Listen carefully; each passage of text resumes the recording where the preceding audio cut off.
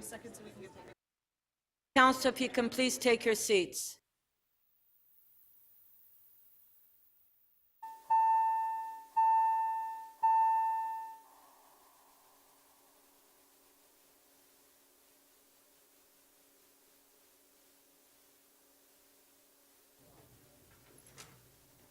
Okay, members of council, this meeting is now resumed.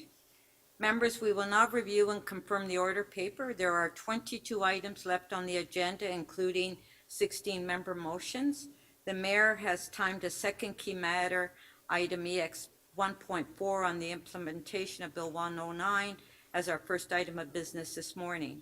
We will return to item CC 2.3, legislative changes to city governance, following the mayor's second key matter.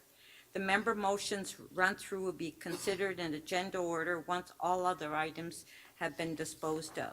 I will now take the release of holds. The clerk will open the speakers list in the CMP, and you can place your name on the list if you have an item to release.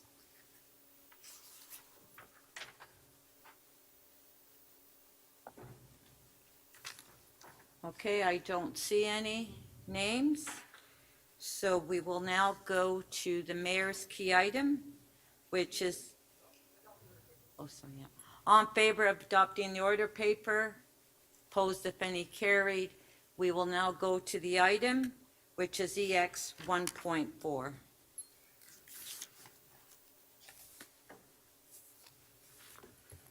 Madam Speaker, it's Councillor Robinson. I'm trying to put my name on the question list, but I'm not able to. But I'd like to ask questions on this.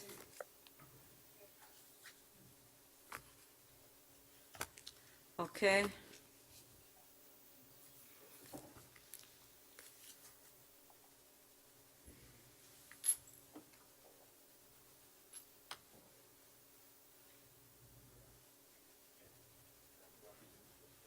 Councillor Robinson, questions, 5 minutes. Thank you, Madam Speaker.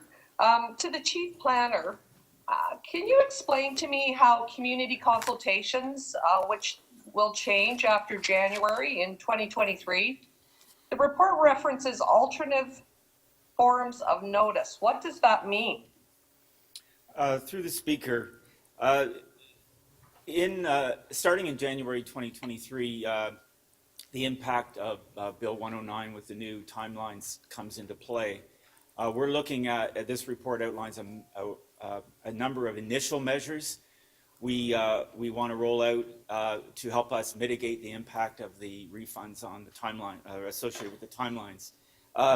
The reference in the report is simply an early indication of different types of notice that we may want to give, including examining our procedures around newspaper notice, around direct mail notice, around online notice. We will still do mail-outs for community consultation, but we want to find ways to improve and actually accentuate the kinds of engagement that we undertake, making sure that we reach as many people as possible. So that's the reference in the report. Okay, and then preliminary reports, which we all lean very heavily on. You're choosing to eliminate them, and yet residents and city councillors, certainly I, rely on those reports to better understand and interpret the key aspects of the application. And I think ultimately that leads to a more productive community consultation meeting. So why would we proceed with eliminating preliminary reports when there's such a foundational piece of the public process? Through the Speaker, the preliminary reports that the city uses in its practice historically are not used in other municipalities. We've looked very closely at where we can telescope the overall process to improve our performance against the overall timelines. Oftentimes, preliminary reports are produced well into the process, sometimes up to 200 days into the process, which in respect of the new timelines would put us well past the legislative timelines in and of themselves. We want to rely more on bringing forward better information sooner in the process. The information in the preliminary report is generally available on AIC. The application information center, we want to rely more on our web presence and the information that is made available on AIC, making that information available sooner in a better format, we feel will achieve the same results as the preliminary report. Indeed, will actually provide the information earlier to the public and enable a much better conversation with the public about identifying the issues that are that the public has with those various applications in those local areas. So it's really trying to front end the process a lot more than we currently do through a preliminary report. Okay, and I have two more questions. I'm going to ask them together. You talked about the application information center. My first question is there an option to clearly lay out the key application statistics to both the city councilors and city council and the public, perhaps on the AIC? That's one. And also I want to ask about Bill 09. Does it require that we actually remove the site plan bump up provision? I think that's really important information for this council. Those are my two last questions. Thank you, Councillor. And through the Speaker, your second question, the change to site plan procedures happened already in July 2022. The legislation came into effect. It removed the delegation, the bump up, if you will, that the city currently has in its site plan bylaw. Therefore, site plan is fully delegated to staff now under the new legislation. That is no longer an option for city council. Second, your question about improving the AIC, I think, is spot on. It's a great idea. I think we have to continuously look at how we can make AIC a much more robust, user-friendly, stakeholder-friendly platform and provide as much information as possible, as clearly as possible. And that's something that we're very committed to do. Okay, I'm going to move a motion on that. I hope you'll support it as the chief planner. Thank you.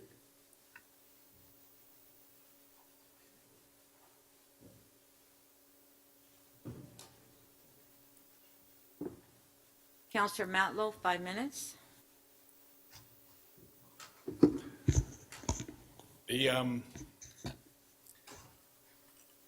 This bill and subsequent bills, the minister has said that we would be made whole based on the loss of funds that we would have normally received through Section 37 benefits. Has that happened? Has the government made us whole? Because we were given a commitment that that would be done. Through the Speaker, and I may call on Mr. Flynn from Finance to add to this, the effect of the growth funding tools, if you will, which was reported through Council last summer, did outline for Council the financial impact of all of the legislative changes, which are significant. Those legislative impacts were added to, if you will, with Bill 23, and that was discussed at the last council meeting. I believe Mr. Flynn can definitively give us that number, which I thought was around 350 million. Through the Speaker to you, Councillor, at this point in time, we have not been made whole, no. We have not, so the government promised that, and that has not been delivered. What about the iterative process that Section 37 allowed for toward community benefits that, sometimes contributed to a successful resolution, a better project? What impact do you see the loss of Section 37 and the advent of the CBC having on the ability to have an iterative process that could arrive at a better place? Through the Speaker, while not subject of this report, I should say, if you're asking for commentary in general on something that has already happened, yes, which is the implementation of the community CBC charge. That is a payment now that is made at building permit, not negotiable. The city has set the rate at 4%. It will be administered through the city's annual budget process and allocated to the services which have been identified in the CBC strategy. I would generally say that in the past, Section 37 has has at times allowed for creative solutions to be resolved with applications. Those opportunities will be lessened. They won't be completely eliminated because there is an opportunity for in-kind, but it's going to be a lot more challenging, and the process will be much more codified, if you will, through the new approach. The relationship, obviously, between the two questions are the matter of if growth really can keep up with the pace of growth and pay for that growth. And then my last question is for you and frankly, on behalf of your staff, your team.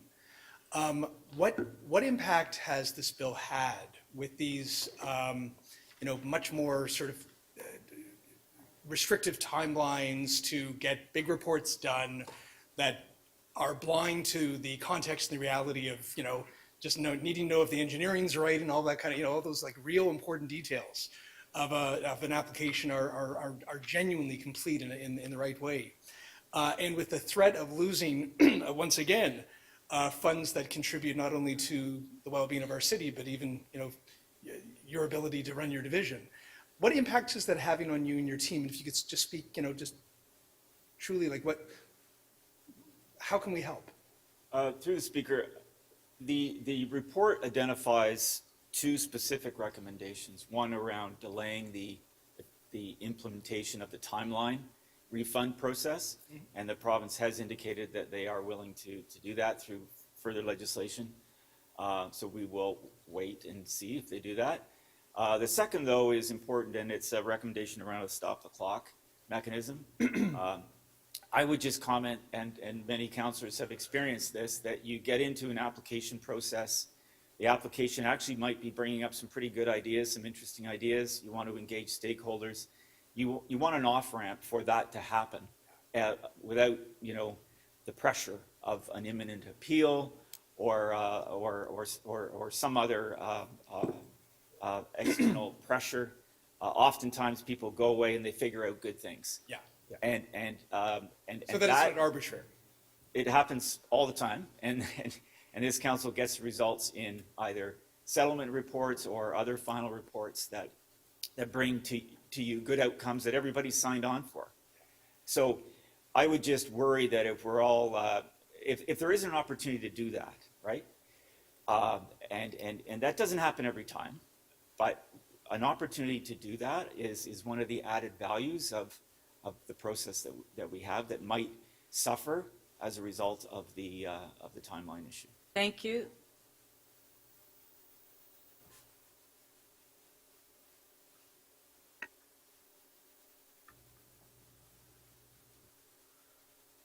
Councillor Cole. To the chief planner. In number 8 here, this report, it says, the city council amends City of Toronto Municipal Code to remove the authority of the ward councillor to request a consultation on a planning application with the chief planner or his delegate. Do you want to explain that? Through the speaker, there is a very incidental reference in the municipal code that, to my knowledge, is rarely used, where a local councillor can contact the chief planner, request to talk to the chief planner about whether an application is complete. I can't, in my experience, remember a time when that was done.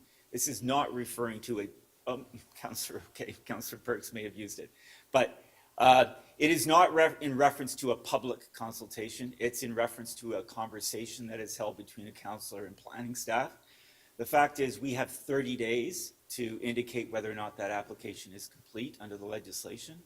And given the fact that this is very incidentally used, a councillor can always contact planning staff about an application that is about to be filed or has been filed. But we have brought this forward really just to clean up what we feel is a rarely used provision in the municipal code. But don't you think it'd be worthwhile to amend this recommendation, given the impression it leaves that I can't consult a planner, or I can't consult I usually don't call you, but I call the planning staff. I think this needs clarification. Don't you think that would help? Well, through the speaker, I I don't think there's anything today that prevents that conversation from taking place. I don't need a provision in the municipal code, an administrative provision, to either enable or disable your ability to talk to staff. I don't think that's ever been a problem. Okay, another question, more general in nature, is I see you're allocating a number of different positions, and that's great. We need as many people on board to deal with this flood of applications. There's a real disparity in the city in that some wards, like mine, have a mountain of applications. I think I'm up to 98 major development applications and counting. I can't keep track. And then there's other wards that hardly have any development applications. Is there any thought given to offering assistance from your office beyond the generic macro assistance to giving some of the councils and the wards that are heavily inundated with applications more help from your office? Through the speaker, actually, what this report discusses is a new operating model that is being rolled out, has started out in Etobicoke, York. It's moving to Scarborough, North York, and Toronto, East York. It's a geographic-based model that has more locally focused teams, if you will. Staff from all divisions will be involved based on geography. Some of those sub-areas, if you will, are quite small because of the issue that you raise. There is such an intensity of applications in many areas. I know, South Etobicoke is a hot spot, North York is a hot spot, certainly hot spots in downtown, your ward, etc. I think that's the team-based model that will address the issue that you're raising, is frankly more resources concentrated geographically in those hot spots will assist in the observation you're making. The last question I have is in terms of the growing trend where applicants are now not even attending our community consultation meetings and going directly to the Ontario Land Tribunal.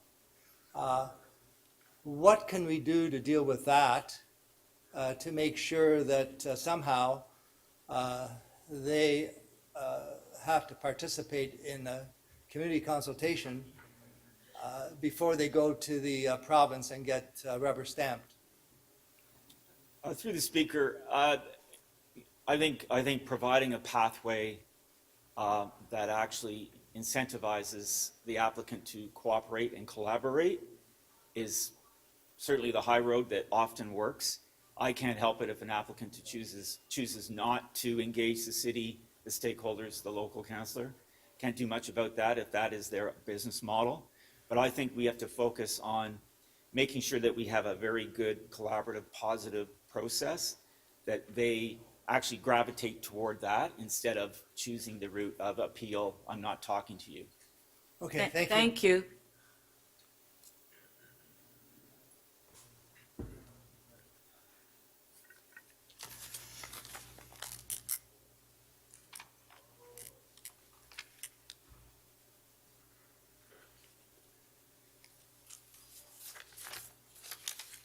Councillor Pasternak. Thank you, Madam Speaker. Through you to staff. The elimination of the preliminary reports, is that in the legislation or is that your idea? Through the speaker, the preliminary reports have been a practice here at the City of Toronto for a number of years. That is not in the legislation. The challenge with the legislation is that the amount of time that we have to make all these steps puts the preliminary report in jeopardy, if you will, because oftentimes the preliminary report is not produced until we're well past the legislative timelines. Relying on the preliminary report as a process step, I think, is not advisable, and that's why we want to move away from it. Right, but there's nothing in the statute that says we have to eliminate preliminary report. Again, it's not a statutory requirement, it's a practice of the City of Toronto. Okay, so okay, fair enough, that's your idea. Now, when it comes to these hirings, you've mentioned on, I guess, page 4, the Bill 109 will severely hinder the city's ability to fully recover the cost of its development review service. And I assume these these positions you're looking to fill were funded by that revenue stream. So we have no guarantee of funding these positions you're posting. Through the speaker, the positions and the financial impact statement outlines this. The positions are initially funded through the reserve. It will take some time, and we intend to phase in the hiring of these positions across all the divisions. It's not just city planning that it covers. It covers 4, 5, 6 divisions. I think it's important, and the financial impact statement outlines this, that there is a risk that has to be managed. In other words, you're pointing out that we're relying on ultimately, we will be relying on the fees to pay for the staff. If the refund policy ends up eroding the revenue, then we're in a bit of a bind. And that is something that we're going to have to closely monitor and watch as we roll these improvements out over the next 12 to 18, 24 months. Now, on a tangential issue, planning staff keep telling us that they will not do in-person consultations. Is that directed by Toronto Public Health, or is that your decision? Through the speaker, the report indicates that we are bringing forward a report to Planning and Housing Committee early in the new year, I believe in February, to talk about the official plan change that needs to take place that references community engagement. We will talk more about the benefits and disbenefits of virtual and in-person consultation at that time. We also have a report coming from the city manager's office that talks about consultation citywide from all divisions. And I think we have to have a context of consultation discussions in terms of what all divisions are doing with consultation. I will point out there is a real challenge with delivering a hybrid consultation right now, because the city can't basically take a hybrid technology into a community center or a church basement or something like that. These buildings and places are not equipped. We do not have the technology to run road shows that are hybrid. So there are some immediate limitations, and we do, of course, need to continue with consultation and engagement. It's vitally important. I think virtual has a lot of benefits that we want to try to build on. No, I know the benefits of virtual are. So are you aware that that the city councilors are now doing in-person mini town halls and consultations based on Toronto Public Health guidelines that's safe to do so? Through the speaker, I'm not indicating that there's a safety issue. I'm just indicating that there is a benefit to maintaining consultation for development applications virtually, because we can hold them and plan to hold them as quickly as possible after applications are filed. So we're identifying the issues earlier in the process and not later in the process. I do think, and I agree with you, that community town halls, open houses that talk about, here's 10 applications in your neighborhood, come and talk to us about them. Those types of in-person events are very valuable, and I think it's something that I would encourage. So just very quickly, last question. Last question. The murmurings around the council chamber when they read through this is it's an attempt to freeze councillors, local elected officials, out of the planning process. Would you concur with that kind of snapshot of what's going on here? Actually, through the speaker, I would think quite the opposite, that we want to modernize the planning process and try to mitigate the impact of these new timelines. But we're very mindful. In fact, the report puts as a first principle the planning outcomes. We still want to achieve good planning. Part of that is engagement and stakeholder participation, and just finding ways to bring that information and identify those issues earlier is what that's the main intent behind this. It is not in any way to limit engagement and participation. Thank you.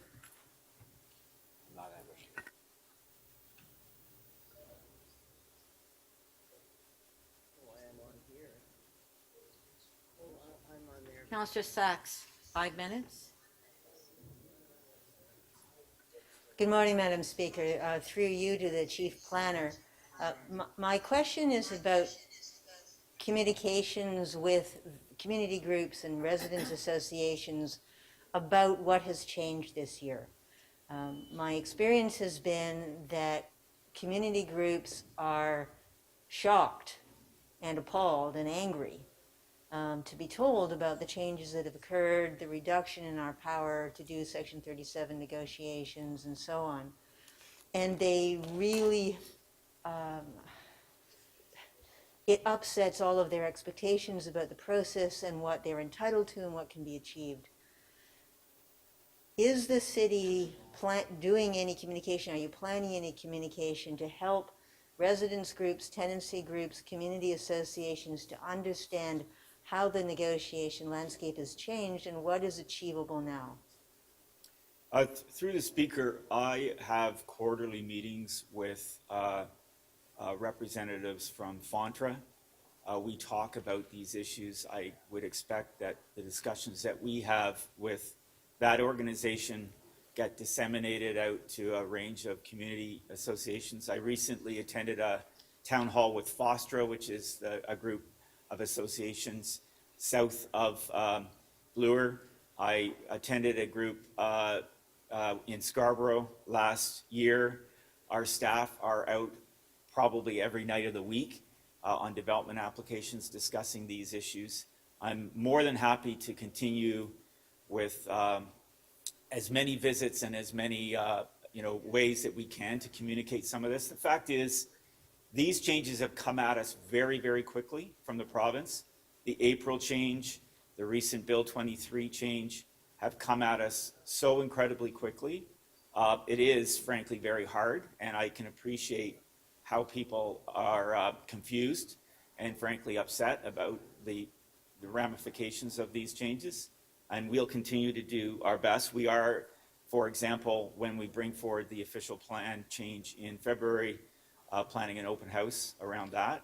So we'll continue to do what we can to communicate and engage our associations with these changes. Mr. Linton, through the speaker, to Mr. Linton, are you open to doing more proactive communication so that it's not up to the individual ward councillors to convey this bad news to each of these associations? Absolutely. Through the speaker, I'd be happy to look at that more closely and see what we can do to update the residents. I know that we are, and then we have been producing regular city councillor updates. We've been sending them through with, I think, fairly user-friendly, simplified information that you can get your heads around, given the complexity of some of these changes, and we'll continue to do that, but I'm very open to doing more public and proactive consultations. And do you have pre-prepared information that we can add to our newsletter that we can forward from you to our residents so that they will can get the information from the horse's mouth, as it were? We have sent some information on some of these changes through that is public information and could be slotted into your newsletters. We'll look at that more closely and see what more we can do to equip you with communication-ready information that is adaptable for your newsletters. Happy to do that. That would be helpful. Thank you. Thank you.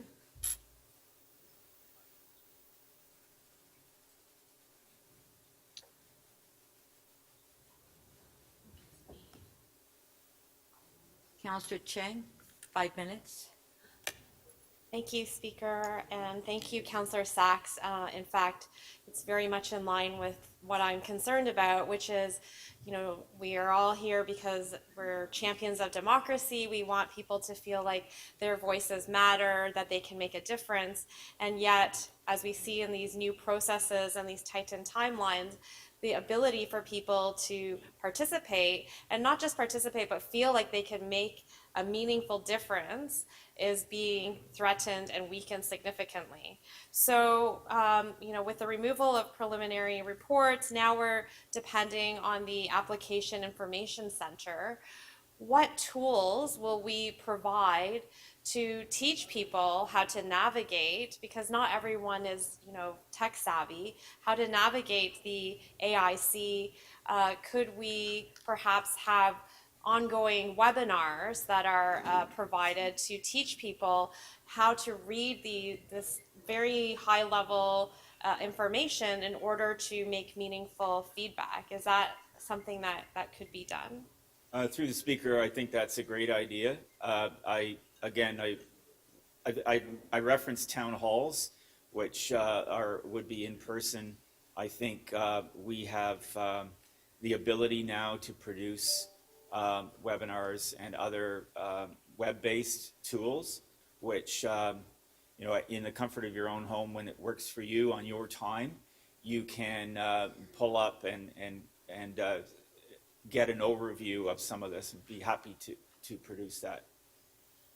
So, I think in anything that we do, communication is half the battle. It's one thing to do all of these things, but letting people know, and people are so overwhelmed with information. So it's not only important to have clear information, we also need creative and engaging information so that it can capture people and help them to understand. I'm wondering in, the allotment, the staffing allotment, is there any investment that is going to be spent financially on a staffing role that is focused on empowering and educating residents? Through the speaker, we do have stakeholder engagement positions. They, to be honest with you, are currently vacant. But those positions will be filled, and that has been historically the focus of that. For example, we produced together with Monumental, which is an outside firm, an equity toolkit last year, or over the last couple of years, which equips planning staff with more tools to reach vulnerable communities and communities who are currently not part of the planning process. So we're constantly interested in expanding and improving how we undertake engagement. It's been something that's been front and center, and we'll continue to do that. We look forward to working with the people who are hired to make sure that creative and engaging communications can be sent out to invite people to webinars, not just focused on the projects that we're trying to advocate for, but also to let them know what the process is and what difference their voice can actually make. And I guess that is my last question, is what difference can a resident make now, given all of these changes, the compressed timelines? They have to go through the portal, learn themselves what's happening, or us as counselors are now having to disseminate from the AIC. They go to one meeting, maybe, and what possibly could result from that feedback that would help them feel like they actually made a difference? Through the speaker, I can empathize with the narrative that you've identified in your question, and it has always. I don't think that's new. I think that's always been a struggle in the Toronto development world, with the complexity of it and with the pace of change. It is a lot for people to deal with. We're very mindful of that. I do believe, however, that identifying the issues from the community sometimes happens too late, or in a way that doesn't support the resolution of those issues. So part of what we want to do with these changes is make sure that we understand that earlier. The encouragement of engagement even before applicants file an application is something that happens sometimes. We want it to happen more often, so that communities know something's coming, that they're able to transmit what those issues might be with those potential applications, maybe influence what actually comes in through the door, so you're not having to resolve as many issues through the application process, that some of them are maybe resolved before you file. It's very much front of mind, and I would just say, in my experience, it's an essential part of the way that we get positive outcomes, is making sure that we work with communities. We may not always get on the same page. There are often people who are left unsatisfied, but I think knowing what those issues are and working strenuously to see how they can be addressed through some of these application processes is Thank you. very important. Thank you.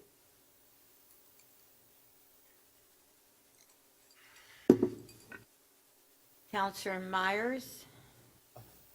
Thank you, Madam Speaker.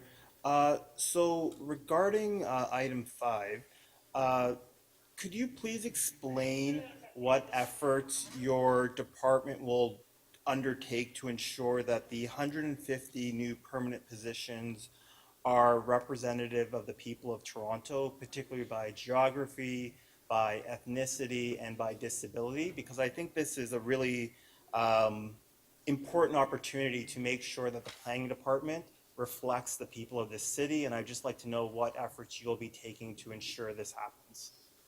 Through the speaker, these positions, which actually include city planning and positions from across a range of divisions in transportation services, in ECS, in Toronto Water, Parks and Rec, etc. I think you're expressing a very important principle that we've been mindful of for many years, actually, in working with people in equity to ensure, as a principle, that we bring that we reflect, the population that we work with, and there are many specific devices that we deploy to do that in terms of training of the hiring panels that take place. Putting our staff, our management staff, for example, through mandatory confronting anti-Black racism training, which city planning completed in 2022. All staff are going to be getting that. Residual staff are going to be getting that next year. That's taking place across all the divisions, making sure that we engage deliberately our Indigenous communities through mechanisms, and actually have been successful in bringing Indigenous representation onto the staff in various divisions through that direct engagement. Getting, through various mechanisms, mentorship and relationships going with communities. We put a lot of effort often into World Town Planning Day, where we get into the schools and we try to inspire youth who might choose a career path for city planning, engineering, other professions at the city. So there are many mechanisms, and I'm sure people in equity could expand further than I on how we're mindful and actually quite purposeful about that. Thank you. And just for my knowledge, will you be tracking your efforts in terms of how many of these new people hired come from equity-seeking groups? So through the speaker, we currently do track our efforts. That is something that people in equity support all city divisions in.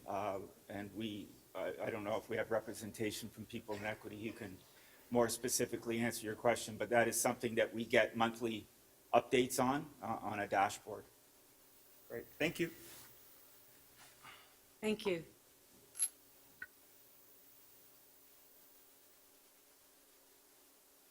Councillor Carroll? Thanks, Madam Speaker. My question is sort of a follow-up to questions I was asking back at executive, but I hear the concern still there this morning. We're removing the sort of made in Toronto practice of preliminary reports. And you made a strong commitment there in committee that that the AIC site needs to be a little more accessible. And a thought occurred to me. I'm wondering if I need to move a motion for this, or if it could just be an undertaking of yours. Councillors' offices hear a lot. Once we engage our community in development application, they often phone and say, I'm having trouble getting to this, that, or the other thing. So we have a lot of knowledge about what would make AIC more accessible. Would it be possible, is there enough time to work in some council focus groups with the staff that will be charged with making AIC user-friendly? Through the speaker, I think that's a great idea. I constantly say to staff, you've got to look at this through the councillors' eyes, because they're the front line of getting community community interaction going. And I think that's a great idea. I will say that it's a continuous improvement initiative. There won't be a light switch moment Yeah. where, so there's plenty of time to set Right. something up for the new year and have that focus group with councillors. Happy to do that. Right. The one thing that could be a light switch moment, and I don't know if you're even being resourced for this, but one of the things that in downloading some of the supporting materials, what it means is that AIC isn't exactly tablet friendly. And there is a whole generation out there, people who are reluctant to get into technology, maybe never had a desktop in their home, but late in life someone handed them a tablet. And so they can go to AIC, but it's not exactly tablet friendly. Are there any financial resources being provided, planning specifically for making AIC a little more accessible? Through the speaker, and I would hope that information technology is listening closely to this, because you're identifying what many divisions and IT have to solution, which is user-friendly and resource-supported technology improvements. Yeah. Because the world is moving faster sometimes than we are at the city. So I take your point, and we'll look closely at what resources and support we're getting to roll that out. But it has been something that I know from a customer experience, I think it's called, point of view. Yeah. The city is been putting a lot of resources on, and I would say that as such an important platform that we want to rely on, I'll encourage my friends in IT to give us all the help they can. Okay, and lastly, well, the last one's kind of a resource question as well. We've been in the practice before, when the mail-out notices go out for a community consultation, before they used to go out after the preliminary, now we'll simply schedule a consultation. The developer pays for that notice. We've had a good practice in the city thus far. If there need to be additional meetings, sometimes working groups, whatever, we've had a good practice of developers covering those costs as well. What I anticipate is that if you have to be focused on meeting a deadline and not losing that application fee that's paying for the whole process, then there's going to have to be a lot more engagement that I just do out of my office. But our envelope isn't changing at all. Have you had any discussion with the planning community such that they understand that while there may only be one community consultation in the statutory sense, that ongoing community engagement they might be expected to continue to contribute to, so that we can continue to have some of the notices going out by mail, as well as the councillors' communication networks? Through the speaker, it certainly represents a challenge given the timeline pressure that we'll be under, and that is another reason why we've asked for stop the clock changes to the legislation. Yes. And I have had conversations with developers and planners who have said that they didn't ask for this change to the legislation because they understand exactly what you're saying, that sometimes it does take a little bit more time to get to yes before appeals are triggered. I think that what we're going to have to focus increasingly on is front-ending. So having some of this engagement before applications get filed, setting up these relationships, and matching up the developer with the key folks in the community who we know are community stakeholder leaders, who often are instrumental in getting in some of these applications resolved. I don't think anything prevents us continuing to pass those costs on to developers. And if they feel, as they often do, that it's in their interest, we'll continue to, certainly for any required meetings, but any additional meetings, I think that would continue to be an ask of the city that we would put on our developer friends. Thank you. Thank you. Thanks, Madam Speaker. Thank you.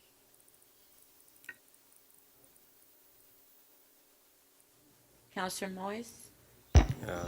Thank you, Madam Speaker, and good morning. And through you to the Chief Planner, My question's around retention. I see that in number 5 that, you plan to hire 150 people. 74 of those are for your department as a chief planner. And, for example, in major cities, in Alberta, for example, the public sector is in direct competition with the private sector in that, the wages are competitive. And so what I see here at the city, for example, is that, we hire people, we train them, and then they go on to the private sector. So what is or have your department have done to try to keep the people that you've hired? Through the speaker, great question, and we outlined some of this in our staff retention report that we produced last year that precipitated responding to concerns around compensation and market, falling behind the market, if you will. I think the challenge with the public and the private sector is complex. I think it's probably much harder to keep up with private market pay package. I think putting us on a more equal footing with public sector pay package across the GTA has been the immediate goal. And that is something that we've immediately responded to in a report that you approved yesterday. But more broadly speaking, this is a hard environment to do planning in. But people are attracted here because of just that. It's challenging work, but people come here because they have a commitment to city building and making the city better for everyone, as I say. I think the important thing that I do and that our leaders do in the organization is inspire people around why that's important. And just the decision yesterday around multi-tenant is one of the reasons why people come to work here, because they can make a difference. And I think people are quite committed to that. Just a quick follow-up to that. What are we doing to hire people faster? So I know that we've been kind of slow in doing that. I know, for example, there's a few people who've actually reached out to my office saying that they've applied to the city in your department, but yet they received no response from your department. And so through the speaker, again, I think it's an issue that we manage across all divisions, not just city planning, and we work very closely with people in equity to constantly improve our hiring practices.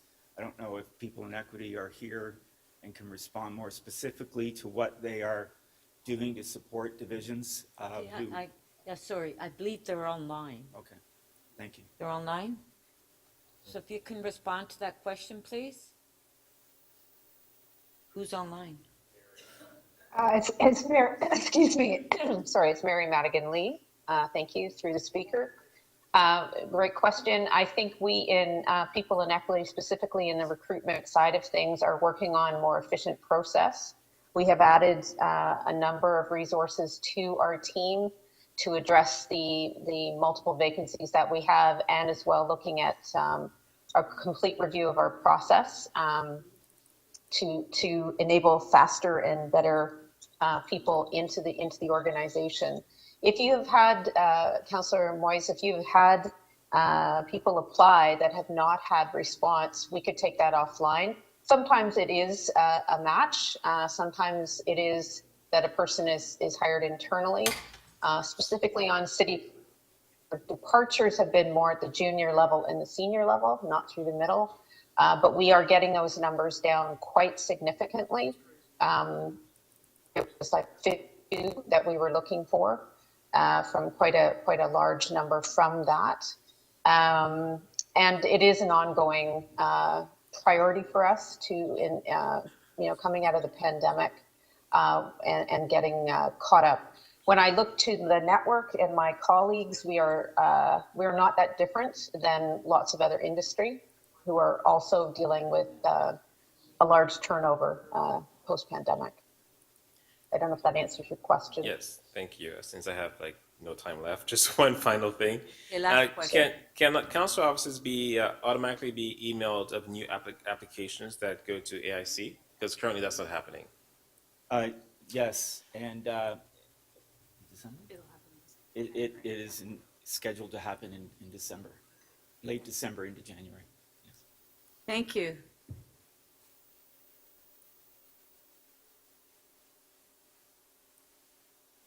Councillor Perks. Thank you. To the chief planner, and please bear with me, this question has a little bit of preamble.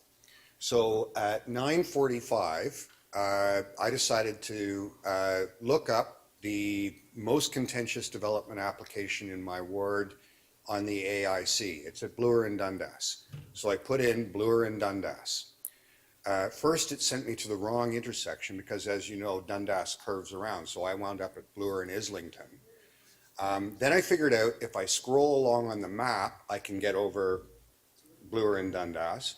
And it didn't show anything. I thought, oh, what am I doing wrong? So I clicked on it, and then 38 different colored dots showed up. So I started just randomly clicking on those dots, and eventually I got sent to the AIC. And I said to myself, I'm going to try to answer 4 questions that get answered in a preliminary report. How many buildings and how tall? How much parking? How many units? And has staff identified any issues? So that was 50 minutes ago. And I've been unable to answer any of those questions because all of the documentation on the site is for a previous application from 2018, which had a different configuration than the current application. So my question to you is this: are we in a position today where we can eliminate the preliminary report and still give good information to ordinary citizens who have no expertise and experience in planning? Through the speaker, I'm not going to debate the difficulty that you had with AIC. It is imperfect. I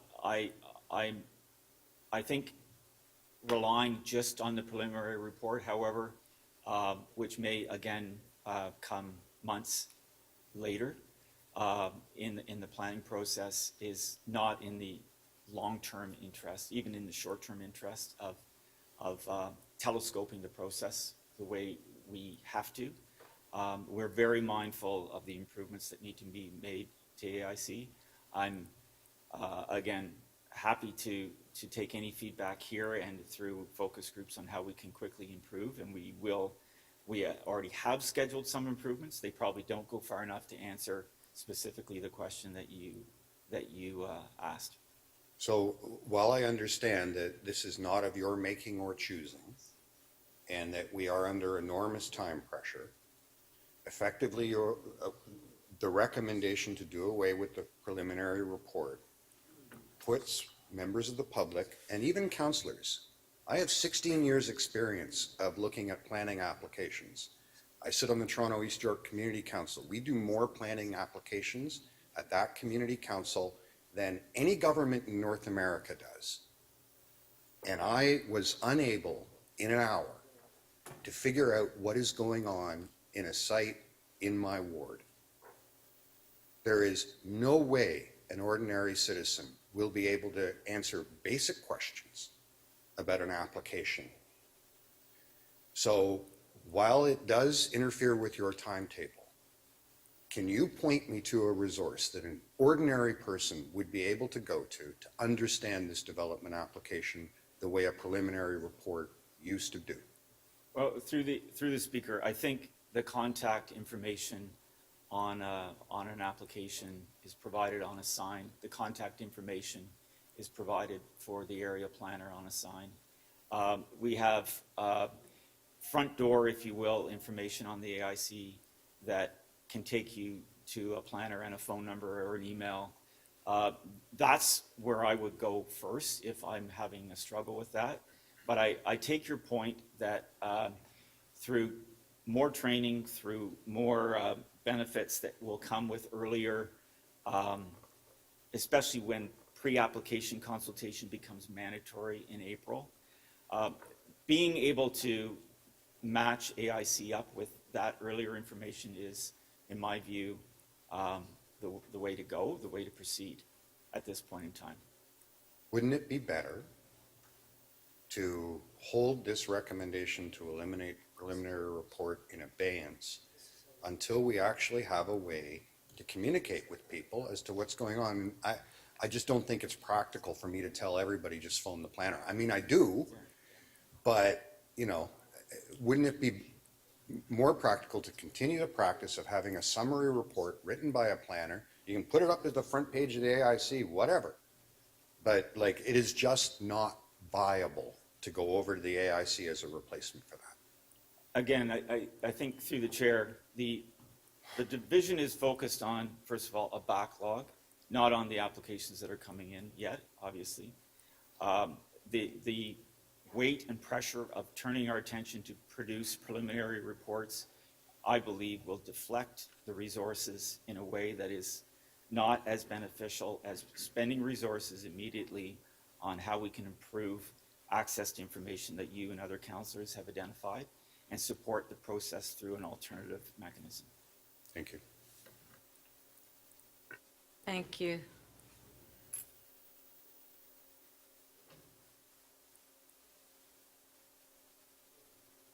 Councillor Holiday. Thank you to the chief planner. Give you a moment to take a sip of water. I want to follow up on Councillor Perks' questions because I think they're quite relevant. Would you agree that, you know, the preliminary report, among many things, provides a compendium, a document that is consumable by most people that as Councillor Perks described, can let you know what this development is? Through the speaker, it does, and sometimes in more words probably than we need to use. Agreed. And it does consume a considerable amount of staff time. 157 of them in 6 months in 2022. There's got to be a better way to help us telescope. I hate using the word red tape, but there's got to be a better way to telescope the process. I got it. Can we compel an applicant to submit a document which is a compendium of their proposal as one of the many things that we require? In other words, shift the work on them. Slide deck, the brochure or something. So through the speaker, great idea. Many applicants do that, and I think through Councillor Sachs' question earlier and your question now, having that kind of focus group feedback and getting to a remedy that keeps us in the same place as we are now with a preliminary, I'm all for it. Do you need a motion from us to really put that on as a mandatory? Because perhaps what I'm suggesting through my question is this is urgently needed, especially with the changes, that there be a document that's more than a single page leaflet and less than 500 or 600 or 1,000 pages, which is parked on the AIC, that could be handed out, that would be consumable. And maybe planning staff have to be involved in some standards and some approvals on that, but the work could be shifted to the applicant. So through the speaker, there is currently an application form. It does contain all of this pertinent information.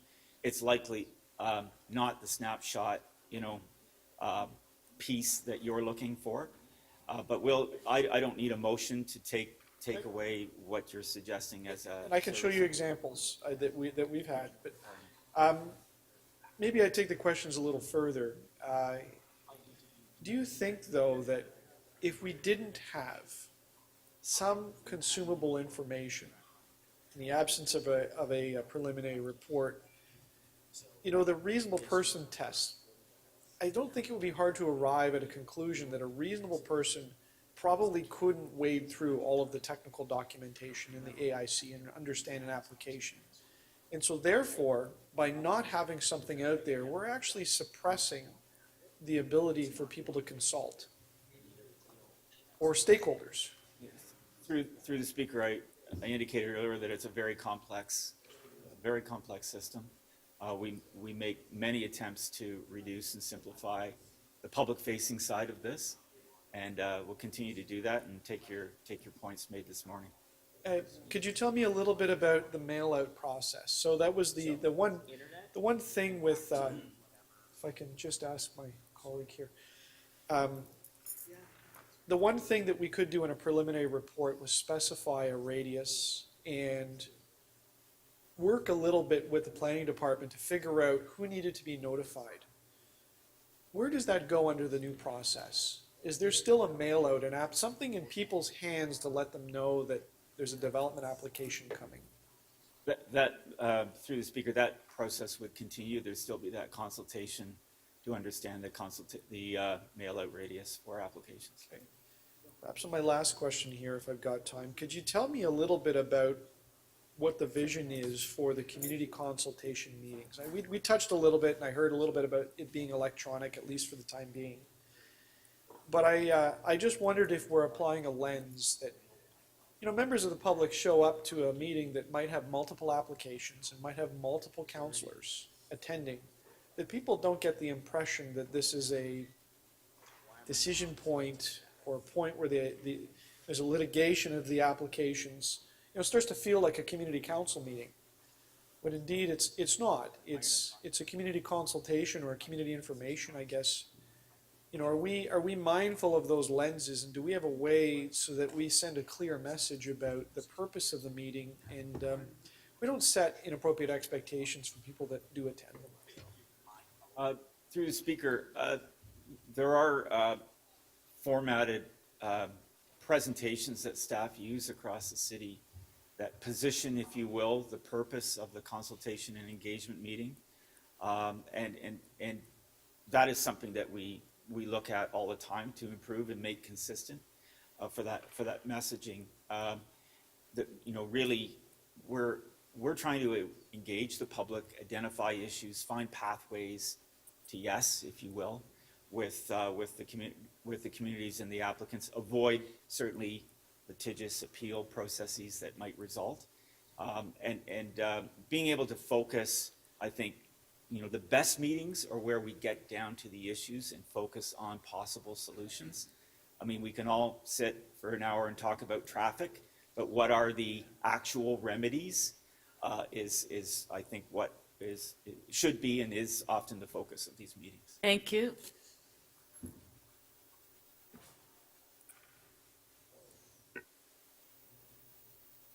Councillor Thompson. Thank you very much, Speaker. Through you to Mr. Lintern. Mr. Lintern, thank you so much for your leadership and the work that you're doing. As I listened to your responses to many questions around communications, timeline, efficiency, compressed timelines, and so on, I want to ask you, when we look, for example, as an example, the Golden Mile, what's happening there, where pretty well all of the landowners have appealed to the OLT. I'm just wondering, the changes that you're proposing here, would that have a material benefit to the residents, given the fact that the Golden Mile will see over the next 20 years approximately 60,000 new people living in the area? Residents in my area have not had an opportunity to speak to the development and the application process and so on. How will this benefit those residents and residents in general in the City of Toronto? Through the speaker, I think, Councillor, you're pointing out a really good example of ideally what should be happening in some of our growth areas, which is a conversation about the area as a whole, and putting an area through a secondary plan process where we know you're going to get thousands of new units and jobs, hopefully, and residents, and finding out through that process, the Golden Mile secondary plan, what the area should look like in 25 years, and build in policies for the Golden Mile that get us somewhere over the progression of applications that are inevitably going to work their way through the system, and match up those applications and those aspirations with a community vision. So that's the process that we've been following in Golden Mile. You're always going to get appeals. You're always going to get people with slight differences of opinion, but working through those settlements, by and large, those settlements have been recommended to city council because we're getting very close to the community vision. And it won't mean, and for the changes that are happening here, we get a new application in the Golden Mile. These, yes, these rules would apply, but I think the benefit of already having that plan done and that conversation done will be huge for people to understand where we're going. Fair enough. May I then ask you, with respect to recommendation number 7, and I'm not going to read it all out, but you talk about the ability to determine whether or not an application submission is complete or incomplete. Do you not have that ability now?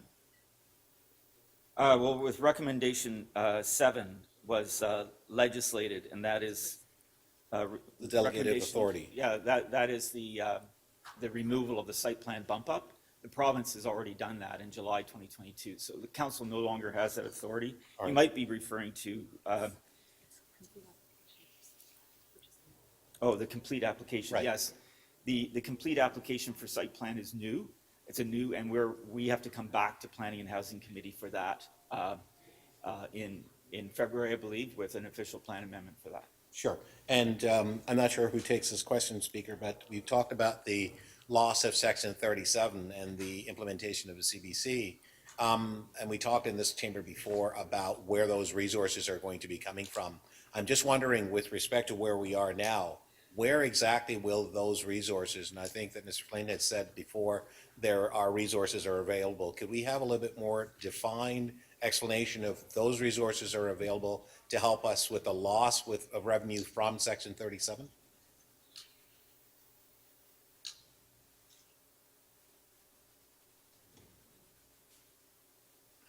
Sorry, Councillor, could I ask you to repeat the question? Sure. We are losing Section 37 with respect to the changes that have been made. You have in this chamber before indicated that we agree on that, and the CBC is essentially a 4%. It's our number. I'm wondering, with respect to where will those funds that we're losing as a result of Section 37 come from? In the past, you've indicated that we have some resources that are available. I'm just wondering, what are those resources? So, Councillor, as we're talking about those particular type of capital improvements, it would have to be considered as part of all of the funding sources for the capital plan. That would be using reserves, using CBC money. Ultimately, it would end up having to be a contribution from the tax base. Would ultimately. So we're looking at tax increases as well. If you were to have the same level of service, that would be the. Thank you. Thank you, Speaker. Thank you.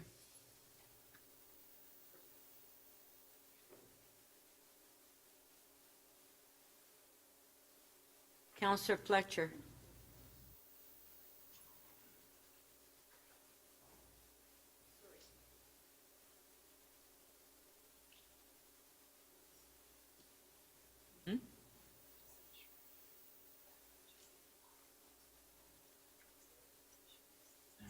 Thank you, Speaker. Sorry, just going over something with my staff.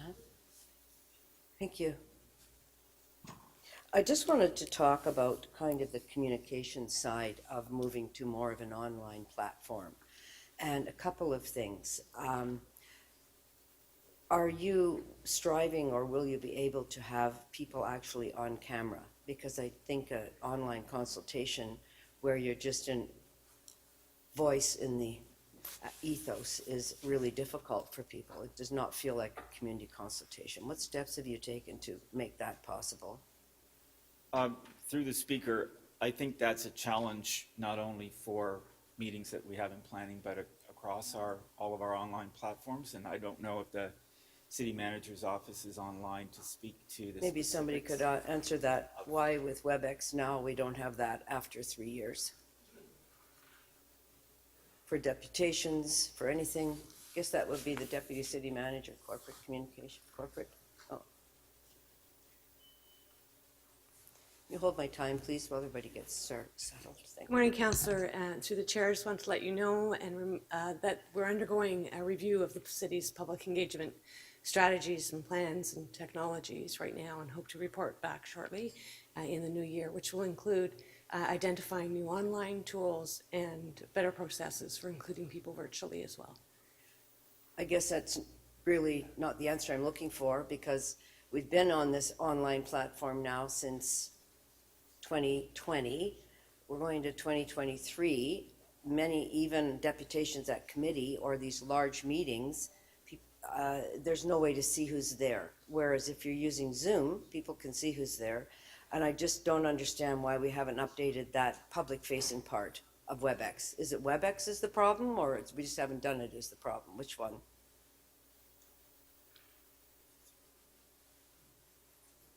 Through the speaker. Wait a second.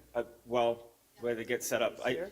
I would only add that where it has been possible, in my experience, is when the meeting is smaller and you've had smaller breakout groups or, overall, if there are 10 folks in the meeting, Yep. you can get more of an environment where Exactly. But people's this is faces looking are at- showing, Sorry right? to interrupt you, but when you have a large planning application and people are very interested and they can't see what's happening in the dynamic of the meeting, I don't think it's possible to replace the dynamic of a public meeting with a disembodied phone. And I don't know what has happened and why has that not been a priority for WebEx in trying to sort that out over the last number of years, why we're still in this situation. Through the speaker, Councillor Fletcher, it's Josie. I will actually speak to our technology group. WebEx, you can see the public, so I need to actually ask the question. And I don't have the technology people here, but I'll come back to you with the answer. Well, I'd like to have that answer today, but I think people have been raising this at committee meetings, many other things. Why can't we see people? What's the problem? Is it WebEx? What is our problem? And I'm here today hearing we're going to move to an online platform, and we haven't identified, you can't tell me what our problem is in keeping everybody in a state of limbo out there, and I don't think it's a good community consultation model, and I can't support that until we have a robust ability to engage people properly online. Madam Speaker, I can provide some information with respect to meetings of committees and community councils. The current policy is that deputants to those meetings have the option of appearing with camera on or with camera off. That's the current And when did options that are that given to happen? them. When did you actually get that status? Hasn't been since the beginning. No, not since the beginning, that's right, Madam Speaker. Quite But it's recently. something this year that we introduced, giving people the Quite option to do recently, that. correct. Yes. So that's But again, I'm possible. speaking about I council and understand, committee meetings. even when somebody is speaking. So I'm just finding that we're eager to move forward with the platform that we actually are in diapers over.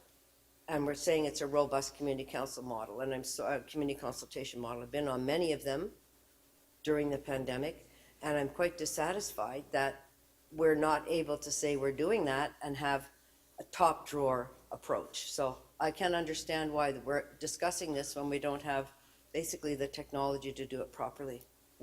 Through the speaker, actually, we don't have a specific recommendation in front of you. We're not asking you today for any changes other than the fact that we've reported that we're coming back both to Planning and Housing Committee about official plan changes that we want to specify about engagement. Right. And secondly, the city manager's report.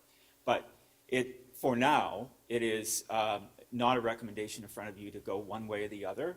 And it's good to hear from the city clerk on this, but for now, it's a status quo on the virtual because that is where we are, but we are very interested in, for example, rolling out hybrid committee of adjustments in the new year and other improvements. It's a moving target, if you will. Status quo is not acceptable. I think is it acceptable not to be able to see people after 2 years on a screen? Again. Thank you. And I agree with you, Councillor Fletcher.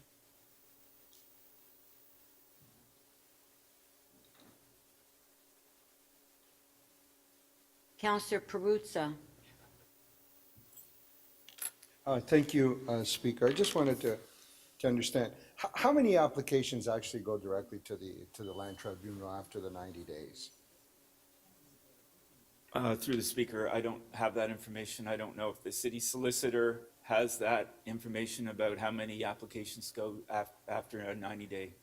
Madam Speaker, no, I don't have that statistic. Is I it don't know what 10%, percentage. 20%, 30%? I would think that would be something that would be a number that would be top of mind of anybody that deals with this stuff? Is it 1 out of 5? Is it 1 out of 10? Is it 1 out of 20? Like what's the number? I don't need a specific number. I just need a general 50%. We don't retain this information. You mentioned 90 days. Seriously? You don't know how many, said that in- you don't know how many applications just simply after 90 days go? No, Councillor seriously, Paqueta. No, but- seriously. Yeah, but allow the staff to respond, please. Okay, go ahead. This is a serious question. Yeah, okay, thank you.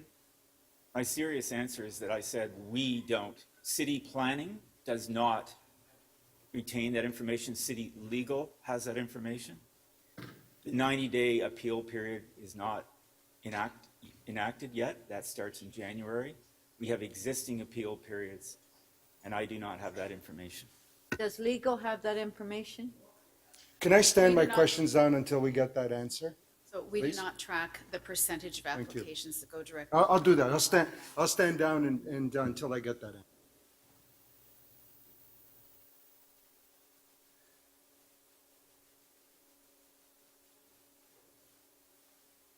Councillor Crisanti.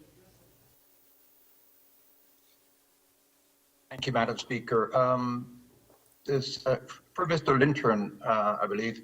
So, Mr. Lintern, I'm just want to understand the intent of item number 8 of the recommendations, where the councillor authority is removed in terms of requesting any consultation on planning matters, because it's clearly through these type of consultations that a lot of issues are resolved. So who can ask for these consultations if the councillor through his office or her office is not able to? Through the speaker, the reference, as I've outlined in this recommendation, is a little used provision in the municipal code that has an engagement or a consultation request coming from a councillor to city planning about the complete application determination, which is not meant, the use of the word consultation in that is not meant to confuse people with consultation practices that happen overall. So again, it's an incidental provision in the municipal code that we are recommending be deleted because it simply is not necessary. We continue to consult with councillors. Councillors get a notice of applications that are being filed with the city. They get notice of complete application. They get summaries of information that are available with the application submission. Okay, so I'm sorry, but I'm confused. So the process is still happening. We can still have the process of consultation, and the councillor can still request information if the applicant is having issues and requests additional information and is not able to get to a planning staff. Then could that assistance to connect with the planning staff come through the councillor's office? Absolutely. In terms of consultation. Yes. So that process does not change? No. That part of it. Still get notice. Okay. All right, just wanted clarification on that. Thanks very much, Madam Speaker. Thank you. Okay, that was the last question. Councillor Bradford, did you have a point of order? No, I'm down for questions, Madam Speaker. Oh, okay, sorry. No problem. I guess you just... Okay, go ahead, Councillor Bradford. Thank you, Madam Chair. Just a couple quick questions from me.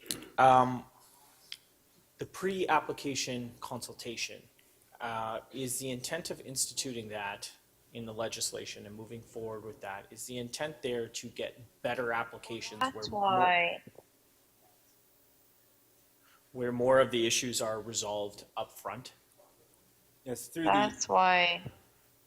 Could we just mute the staff on the line? Or whoever? Sorry, Councillor. Through the speaker, yes, the pre-application consultation, which has been piloted in Etobicoke, York, and rolls out citywide April 23, mandatory for applicants to submit pre-app application, pay a fee, and work through a checklist with city staff that would ultimately be published should that turn into an application. So the intent is better transparency, earlier identification of issues, better information much earlier in the process, because again, the timelines after the bell rings, if you will, on an application are condensed. And so we want to mitigate the impact of the back end of the process by improving as much as possible the front end of the process. So you mentioned you've been piloting this in Etobicoke community planning. What results have you seen with respect to presumably better quality, more complete applications coming forward? That is the intent. Has that been borne out in the pilot? Well, through the speaker, it's not mandatory yet, so it's a request that is made of applicants.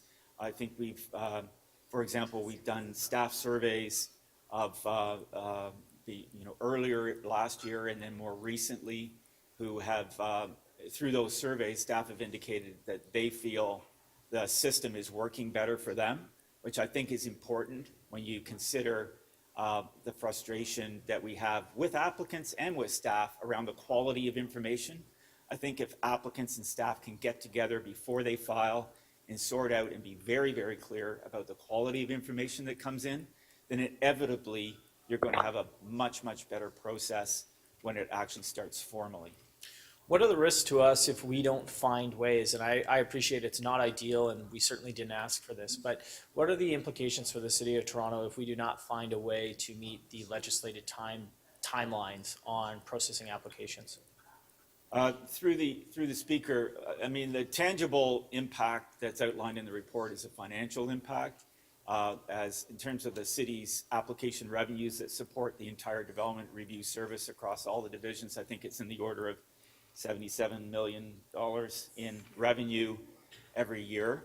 But I think almost more importantly than that is we don't want more applications going to the OLT.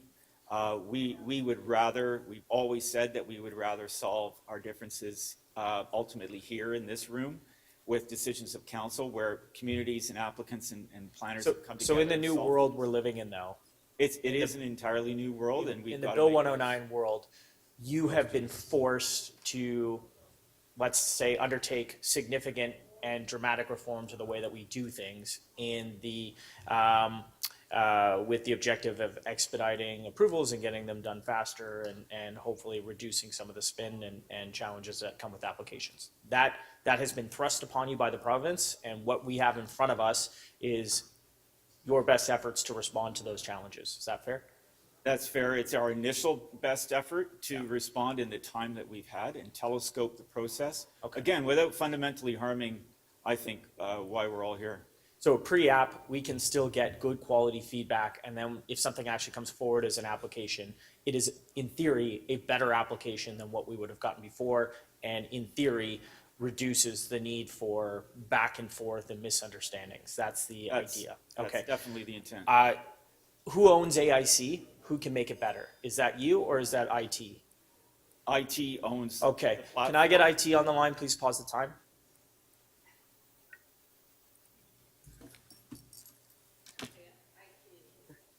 Through the speaker, Councillor Bradford, IT reports into me, so the question. Okay. We've heard a lot of concerns with personal experiences with AIC, and certainly anyone who's ever tried to use it. Very challenging. The question is, what can we do at speed in parallel with this process that's happening in city planning right now to improve the AIC process? Because I hear the concerns from colleagues. It's not a great system. It's been not a great system for a very long time, and yet we are moving to a world where we will be relying more significantly, quite heavily on AIC. So it can't be a years down the road thing. I want to hear from IT a plan or a strategy to get this done faster, better, with a better level of customer service, and an app that is more useful for citizens, councillors, and the folks who are bringing applications forward. What does that look like? So Councillor Bradford, I don't have that with me right now. I will come back to you and the team with that. and I will speak to. Would you be comfortable with me moving a motion to that extent and having IT report back to planning and housing on a plan to do that March 2023? No issue at all. Very good, thank you. Thank you, Madam Speaker. Thank you. Okay, so we'll go to speakers now. Mayor Tory to speak. Well, Speaker, thank you.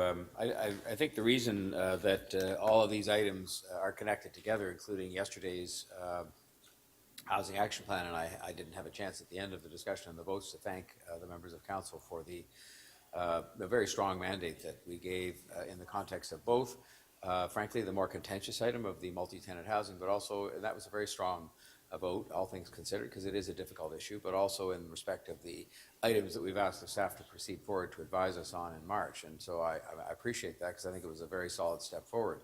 But, you know, you can see why the two items are connected, because here you have something that is going to, you know, almost as profoundly affect our ability to build housing faster, more housing faster, including affordable housing, because it almost doesn't matter. You know, we've seen from our own experience, some of our own projects on housing now, you know, got bogged down more than they certainly should have been when they're on our land and they're our projects, albeit in partnership with developers and others.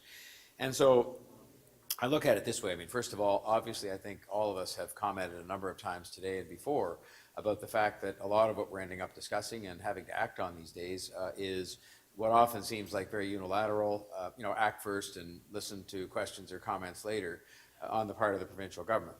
And this is maybe not quite as bad as Bill 23, which was a pathetic example of something that was just hatched in some room somewhere and sprung upon us the day after the municipal election. And that was most unfortunate. We're in the process of trying to fix that from the perspective of you know, the city's position, starting with finance, but not limited to finance. And I would appreciate having the support of the members of council in the efforts that I have been making, with some success so far at getting us to be kept whole and to address some of the other issues like our rental replacement program and others that were mentioned yesterday.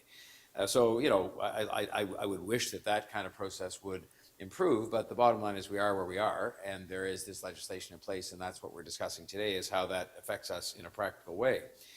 Then you have to sort of be honest about it, though, and divide down, and it's very interesting to listen to the discussion this morning, divide down, pardon me, things that stand as obstacles to the approval of more housing faster, and sort of see, you know, where those obstacles are created. And there's, I guess, category one, which is provincially created obstacles, and I would say some of this legislation and other things that are going on are obstacles that are created, in fact, by the province in the guise of speeding up housing, but because they don't bother sometimes to talk to us or even sit with us together with the development industry. And the development industry, by the way, I would say has been very disappointing in that they've decided to put on a team sweater and not bother to talk to us, and in fact to go against some things they had explicitly and in good faith, I thought, agreed with us on.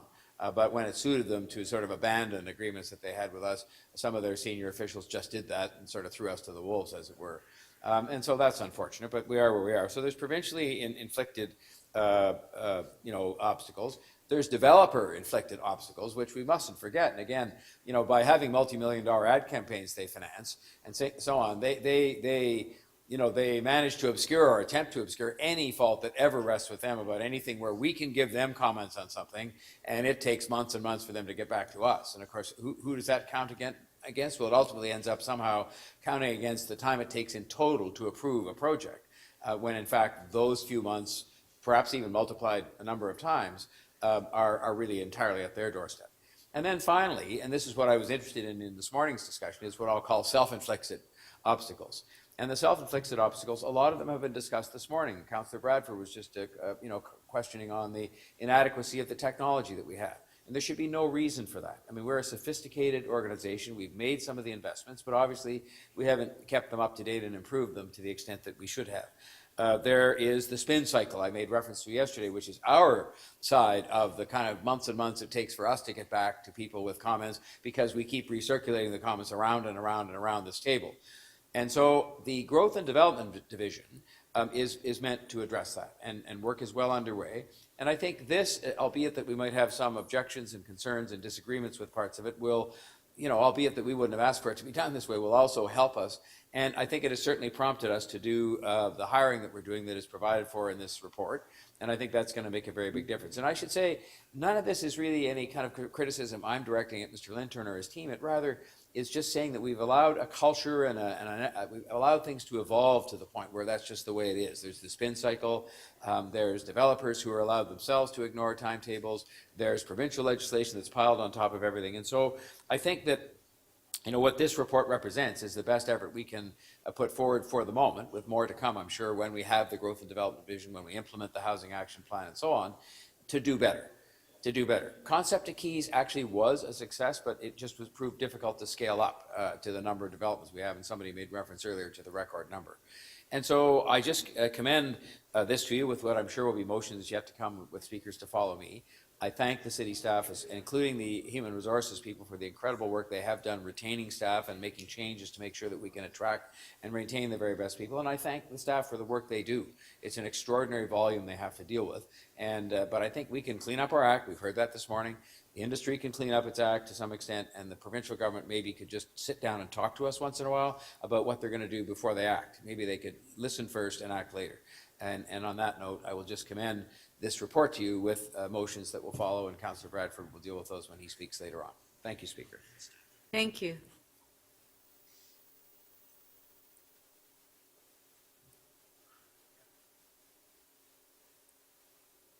Councillor Pasternak to speak. Yeah, thank you, Madam Speaker. I do not have a motion, but I hope some motions are coming, and I'll ask you in advance to separate the vote on items 6 to 10. These are ones that I will not be supporting. I'll be voting no on. What's happening before us is we're conflating the preferences of staff and a movement by staff to streamline or modernize our development process and statutory requirements that are coming down from Queen's Park. And they're all put into a mixed bag in this report, where we're trying to decipher what is the preference of staff and what is required by statute. And that's one of the reasons that we're running into such a big problem with the staff report. The elimination of preliminary reports is not statutory. It is coming from our staff. And I've got to tell you, preliminary reports are crucial. They come to Community Council. It gives a chance for the members of the public to read them through and to depute and share their initial ideas with councillors. There can be a debate at Community Council, although usually it's just a directional report where we're really just picking a date for a public consultation. But it does give the public that first snapshot of what's coming in their neighborhood or in the area, and it's crucial. Going online and modernizing and having people go to, I think it's the Application Information Center. We heard a lot of acronyms this morning, AIC. I wish this was an acronym-free zone because members of the public don't know what you're talking about.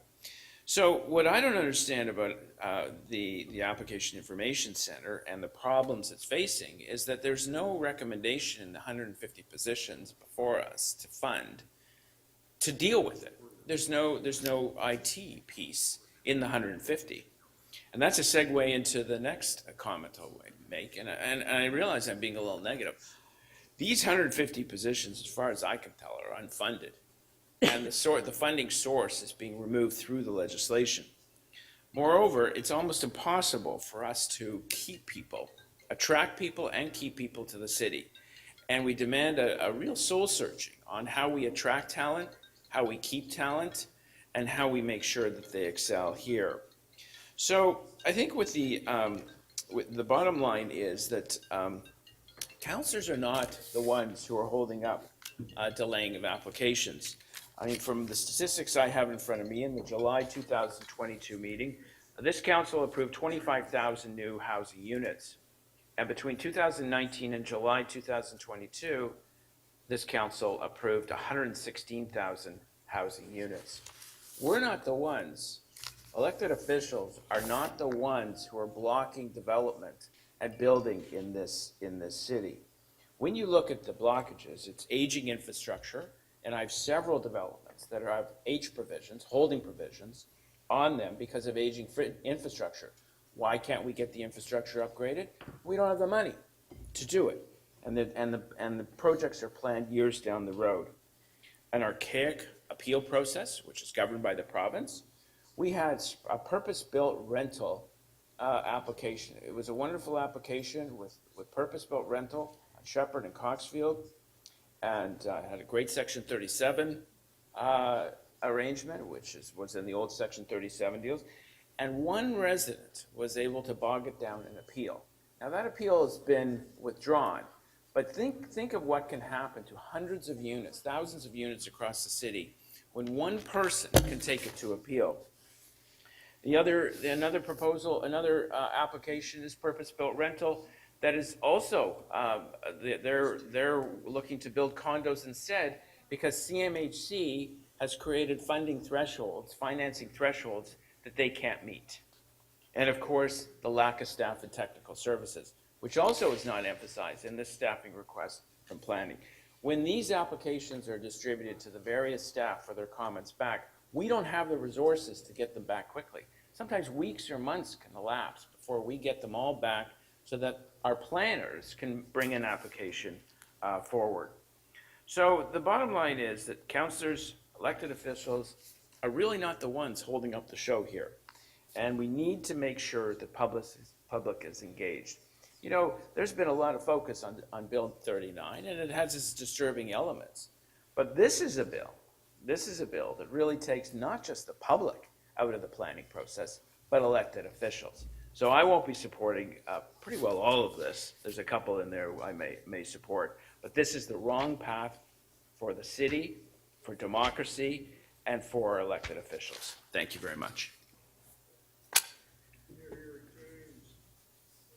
Thank you.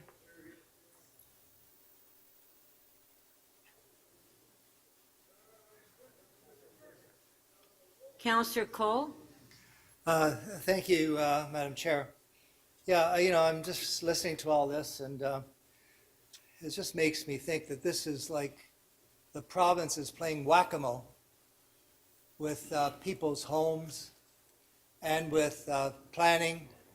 You know, there's never been so many changes so abruptly to planning in Ontario or the City of Toronto in the history of the city, all being done in rapid fire succession, tight timelines, hardly any public debate at Queen's Park where they're always asleep or missing.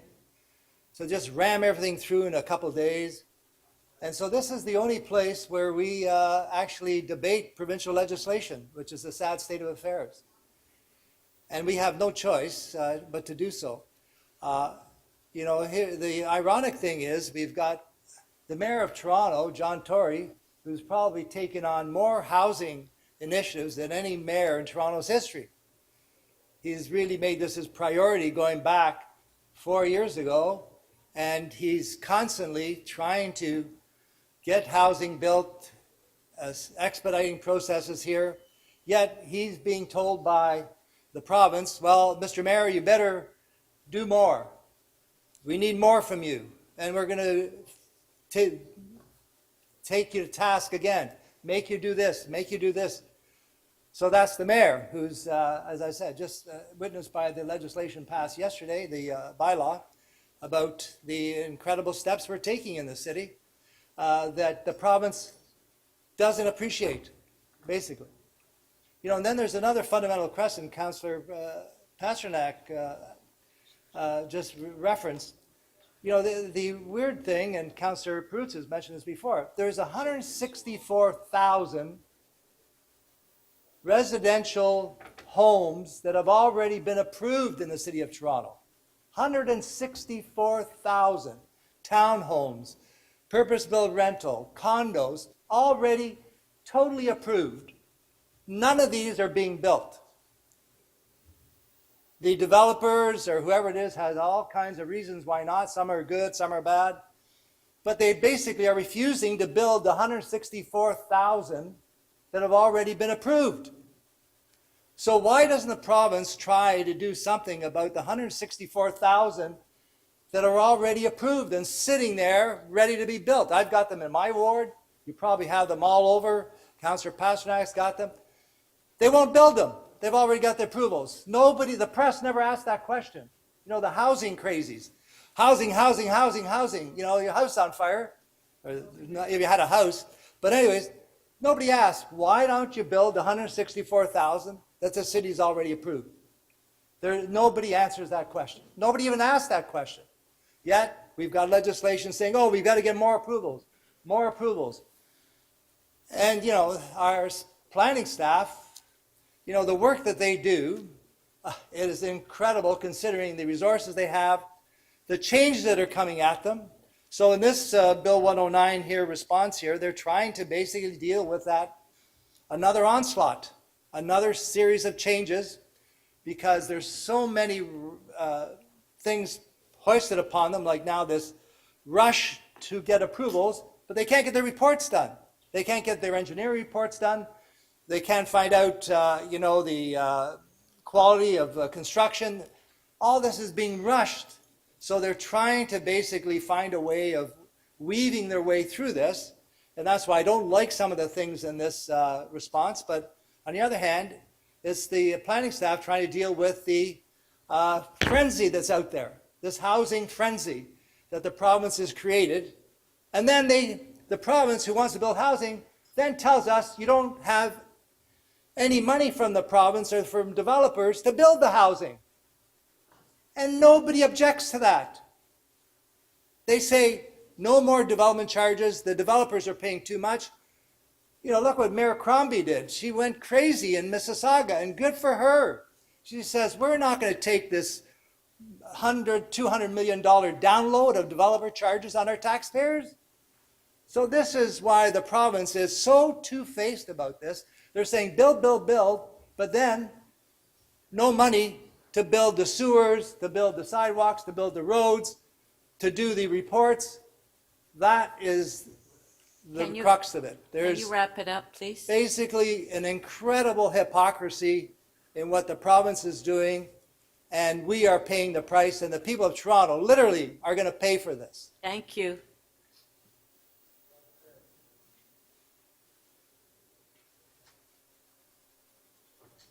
Councillor Robinson to speak. Thank you very much. And I've got a motion I'd like to put forward. I referenced it during my questions, and it's just a little public consultation piece that's critical. And so the motion is to review and implement options to clearly outline key application data and statistics on the AIC. Do we have that motion, Councillor? Yes, you do. If you don't, I'll stop, but the secretary will send it to me. If you would like me to hold down, they do have it. But just give us a second, please. Oh, there it is. There it is. Okay, there it is. Yeah, thank you very much. Okay, I'm going to start again. So as it stands, the Application Information Center is basically a catalog of all the documents submitted by the applicant. Not great. And so other than a few lines from city staff about the proposal, the residents and councillors' offices alike need to read a complex planning document provided by the developer in order to interpret the key application data. Such as height and FSI, etc. So there's almost no information vetted by city staff for the accuracy on the AIC. It's mostly from the applicant, which is very concerning. And there's also a lot of outdated language, including references to the OMB. I mean, how long have we been moved on? We have 2 new names since the OMB. And I think all of our offices could speak to the lack of functionality. We've heard that today. So in the absence of a preliminary report, which I think is a travesty, we need to provide better and more detailed information on the AIC to ensure that everyone is able to access critical data and engage in the planning process. We're a city of engagement. Public engagement is something we pride ourselves on in Toronto. And I have to say this has been a bit of a soul-crushing meeting, as has the last one when it comes to public engagement. This city council meeting in its entirety and the last one. When many of us have worked so hard to push public engagement and to make sure our voices are heard throughout our wards, in our neighborhoods and communities. So As I mentioned in my earlier comments, we can't have a productive consultation if residents aren't able to access key information in advance. And many of the changes through Bill 109 will significantly impact public engagement in the planning process. We should never lose sight of the people we serve. I'm a strong believer in public consultation. I have been since the very first brochure I made in my very first election. It was literally smothered in, making sure people's voices were heard at City Hall. That is a fundamental core principle for me and for many of us in the chamber. And we all know that it leads to better outcomes, without a question. So this provincial legislation, along with Bill 23, have been incredibly disillusioning for residents. And I hear it every day. And in the post-Bill 109 and Bill 23 world, we are going to have to work harder than ever to engage residents proactively and throughout the planning process. I just, again, bring up what I did last meeting. And that was, we had a very poor voter turnout at our election. And I'm sure you could cite a number of reasons for that. But when residents start becoming disillusioned and stop engaging, we all pay a price. And we end up shaping a city that people really weren't on board with. Again, I have moved so many motions on the public engagement process related to planning. The former chief planner, Jennifer Keesmaat, would mention many times how I was trying to work on committee of adjustment, but more recently during COVID, as Councillor Fletcher alluded to, trying to clean up the public engagement process. I've had moved motions, I've had so many meetings with planning staff, and nothing moves ahead. In fact, I had 2 meetings this past year, where the notices went out with the wrong dates for the public meetings. So, we're doing our best. I'm not sure that our work was perfect before, and now we have all these additional obstacles and challenges where we're cutting out the most critical person in the mix, and that is our residents, and who represent our neighborhoods, who represent our communities that we bring forward to City Hall as representing our wards. So as I said, a lot of this we're dealing with recently, to me, is soul crushing as a person and a councillor who believes deeply in public engagement and civic discourse and discussions. So I hope you'll support this motion, because this is one step forward in making sure that the residents are in the loop, trying to get them back engaged. Thank you very much. Thank you. Councillor Perks. Thank you, Speaker. I have 2 motions. If we could have them up. My first motion is to delete the recommendation which eliminates preliminary reports. The effect of that is we continue to do preliminary reports. And if I can have my second motion.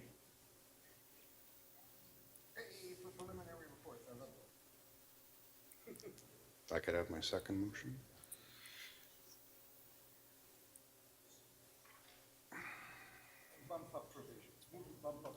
So my second motion is that City Council direct the City Manager to replace the front page of the Application Information Center with the following text.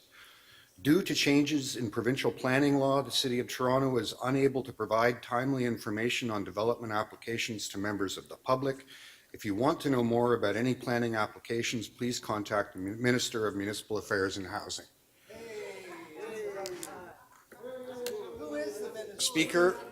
Speaker, the Planning Department and Mr. Lintern are doing everything they can in an impossible set of circumstances. The new legislation brought forward by the province literally makes it impossible for us to direct a member of the public to a place where they can find out what the application is in time for that member of the public to give us feedback.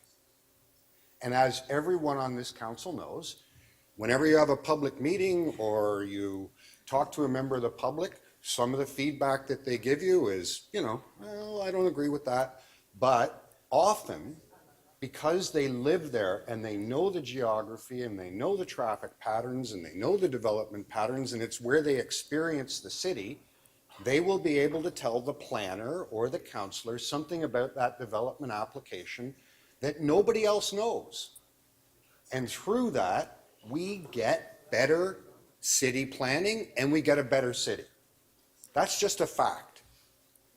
But with the timelines that the province has proposed, we are unable to have a thoughtful and informed conversation with those members of the public about the application. Mr. Lintern very, very, very sincerely and honestly told us there just isn't time for city staff to prepare a document that would guide members of the public to give us their best advice. It's just not possible. That's not his fault. That's not his staff's fault. That's not the fault of this council. It's not the fault of the city solicitor. It is the fault of the Minister of Municipal Affairs and Housing and the legislature of the government and the government of Ontario. They have made it impossible for members of the public to participate in planning, despite the best efforts of the best planning department in North America. And I think in a moment like this, we have two choices.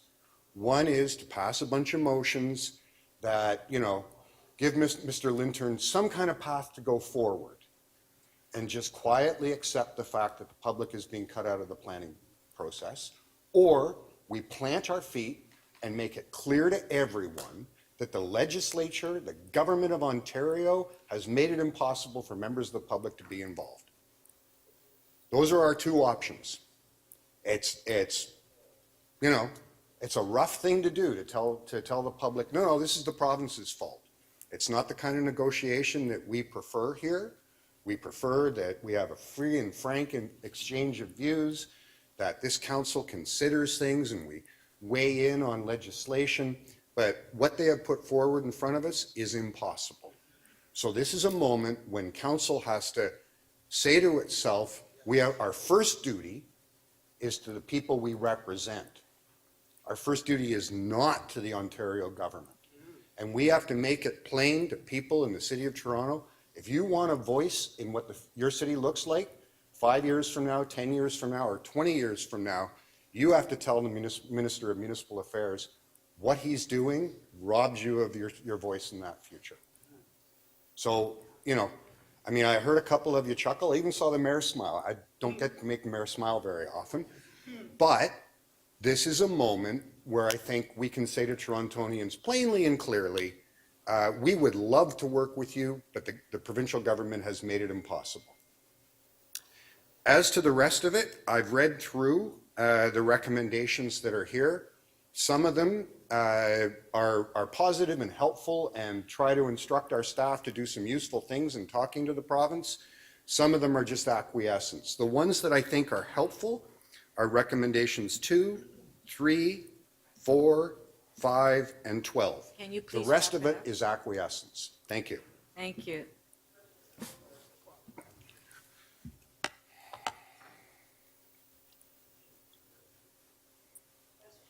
Yes, just a sec. Councillor Carroll, you have a question, 3 minutes? Thanks, Madam Speaker. And I apologize, Madam Speaker, if it's not purely clarification, because I was grabbing a coffee and I missed the first part of Councillor Perks's remarks. In your first motion, I'm trying to understand what the effect of leaving it in there is. It's no longer it's no longer feasible to try and meet community council guidelines to deliver it to a community council, that preliminary report, but it really does, that alone can run the risk of having application fees refunded to the developer. Is your intent in leaving it in there that one be created but not be subject to having to be posted to a community council? We can figure out some kind of way to make them arrive a little bit more quickly, although I take very seriously Mr. Lintern's comment. He doesn't have enough staff to do both. But no, what the effect of it is, we will miss deadlines. We will miss them. And the province will go ahead and try to make us pay back the developer on the application fees. So the long-term effect is we are on a collision course with the province of Ontario. They're trying to railroad us, and I'm saying, no, plant your feet and push back. That's what that does. We will continue to operate as if we believe Torontonians should have a voice in the future of this city, despite provincial legislation, and we are going to head to a conflict with the province of Ontario. That's the effect. But you're clear in communicating with community that sometimes if it's a large site application, that fee is $400,000. And it's those large site applications that are most time consuming in terms of creating a preliminary report. So your motion contemplates that we still have to do them and we still have to take them to a community council come hell or high water.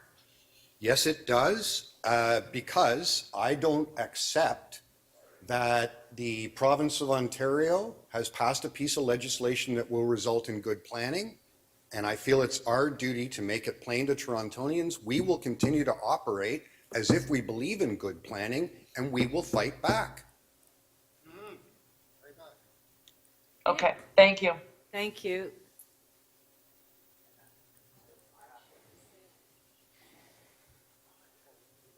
Councillor Sachs, 3 minutes clarification of the motion. Yes, Councillor Perks, my concern about your proposed wording for the front page of the application center is it just says to people, we can't give you any information, and doesn't give them any other option except to call the minister, where we know they will get nothing.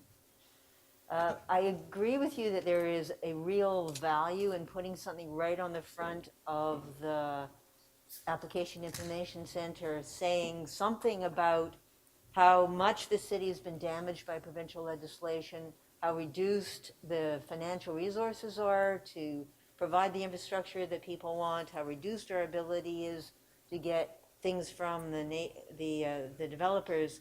But would you consider revising it so that at least it says the information we've got here may not be timely because of what the province has done to us, but there is still some information if you go to the next page, instead of just telling people there's nothing? That's my question. I'm only changing the front page. I'm not changing anything else. So there would still be a link. Right now, if you go to the front page, you actually don't wind up on the link where you can put in the address. So that little button that you click will still be there. So you can still go find out what we know. And as I said as I showed in my questions to the chief planner, what's on the application information site is not helpful. Well, it's So yeah, I'm not saying don't post anything. I'm saying make it right there, the first thing people see. What we can give you is not enough and it's not timely. If you want more information, the best place to go is the Minister of Municipal Affairs and Housing, because he's decided we're not in charge, he is. Would you consider adding some wording then, not just about the information, but also about the city's power to get better results? I'm sorry? Would you I didn't hear the consider last- adding to that notice some further information that the province has badly damaged not only the ability to provide timely information, but our ability to get good results for the community? I'd be happy to sit down with members of council and staff and see if that's exactly the right words. It may be that we have to change them a little bit, but that's the idea I want there. Okay? Too many words. Thank you. Less said, the better. Councillor Fletcher, 3 minutes. Thank you. Thank you, Councillor Perks, for thinking about that motion. And I understand you may just meet with a few to solidify what final motion would be before we vote. Would you consider that? I'm happy to do it. I don't know if editing by committee during questions of a mover is the right way to get the perfect. No, it's not by committee while you're at the move. Yeah. But Yeah, speaking no, of if, councillors. we can I make just an wanted you to improvement. clarify, you were very helpful there, and you said, I would support recommendations 2, 3, 4, 5, and I didn't get the last And one. 12. And 12. And not support, I guess it's 1, 6, 1, 6, 7, 8, 9, 10, and 11, I think are acquiescent. and why is that? Well, because there's two kinds of things in the recommendations. There are things that give the staff direction to, for example, write to the minister and say, please don't implement this right now, and please in the future, could you consult with us before you change the Planning Act? And giving staff permission to go and hire new staff. That's one of the good ones. Yes. And the roster for some of the areas where we don't retain in-house staff. These are all very good things that we should do.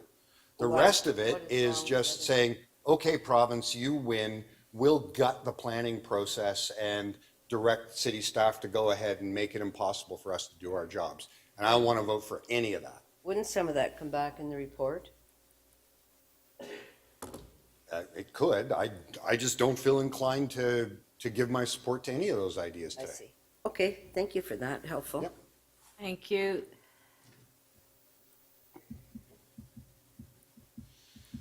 Councillor Bradford, questions?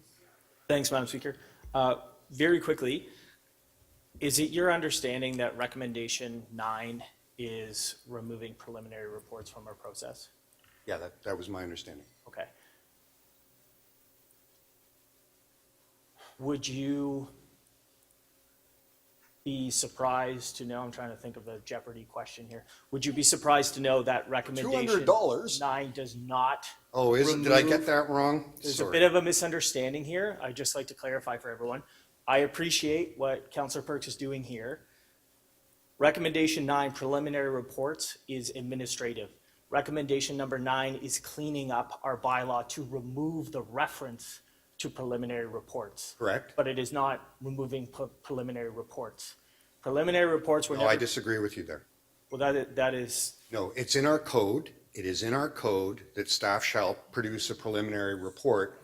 Motion 9 deletes that from our code. That's not correct.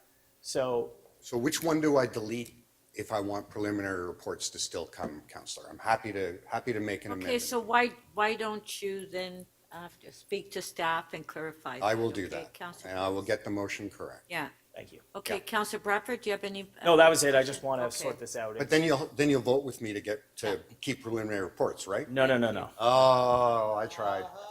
Thank you.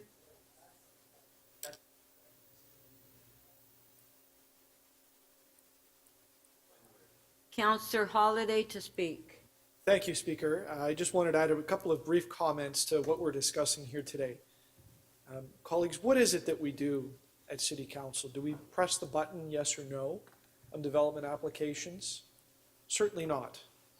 We do so much more. We go out and we consult. And the role of a councillor, in my belief and my experience, is to bring together the community consultation, the prevailing planning law, the application, and to work with people to make it the best that it can be before it arrives here for a final vote of yes or no. Community consultation is the very essence of what we do as a city council, and it is the very essence of what maintains people's confidence in government. And I would put to you that that is of the highest order of why we are here in totality. Agree or disagree, people should be confident that the decision that was reached followed a fair process and that it was the right one at the end of the day, even if they disagree with it. And it's tough sometimes, but relying on a process that people believe in and feel like they're part of is the essence of that. The concerns that I have and the questions that were raised and the comments made in the chamber today as we examined the outfall of this provincial bill is one that is extremely concerning. We discovered this in the pandemic. I know you heard it because I heard it too. People said, hey, you've gone to these virtual meetings, you're talking about things where our attention is dealing on our family and our personal health and our society, and yet you're moving on, you're making these decisions, we don't feel included. You're making them in a vacuum, you're making them in secret. And that eroded people's confidence in government. Now we've overcome that, we've pushed through the pandemic, we've found other ways to meet and engage. I urge the city's organization, council included, to keep pressing on this process to engage people. What are the ingredients? It shouldn't be a surprise. We just all went through an election, the people in this chamber successfully. What are the ingredients of your engagement? A sign? Yes, indeed, we have signs. We can always improve upon them on the sites. Materials, written materials, be it paper ones, a website, or actually both. And in my questions to the chief planner, I pressed upon that. You need to put some documents into people's hands that are digestible, that are easy to understand what it is that's being proposed. And finally, there's that face-to-face conversation. I don't know if we can knock on every door in every neighborhood when a development proposal occurs, but you can hold a meeting where people can talk about it. Those are the three pieces. They shouldn't be a surprise. They are the things that result in an effective public consultation. And why is it that we consult with the public? Because as Councillor Robinson put it, they're the most important stakeholders. They're the ones that elected us and put us here. They're the ones that we owe reverence to the work that we do, our jobs to. And so that's why they need to go first, and they need to be part of the conversation as these proposals go through. We'll obviously be dealing with a number of split votes and decisions, but I hope we'll keep those principles in mind. I'm confident that we can improve the process and deal with making a silk purse out of a sow's ear, in my opinion. But we shouldn't stray from those principles. Thank you. Thank you.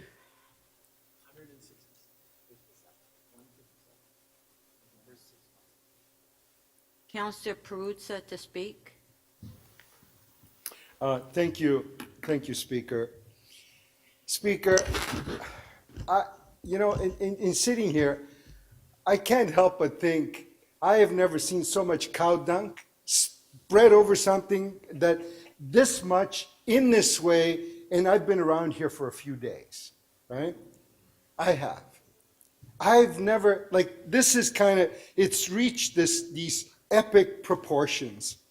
I have never, to date, seen a development that has gone directly to the Ontario Land Tribunal and then gotten a building permit any faster than any other development that has gone through the local planning process. Ask yourselves, do you have any information in front of you that seems to suggest that that in fact is not the case? Do you have any information in front of you that suggests that that in fact is not the case? Because it's not. And you all know the process.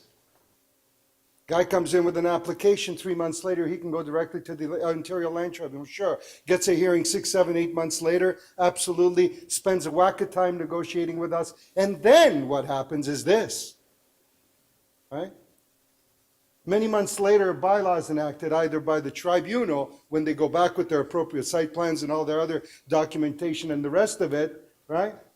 And then they come back to the city and try to get through all the technical issues that were never dealt with properly and appropriately beforehand. That's what happens. And from A to Z, from the time they submit their application to the time they get their building permit, years have gone by. And they didn't go through the planning process here. They didn't go through the whole review. So how many people actually do that? Because the developers understand it. Applicants understand it. Very, very, very few. Because they also understand that at the back end, before they can actually pull their building permits, they got a whole whack of stuff that they got to do that is very, very expensive for them. That otherwise the city would have done for them up front if they had gone through the regular planning process with us. So I asked the question of our staff, how many applications actually go directly to the Ontario Land Tribunal without, following the municipal planning process? Don't know that number. No, we don't know that number. They weren't able to provide that number. How many applications go directly to the Ontario Land Tribunal without coming through the planning process? I suspect there are very few. So therefore, on the basis of that, you should get no more preliminary report. We all know what happens before a preliminary report comes here. Before an application is deemed complete, our staff have multiple meetings with applicants. They do. They come in with their plans. They say, no, go back. They come in again. They say, no, you got some other thing. And then at some point, They say, yeah, now you got all the right reports, and now you basically, you know, we kind of like it, but we still have to review it, but your application is complete. But we can't get a report summarizing all of those issues that were identified through that process in a timely way where we can have a community consultation, an appropriate community consultation. That is such a crock. All of it. Really what's happening here is this. We are erecting a firewall.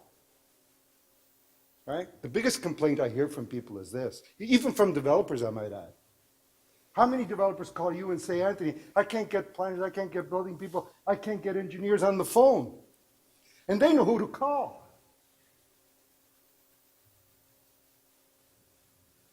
Imagine the public that doesn't understand this and don't know who to call. So we are erecting a firewall. A bigger firewall between the public and the process.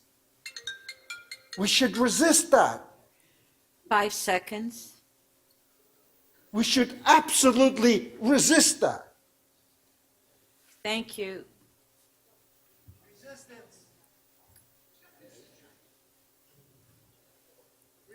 Councillor Carroll to speak.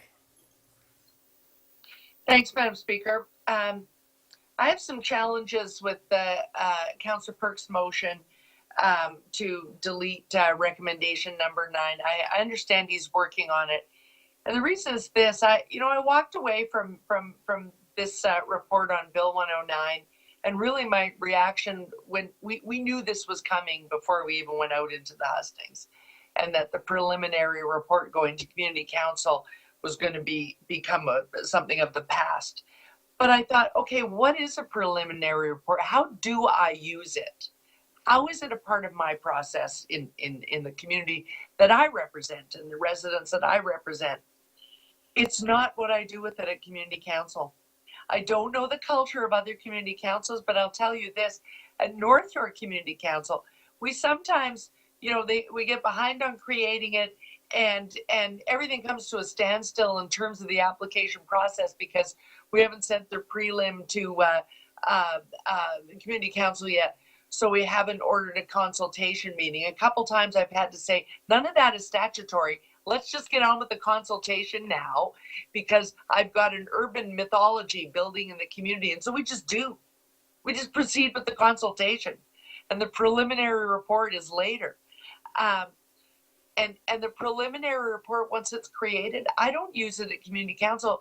We actually, in fact, roll our eyes if we're honest. And no one wants to admit this to community.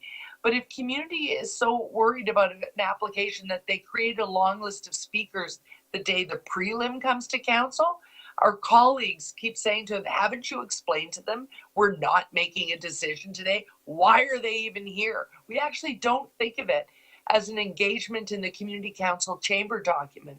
We use it to engage in our communities.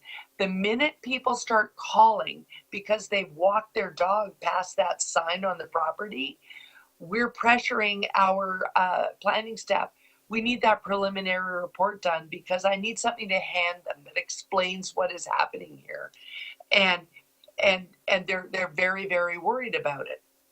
And AIC is not giving them everything they need to understand.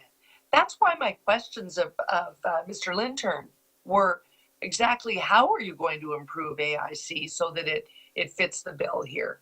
We still need that document that explains all the policies that come to bear and why we have to consider this application. That's what a preliminary report tells them. These are all the provincial policies that are reason we didn't just boot this developer out the door. These are all the impacts we know we have to consider over the next few months. And here's a table with the real facts, the units, the height, the parking, et cetera, et cetera.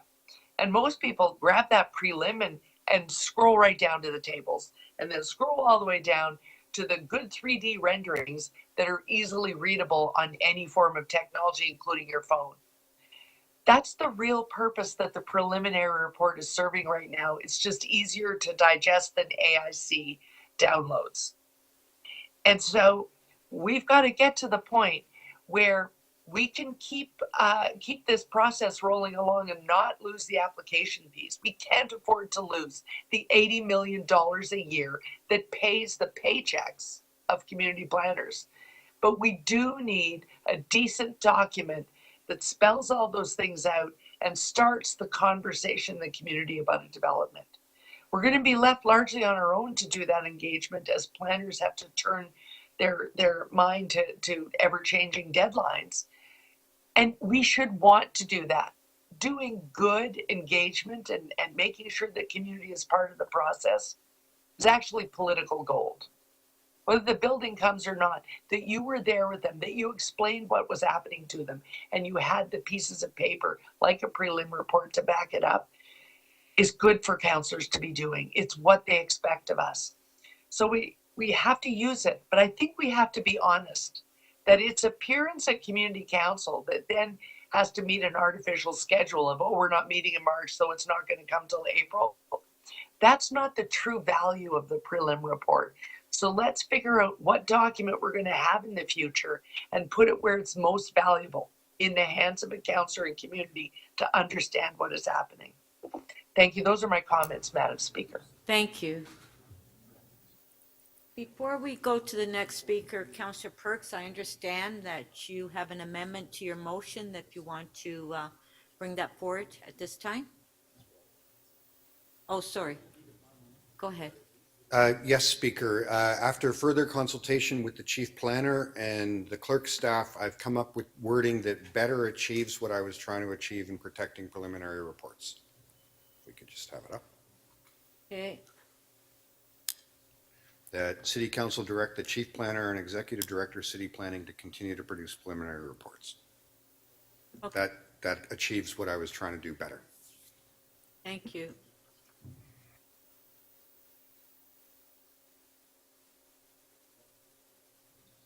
Councillor Fletcher to speak. Thank you, Speaker, and thank you for that, Councillor Perks. I think it makes it a lot clearer. And until we have a very complete document that would say, here's what we're replacing preliminary reports with, I think we need to continue with them. And particularly for the many new councillors we have here that haven't been involved directly into a planning process. And the advantage of the preliminary report is people can read that and get a sense of what's going on. Do I think it could be better written? Or I don't mean written grammatically, I just mean as a communication tool. Yes, I do. I think it could highlight certain things.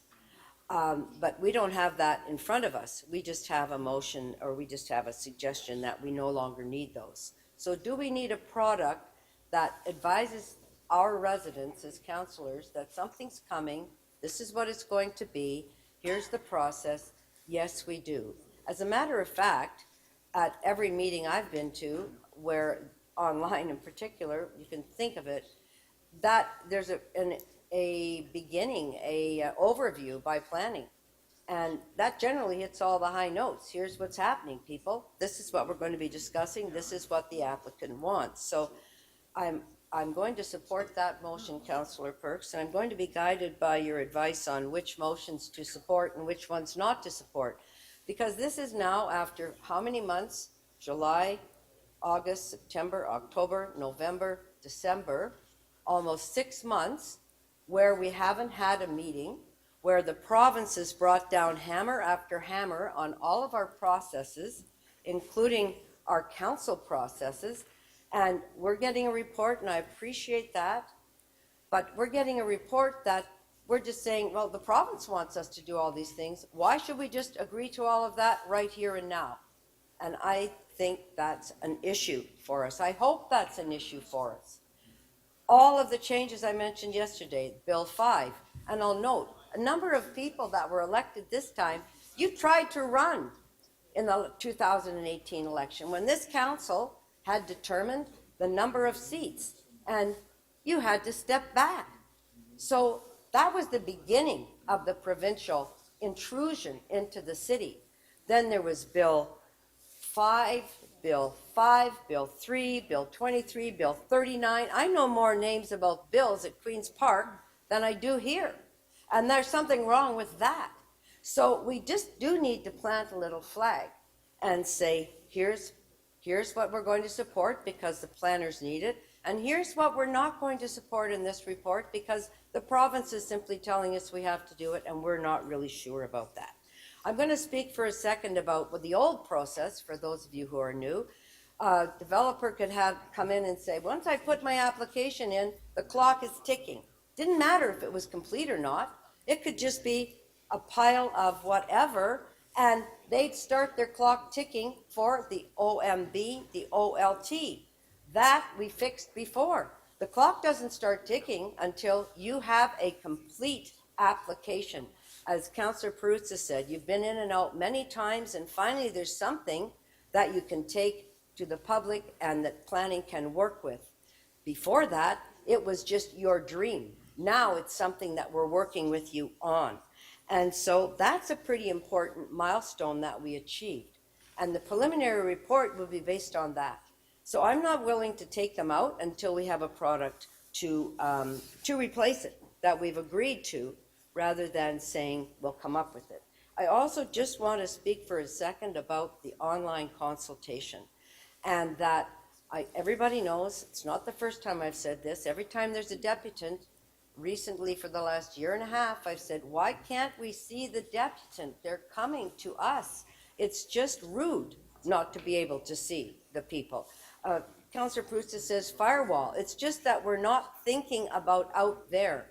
Staff, we've been through the pandemic. Everybody's got their chairs turned in.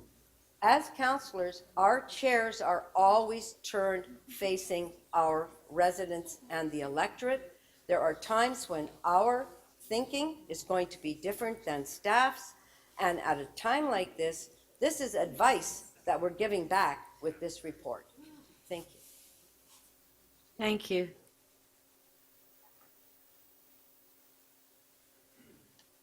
Councillor Bradford, are you ready to speak? Or is there anybody else that wants to put their name on the list that wants to speak, hasn't spoken yet?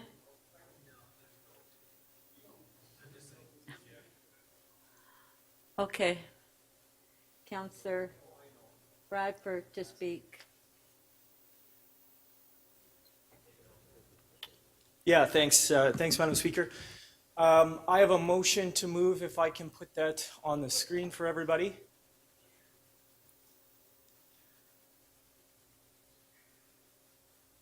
I don't know if you can pause my time while that goes up there. I don't have the motion in front of me. Basically, what you're going to see here is direction provided to have, it's supposed to say information technology.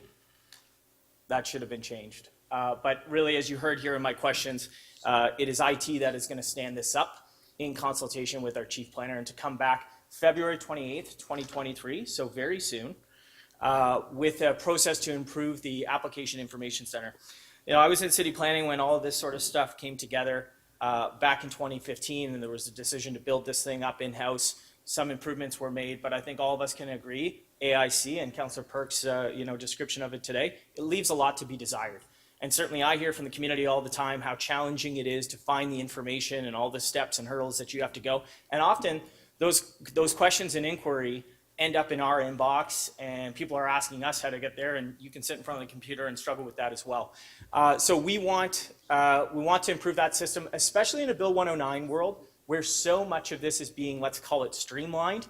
And we will be relying more than ever on programs like AIC, on online consultations. And, you know, we're very much trying to build the plane as we're taking off down the runway. And that is a direct result of Bill 109. And you know, it's jammed this city, it's jammed our staff. The idea that all of this was supposed to be stood up by January was impossible. And I think some common sense with the moves that we've been making on the housing file and our ambition and our desire to do more, you know, the province has indicated that we are going to have till June.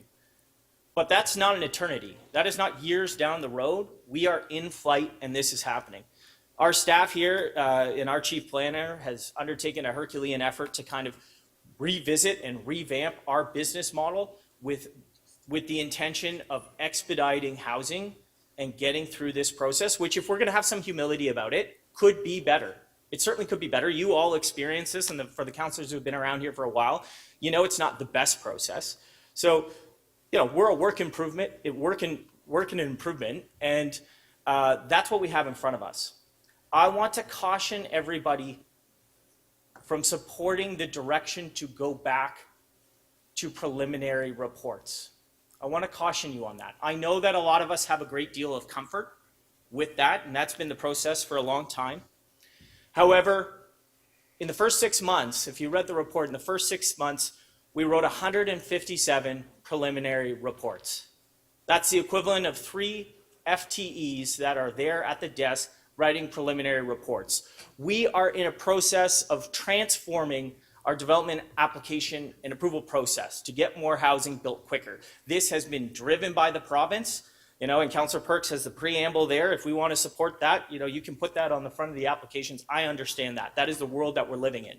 But it is the world that we're living in. And those process refinements and improvement are essential, and they are mandated by the law. A couple of these things, I know that, Councillor Pasternak expressed some concerns and will be voting against a number of the recommendations. I would also urge you to not do that as well.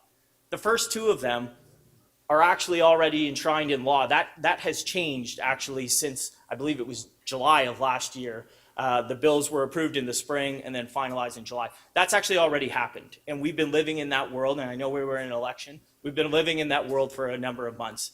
The other things, while not legislated, are the types of changes that we need to incorporate to be able to arrive and perform in a Bill 109 world. What is the risk of not making that decision today? What is the risk of punting this down the road another month? Well, we're dealing with a 5-month implementation. You ask if this big bureaucracy can burn another month and still hit the targets at the end of June. I know it's uncomfortable. The reality is we are a big tanker ship and we don't turn on a time, and we are trying our best, and this has been works in the months of work in process here, and it's not perfect. But I urge you not to delay this. Support the staff, support the recs, move it forward. And I think there is a need for city planning. I don't have a rec on this, but there is a need for city planning and staff to go and provide more comfort to the 7 new councillors. There is a lot of concern. Some people, I'm not anyone in specifically, but we haven't done enough work to make it clear what is the difference between a preliminary report world and a pre-application checklist. And it is a big transformation. We have to go out and reassure and explain all of that to them. Thank you. Okay, thank you very much, Madam Speaker. Thank you. We do have questions for you. Sure. Councillor Matlow, 3 minutes. Thank you. Thank you, Madam Speaker. I appreciate the recommendations in your motion, Councillor. And I see in item A, you refer to the importance of improving accessibility to a diversity of users. My question is, would there be a way to perhaps enhance this motion or this package that also considers people who, it's not so much better access to devices, but that in an aging demographic as we have in this city, people like my father, for example, who will not be using a device easily, if at all, that there be a medium that we consider to address the needs of people who, it's not a matter of access to devices better, but more that they just won't be able to use devices, and they're going to need other media to be able to interact with the information that they're seeking. I think that's a good idea. Thank you. I don't know I can work on some language of that, and I don't know if I'm the last speaker, my devices are not on. But if I could, stand down that for like 2 minutes to work on some language with you on that, I don't know if there's someone else speaking, but I'd be happy to do that. Is there anyone after? I don't see the list. Okay, well, we do have other questions, Okay. and we can, okay, Councillor Matlow, do you have another question? No, I mean, Yeah. Maybe jump over Perhaps with I'll Greg. walk over to Greg and I'll keep I answering will questions. court the questions, and then I'll come back with something. Very good. Okay. Thank you.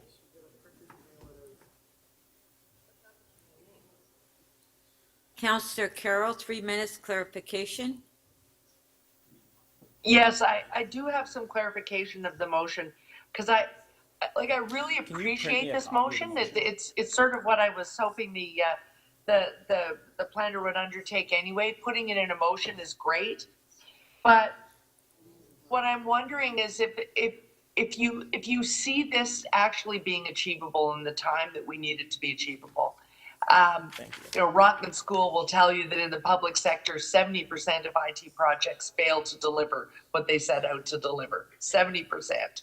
And so we may be at this for a couple of years before we get it right. Is your motion designed to eliminate the need to vote for Councillor Perks' motion? Or would you agree that the preliminary report fills a need in the community and for the councillor to be able to engage the community, and that preliminary report, if it existed, it's not statutory, that we use templates to create those reports pretty quickly.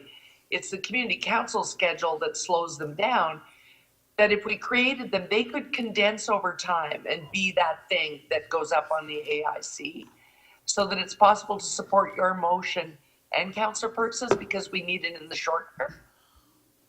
Or do you mean motion to replace it? So I think it's two different things. I don't support Councillor Perks' motion. And again, the other one about the sort of preamble about how we got there, that's, we can all think about that. I think that's not problematic in our ability to move this stuff forward. So that's okay. The idea that we are, let me talk about the motion here, and your fair question about feasibility around timelines. My goodness, improve AIC, something that's been in flight for 7 years, and make it way better than it is, because now all of a sudden we are relying on that in a much more substantive way, and come back to me in 2 months. Yeah. I would love to see it. That would be a first. But I did have conversations with our deputy city manager very explicitly about this is an urgent issue. We have a gap. We're thrown into a world where we have to fix all of this stuff because of changes that were made at Queen's Park. We are desperately trying to do that. And the need for AIC to be better and our meeting interfaces to be better is so much more significant now because of the changes that we have to make to our own process. So I would not expect, and I would caution this council, you're not going to see an improved AIC at the February 28th PHC, but you are going to see, and my expectation is a very specific roadmap of how to line this up and what things that we can do, recognizing that this thing goes live at the end of June, and we can't have that gap. Thank you. Yeah, okay. Wasn't trying to filibuster there. No. Thank you. Yesterday I was, today I was not. Yeah. Councillor Chang, 3 minutes. Actually, Councillor Fletcher is going to go first. Yeah, sorry. Pardon? Your name is up. You don't want to ask questions? Okay. Oh, how do I move? Just remove from list. You can remove and then come back on. Okay. But I've lost the ability to do that because I'm a lot. Okay. Councillor Fletcher, 3 minutes. Councillor Chang would like me to go first, but if she can't get on the list after, then that's a problem. Speaker. A lot of CMP issues. So am I super confident about AIC? Okay, Councillor Fletcher, you have questions. I just wonder, Councillor Bradford, in this conversation, if you'd be willing to amend that to say, till such time that there's a simplified public product to outline the matters contained in a preliminary report.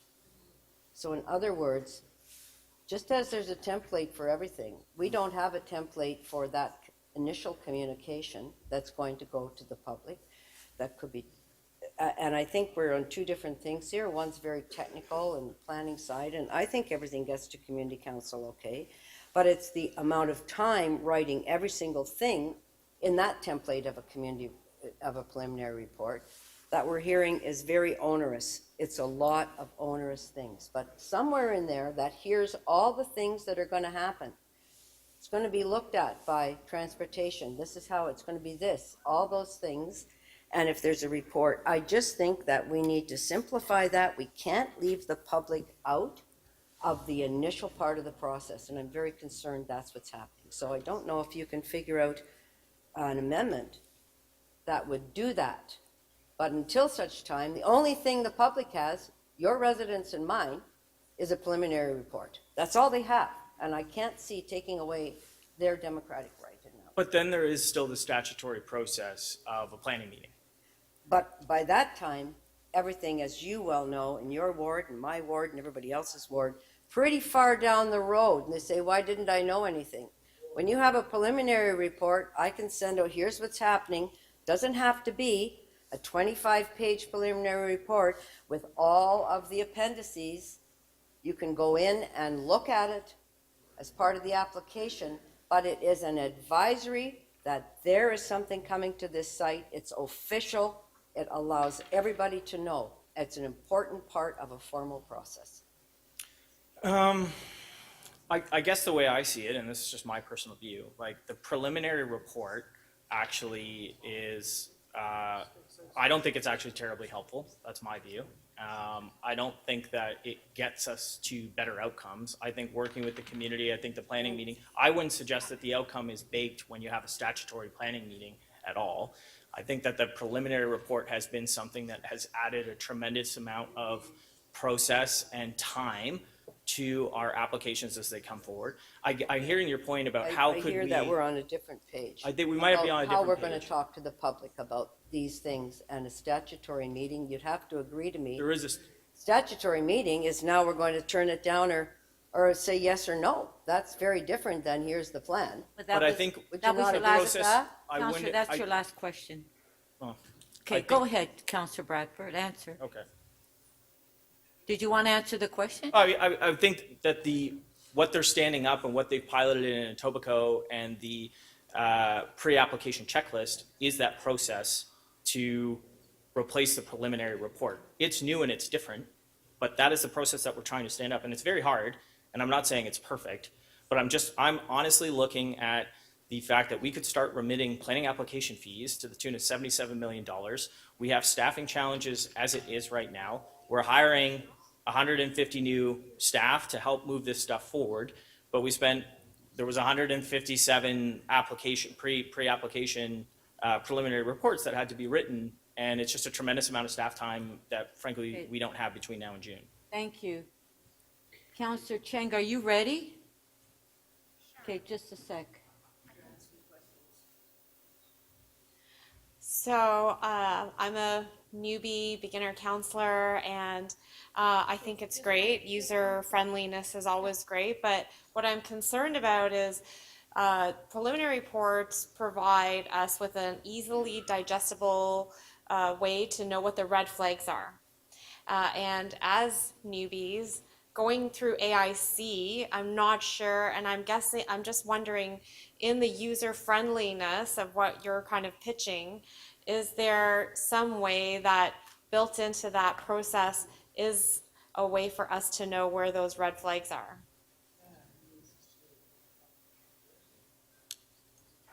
Where are the red flags in applications?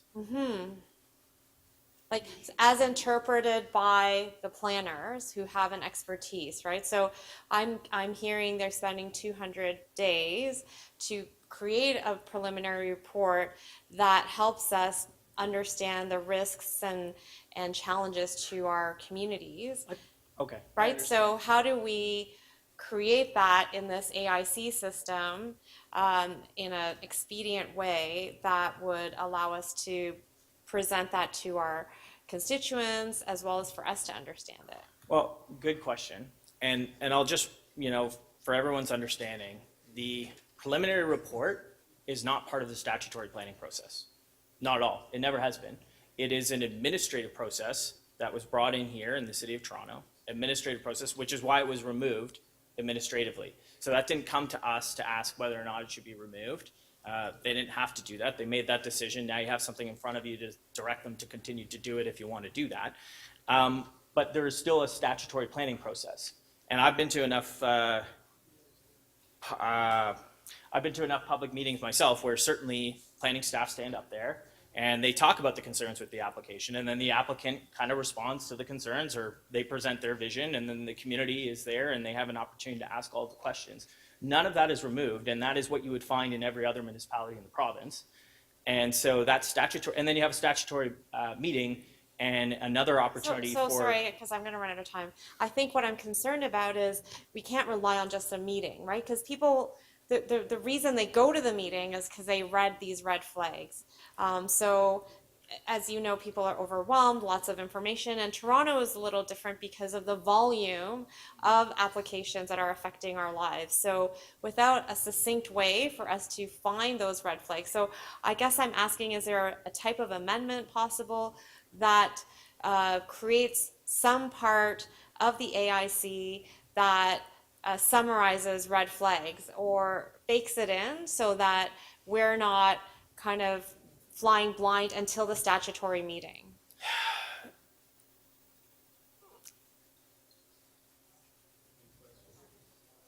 I mean, red flags, like staff outline their concerns that they have in applications, with applications. The new planning application checklist that they are trying to stand up right now is to do that. And the result of putting that on the front end is that you get better applications with fewer red flags coming forward. That's the theory. That's the theory. And I asked some questions to our chief planner that sort of alluded that, you know, that is what they're starting to see in the Etobicoke context. I'm not a counselor in Etobicoke, but that is what we're building right now. And we're literally talking about a 5-month time frame between when this thing is up and firing and where we are today.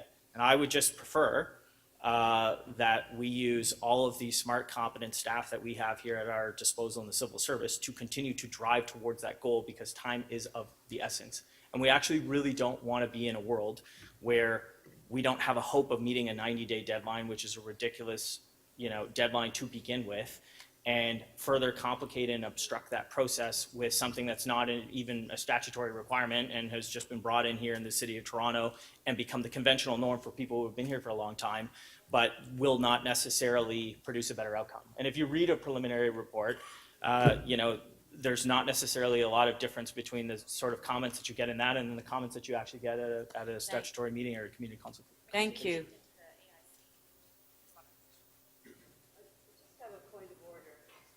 Point of order, Councillor Fletcher. I just, in relation to Councillor Bradford's remarks, there were reasons why preliminary reports were brought in whichever old cities or legacy cities, and that was to increase the public's ability to engage in a planning application. That's why it was brought in. It may be administrative, and we did that because the city of Toronto, as you well know, highly, highly prizes community consultation speaker. So the inference that somehow it's just a stumbling block, an administrative something that we brought in, don't know why, I think we should be very clear, that is the reason why. Thank you. So I'll just say, when I say administrative, I mean it's like literally administrative. That's all. I'm not trying to offend anyone. Okay, thank you. You do have some more questions. Councillor Perks, 3 minutes, clarification of the motion. Thank you. Councillor Bradford, I've looked at your motions and I think they do some very good things. You're saying bring the first cut of it to the February Planning and Housing Committee, then it would have to go to council, and if we have things that we want to change, I mean, this could take months to completely re-rig it, right? Yeah.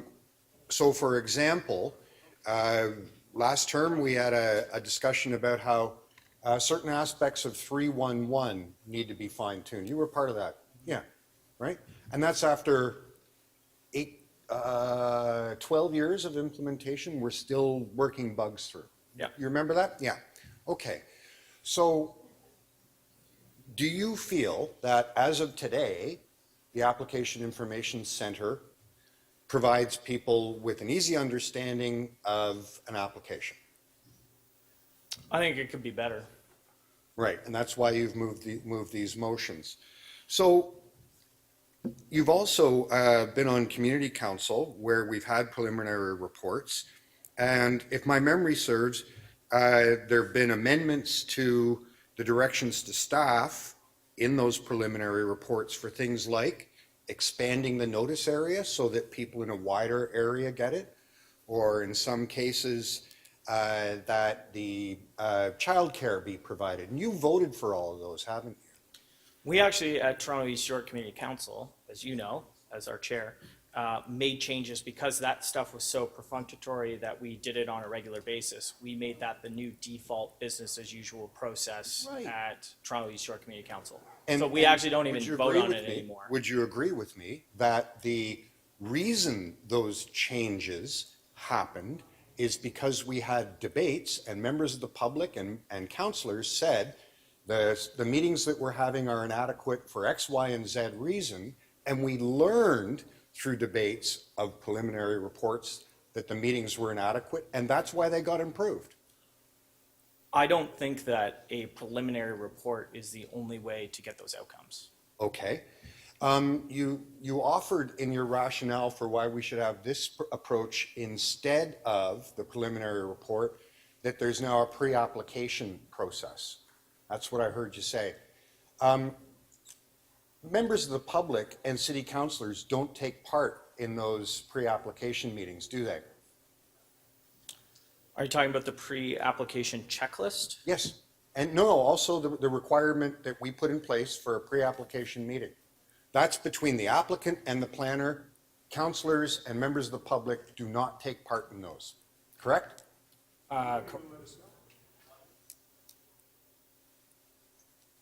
Correct? That you do not take part in a. Members of the public and councillors are not notified, invited, and do not participate in those pre-application meetings that you referred to as part of your rationale for doing it this way. Well, that was your last Because question. there's a statutory process that outlines the public participation, which dictates where you're participating. Right. So I'll take that as a yes. Thank you. Thank you. Okay, members, we're going to, well, yes, you can ask it later.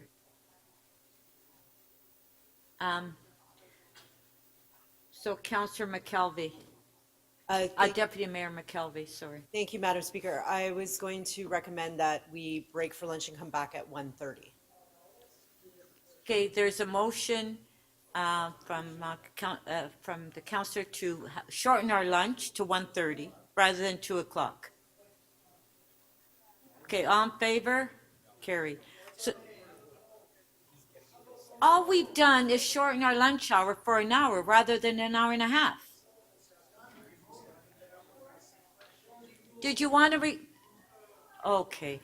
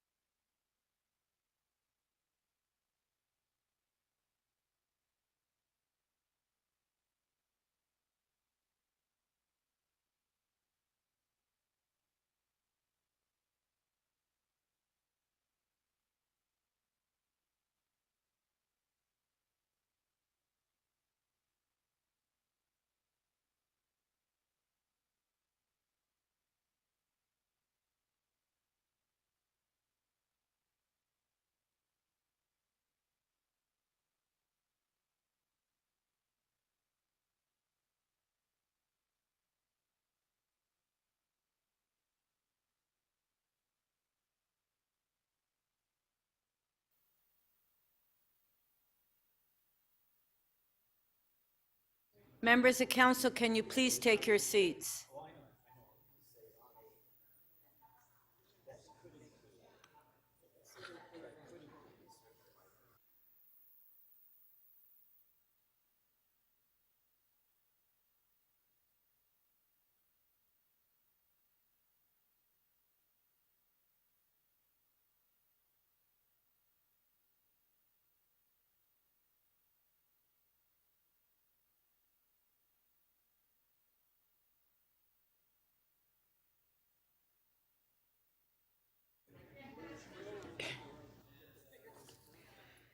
Okay, members of council, this meeting is now resumed.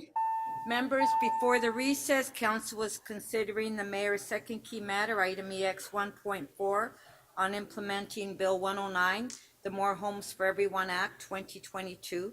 We will return to that item after the release of member holds. Are there any release of holds? The clerk will open the speakers list on CMP and you can place your name on the list.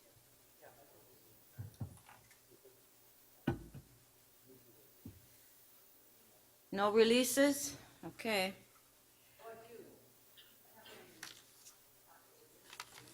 Okay, Councillor Fletcher, you say you have a release?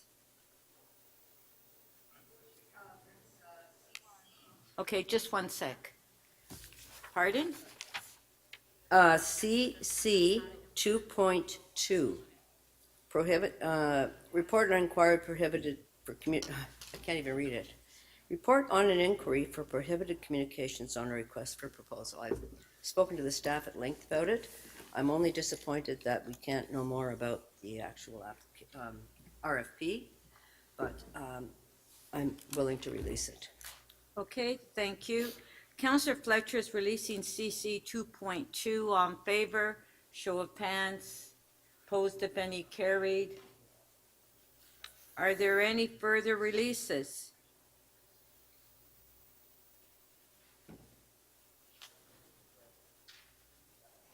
No? Okay. We will now return to the item EX 4.1. If we can put the names on the screen, I believe that there are a couple of councillors that have questions. Okay.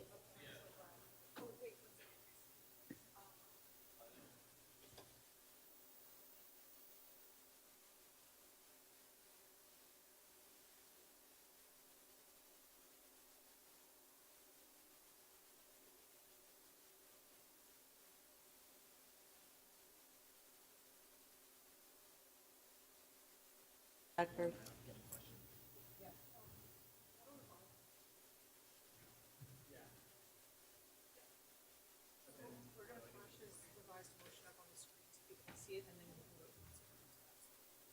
But how come, oh, is Matt, is Matt?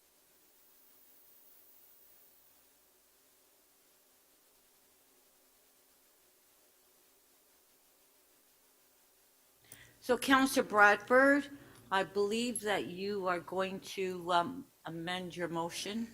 No, Yeah. I have an island. Where are you? An island? Are we on this?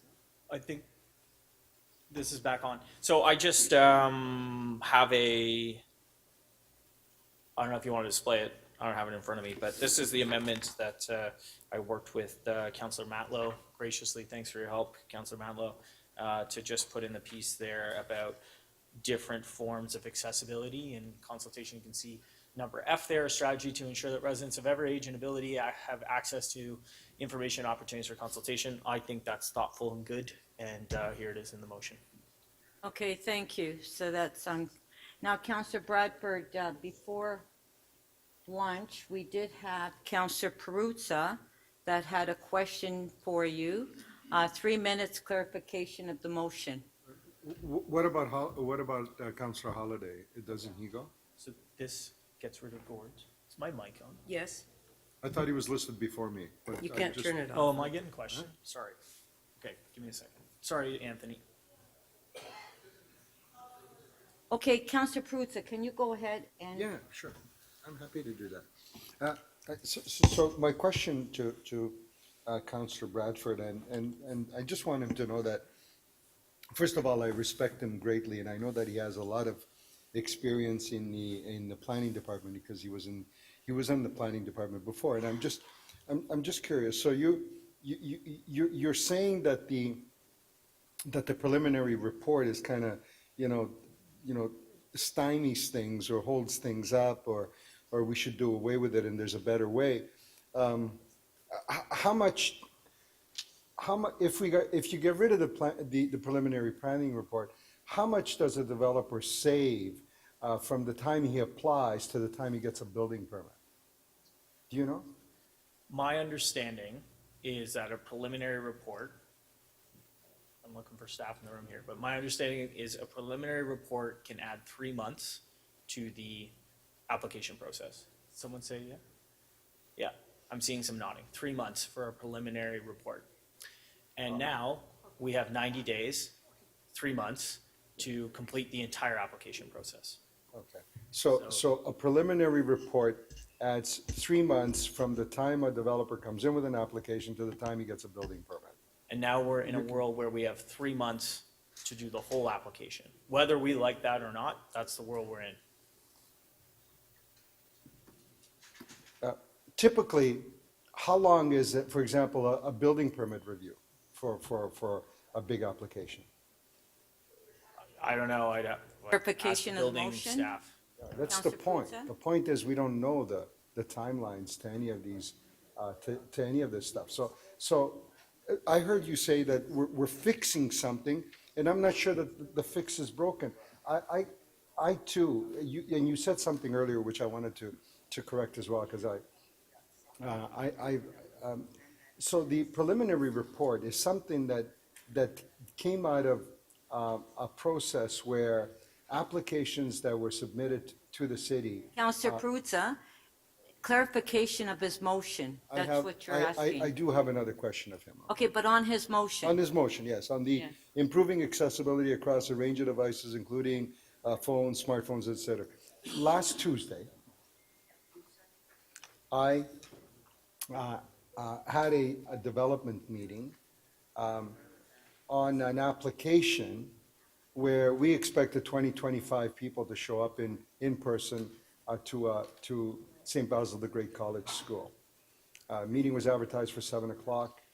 By 7:30, there were still lineups outside the door. Probably somewhere between 350 and 400 people came into that auditorium because they were interested in this application. They wanted to find out about it. How would those folks, using this system here, how would those folks, you wanting to speak to their political representatives and to the planners and to the applicants directly, how would those folks be accommodated in this process here? Okay, that was your last question. If what you're describing was a community consultation meeting, if that's what you just described, they would do it exactly the way they just did it, by going to that meeting or logging online, participating that way, exactly as the process exists. Thank you. I think a lot of folks are teed up on the preliminary application report, separate from the statutory consultation process provided in the Planning Act. Thank you. Councillor Holliday, you have questions, clarification of the motion? Okay, go ahead. Thank you, Speaker. Through you to the councillor, the councillor has laid out a process and some improvements to the online system, which really is kind of like a file cabinet. It's a repository of the documents. It's the public's view into this planning process. One of the things, and if you give me the preamble here, one of the things I heard the chief planner say was that the best meetings were the ones that people could narrow down the issues and speak to the issues. If the preliminary report is gone, how would the portal that you're talking about in your motion convey a narrowing of the issues to the public and give some sense as to where the opinion is of the Toronto Public Service on this matter? Because they're one major stakeholder, I think, in this process. How else would they know? Well, my motion doesn't say anything about preliminary reports. Doesn't say anything about it. Okay. So my motion is asking staff to improve the AIC, Application Information Center, which I think we all know, has a lot of room for improvement, and so we're directing them to do that. So the conversation about the administrative process through preliminary reports, which has existed for many, many years and we're all familiar with, that is, I mean, preliminary reports existed well before the Application Information Center. So the part F here of the revised motion talks about residents of every age and ability have access to information and opportunities for consultation. And so to facilitate a consultation, you've got to lay out issues. How does the public, through the system, through their window into this planning process, get that information so that we can have effective public consultation? How does the issues get narrowed? I presumably, the public would still engage in the statutory planning meeting. They would still engage in the community consultation facilitated by city planning, online, or as Councillor Matlow has added that thoughtful amendment to think about other ways of doing that, but they would still engage through those channels which have historically been the traditional channels to do that, So the not community- through a preliminary application report. The statutory hearing, of course, is the very end. So that's not really engagement.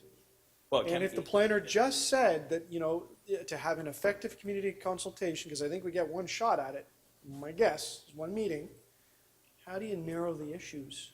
How does this portal narrow the issues so that we can have effective community consultation? Otherwise, everybody talks about everything at those meetings. Well, the portal, What's your which I last think we all agree leaves a lot to be desired, will be improved, but the applications are on the portal. So you're looking at, if anybody has access to the application, you can look at the application. Thank you.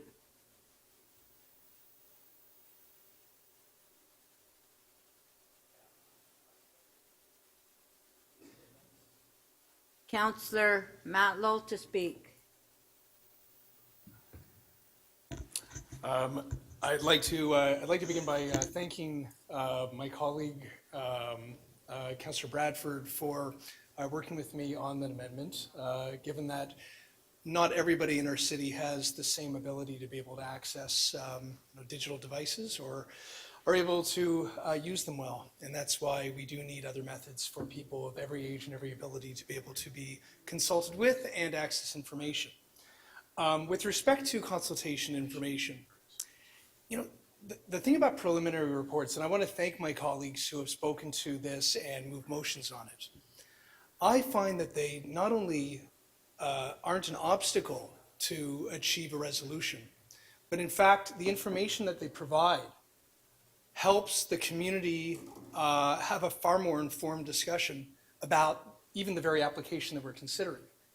Much of the preliminary report is essentially taken directly from the application itself, and then staff provide professional, again, not sort of subjective or even political advice, but just independent professional advice that the councillors and the community can be informed about, so that then when we do have our discussions as a community and negotiate with the applicants, it's a better conversation. It's a quality conversation that far more often leads to better outcomes. It's helpful. It's helpful.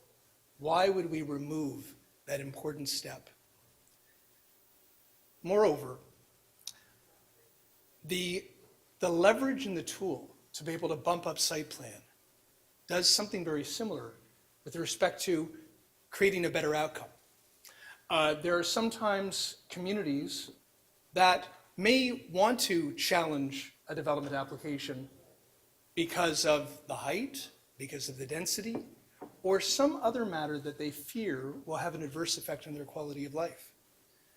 But often some of the real issues come down to some of the details on the ground. How this is actually laid out, where the egress is, how is the landscaping, what's the materiality like? What is this? And how can we as a community contribute to making it a great project? And often at the site plan stage, that's where we can get into those details. You roll up your sleeves, you work together, and you work toward resolution. But without that ability, are we simply just saying, I'm sorry, Madam Speaker, I don't mean to do this. there is I a lot know, of noise. if I can please have Members, can you please try to keep it down? Thank you. Go ahead, Councillor Matlow. Thank you. Without that ability to bring people to the table who are having differences of opinion, without the ability to bring people to the table who have differences of opinion, and sometimes it really is a matter of something so specific within a site plan that you actually can get people of good faith to arrive there, working in good faith together to arrive there. It actually expedites the progress. You actually arrive somewhere sooner than ending up at the back of a very long queue at the tribunal. In other words, these steps don't delay. Now, it might sometimes, but it doesn't necessarily delay. Sometimes you actually get to a better place in a better way, in a quicker timeline, because you've allowed for that necessary iterative process. And the iterative process is what we love about democracy. That's what our communities love about democracy. That's why we're here too. In fact, why do we debate things? Why do we discuss things? Why do we have these backs and forth? Why did Councillor Bradford and I just have I think, a really positive back and forth to arrive at what I think we all can agree on is a better motion, along with other motions that I think will make this package better. In other words, the iterative process often improves from where we started because not one of us has all the answers. Not one of us is always right. So do we assume that the applicant always comes in with the perfect project? I mean, if you believe that, you're not living in this city. Some are better, some are worse. Some projects in particular are better, some are worse at the get-go. But by working with us, allowing us to inform the community, involve the community, identify the people in the community that don't want to just say no, but want to roll up their sleeves, get involved in working groups, arrive at a good place. We make a better city, we make a more affordable city, we make a more beautiful city, and we have a city supported by social services, parks, and infrastructure. Thank you. Thank you.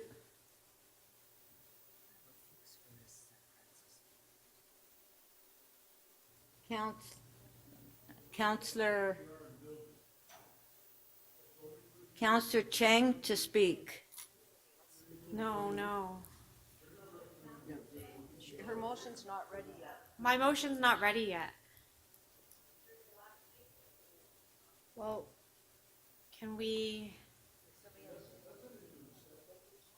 Someone want to sing a song to? Cheng, you're the last speaker. What? Speaker, I think we should just stand this down.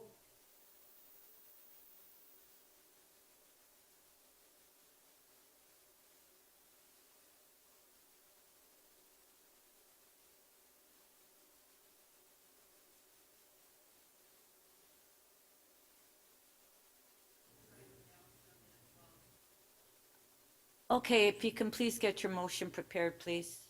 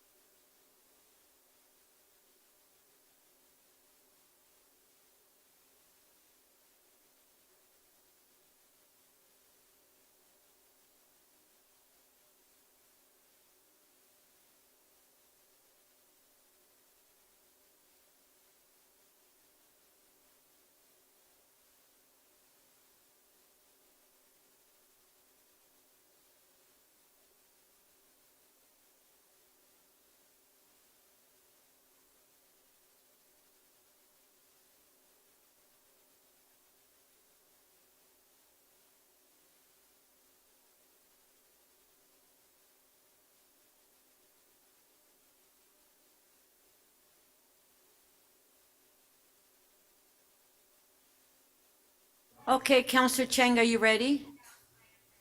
Okay, let's go. Counselor Chang to speak. Okay, great. I'd like to move a motion that City Council request Chief Planner and Executive Director, City. Okay, sorry. Great. Okay, so I'd like to move a motion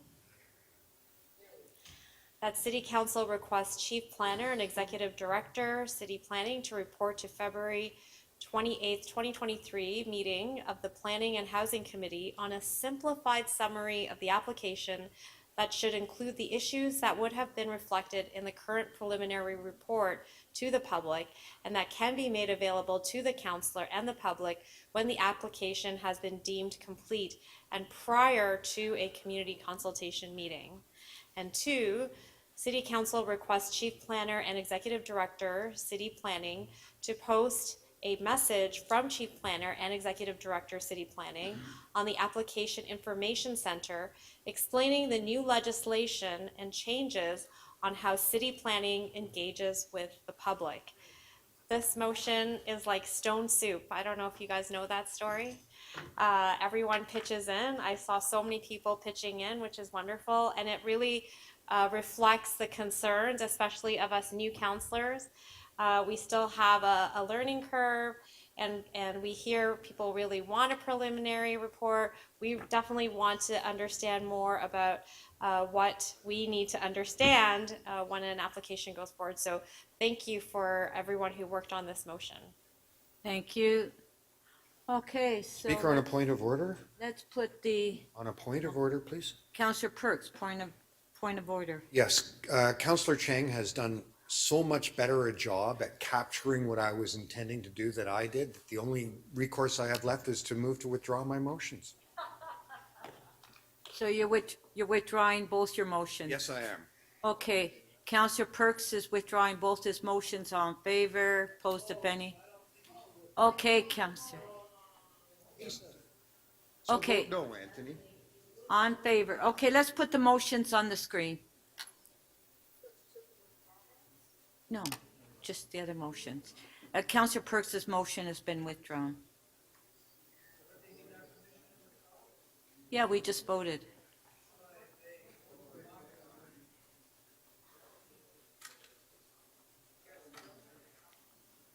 Okay, so our first motion, Counselor Robinson's motion. It's on the screen. Yeah. Yeah, we're going to put it on the screen. There it is. On favor, show of hands, opposed if any, carried. Thank you. Next motion.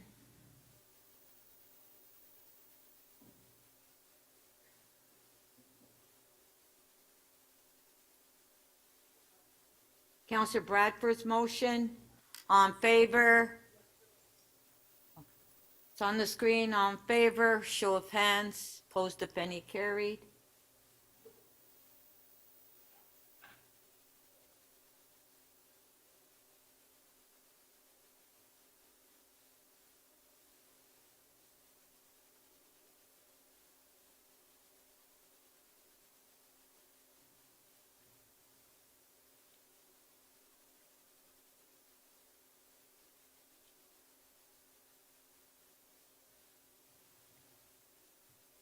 Counselor Chang's motion, it's on the screen, on favor, show of hands, carried.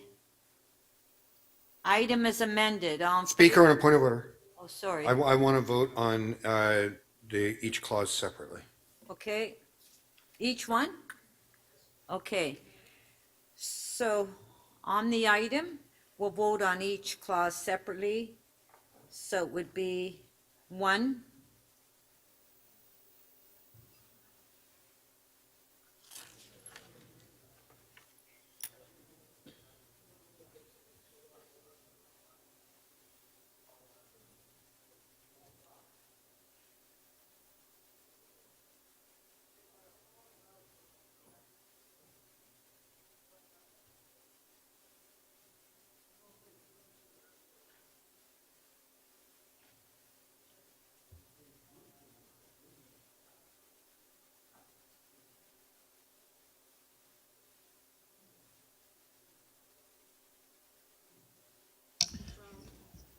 Speaker, just stand by a second. We're just going to display the item so we can go clause by clause.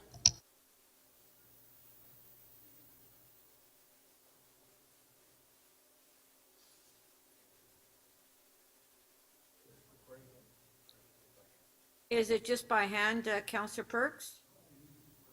On all of them? Yes, on all of them.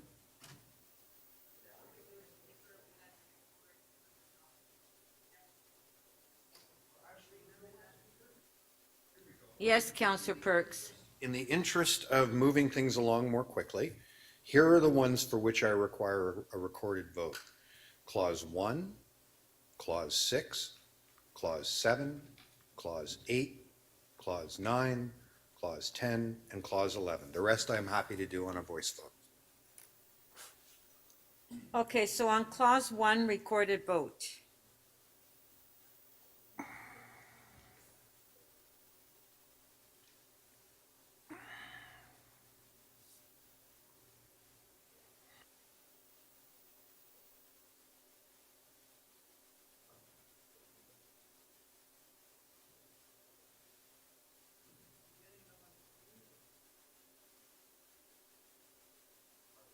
Okay, part 1 is on the screen, recorded vote.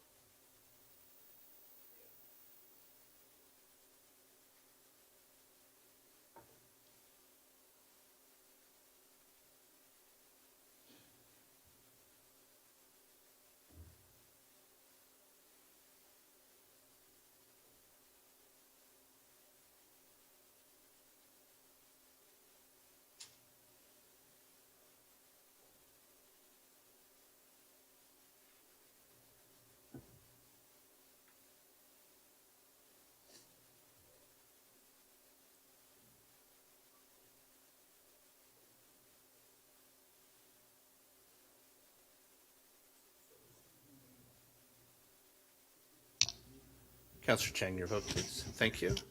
Councillor Myers, your vote, please.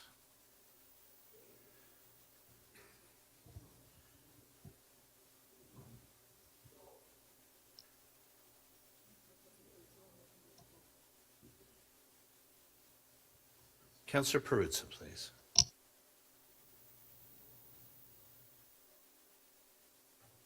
Councillor Carroll, how do you vote, please?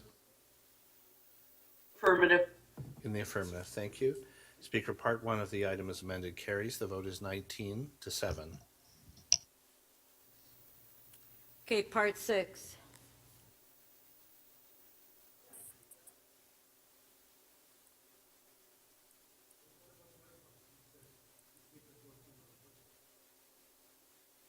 Speaker, we're going to vote on 1, 6, 7, 8, 9, 10, and 11 individually, and then we will vote on the balance Yes. of the parts. So we're doing part 6 now.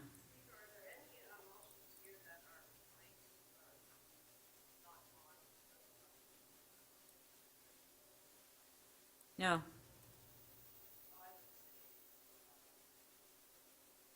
Okay, part 6, recorded vote.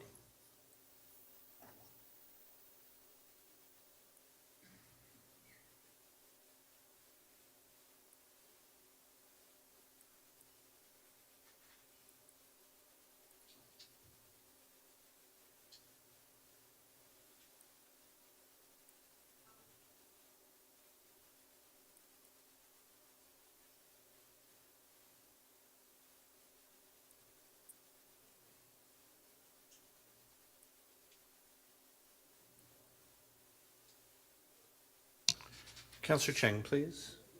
Sorry, Councillor Cheng, we've closed the vote. Could you state your vote, please?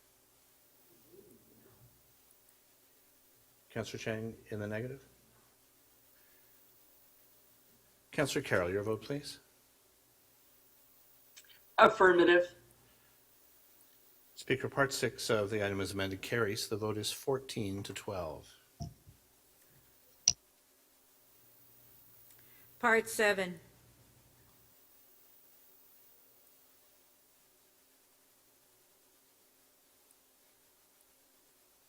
Recorded vote.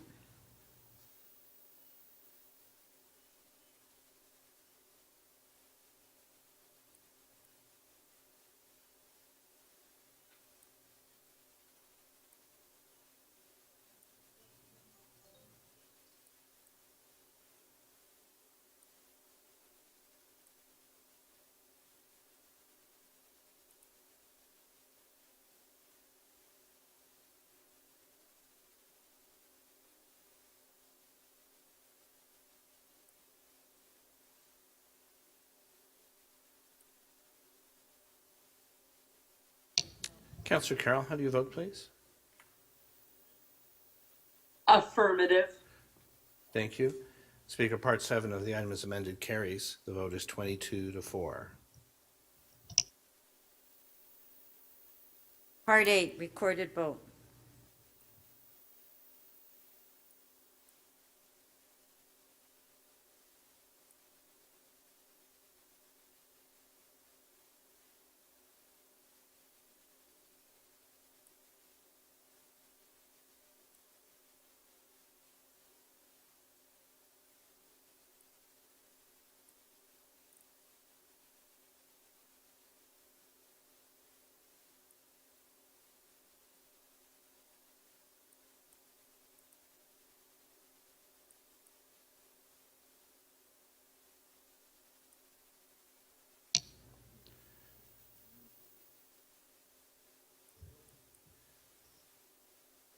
Councillor Myers, please, and Councillor Chang.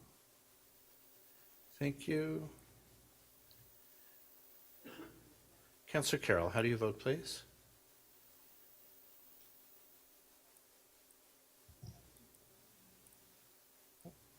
Councillor Carroll?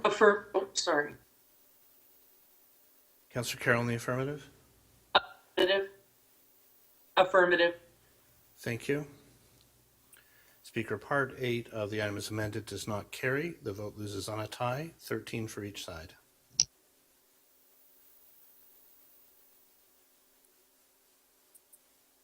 Part 9.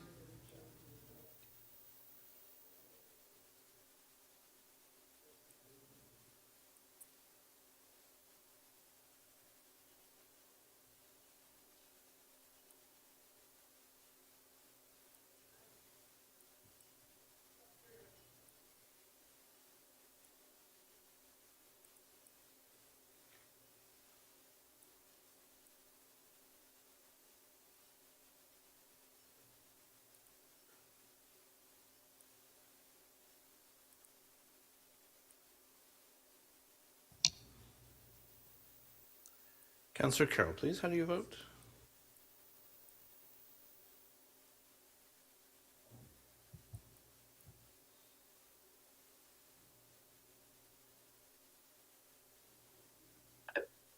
I'm sorry, I'm having a great deal of difficulty with the broadcast and I can't even log into CMP. Which clause are you asking for my vote on? Clause 9. Affirmative. Thank you. Speaker, Part 9 of the item as amended carries. The vote is 20-6.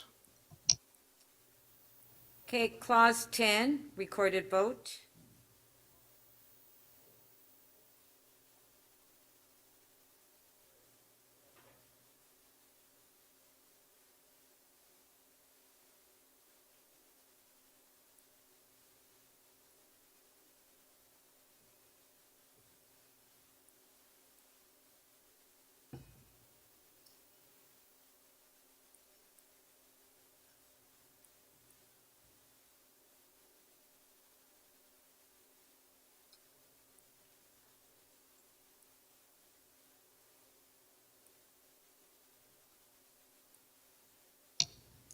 Councillor Myers, Councillor Bravo, please.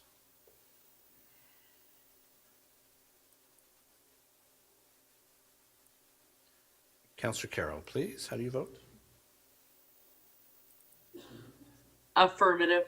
Affirmative, thank you. Speaker, Part 10 of the item as amended carries. The vote is 17-9. Okay, part 11, recorded vote.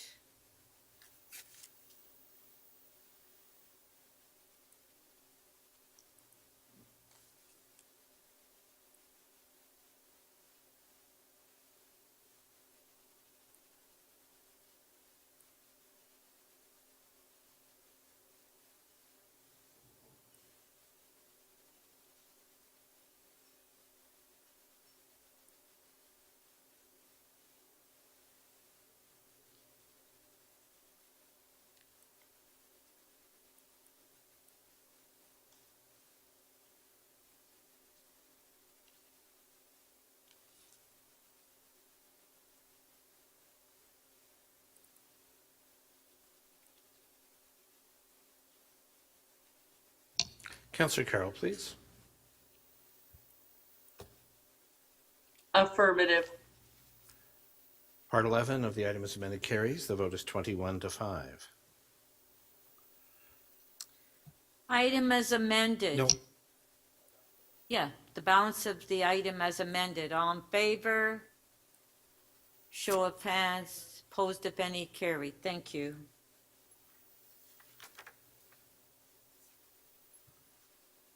Okay, Councillor Perks, you held down EX 1.6 capital variance and Yes. then EX 1.7 operating variance. Yes.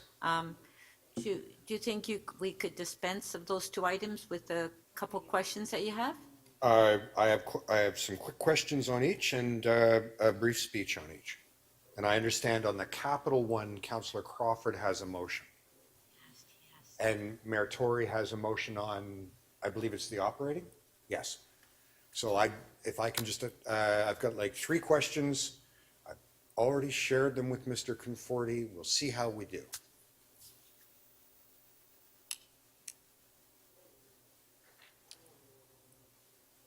So Okay. call the item at whichever item you want me to do, and I'll get going. EX 1.6. This is the, oh my goodness.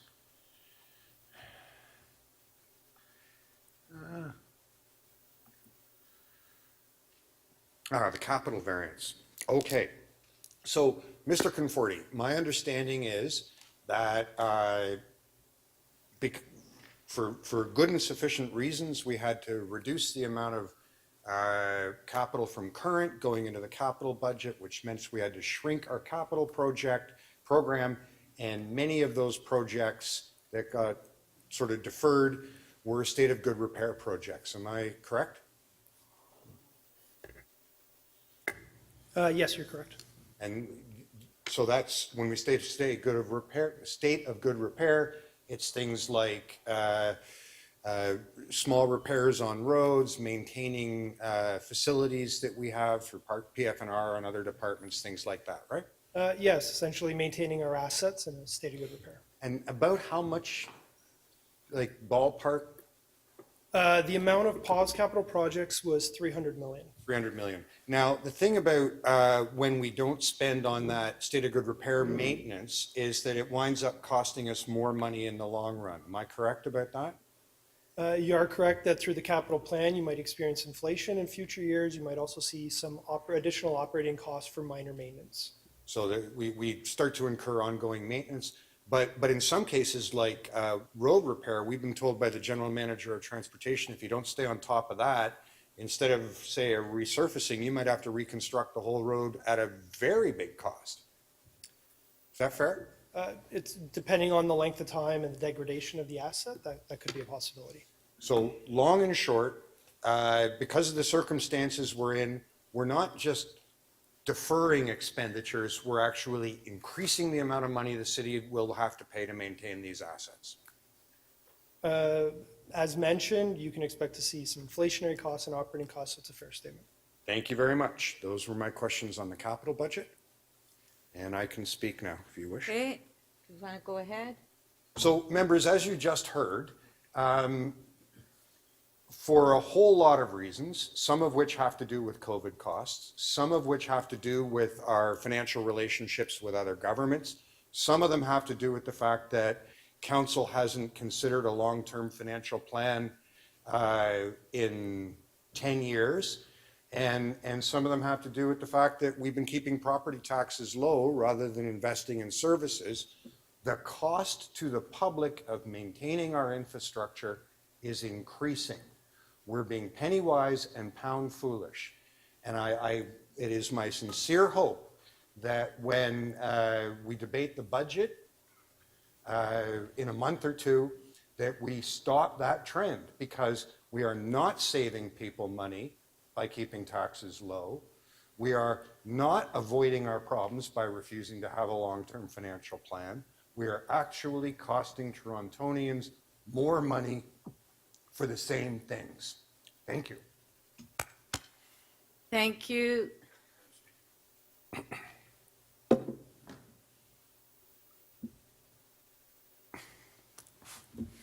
Speaker, I had a motion, sorry. Councillor Crawford, apparently your motion is not ready. Oh, I sent it in. I just assumed it was just a technical I can motion go to the from legal. operating. I Okay, can go to just a sec. operating if you want. Okay, let's go to operating. Thank you. Questions to Mr. Conforti? Okay, if you could just, Councillor Perks, yeah, there's your name. Thank you. Okay. Okay. So, Mr. Conforti, this is the operating budget.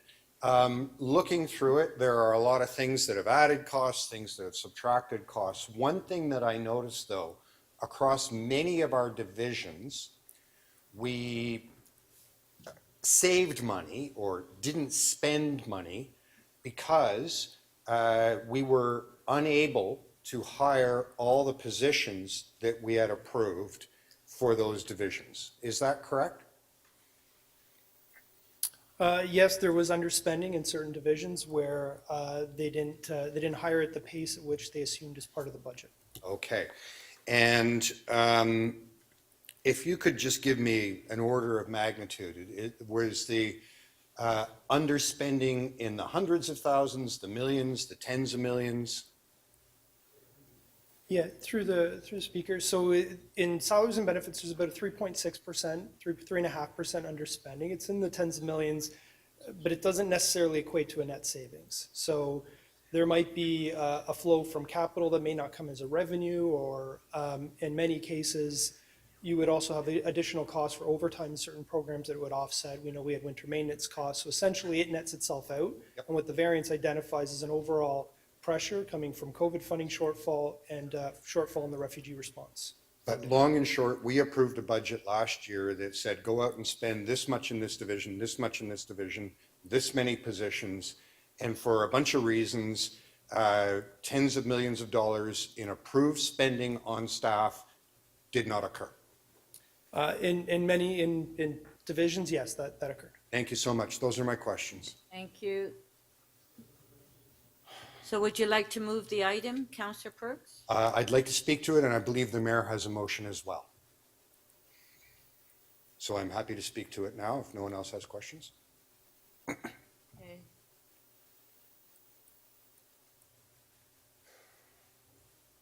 Okay, Councillor Perks, go ahead.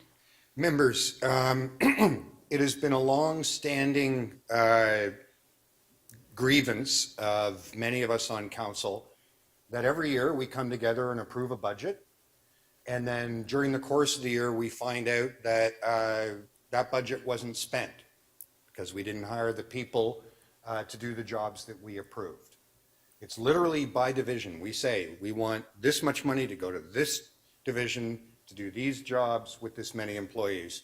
And time and again, we're finding that we don't meet those benchmarks. And it's a trend that has been worsening and worsening and worsening.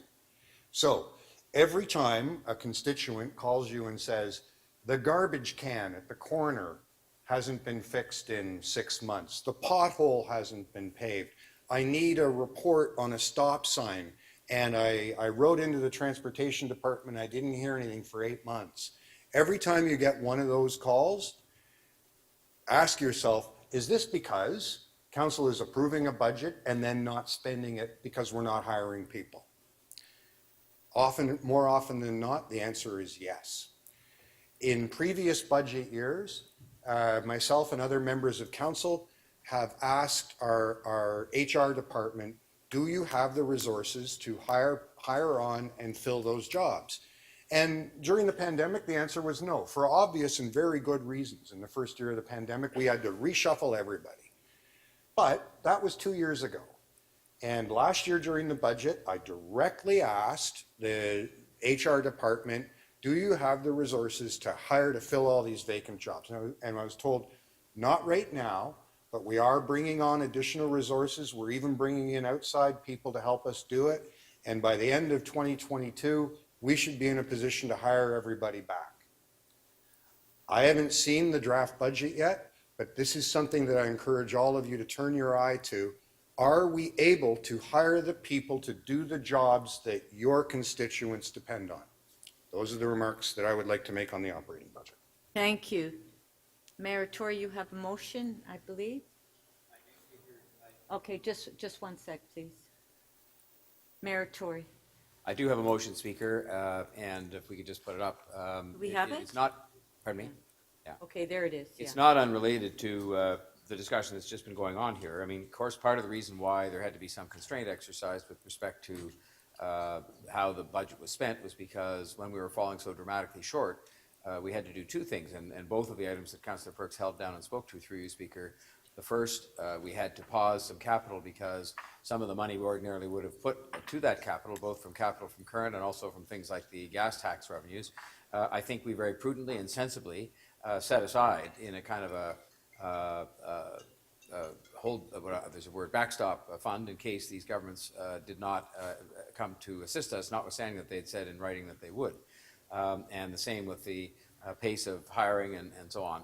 But having said all that, what's now happened, when I say it hasn't happened, but we've been obviously having discussions with the other governments for a huge period of time, really, I guess 6 or 8 months, with respect to helping us with what we knew would be a shortfall occasioned only and entirely by COVID.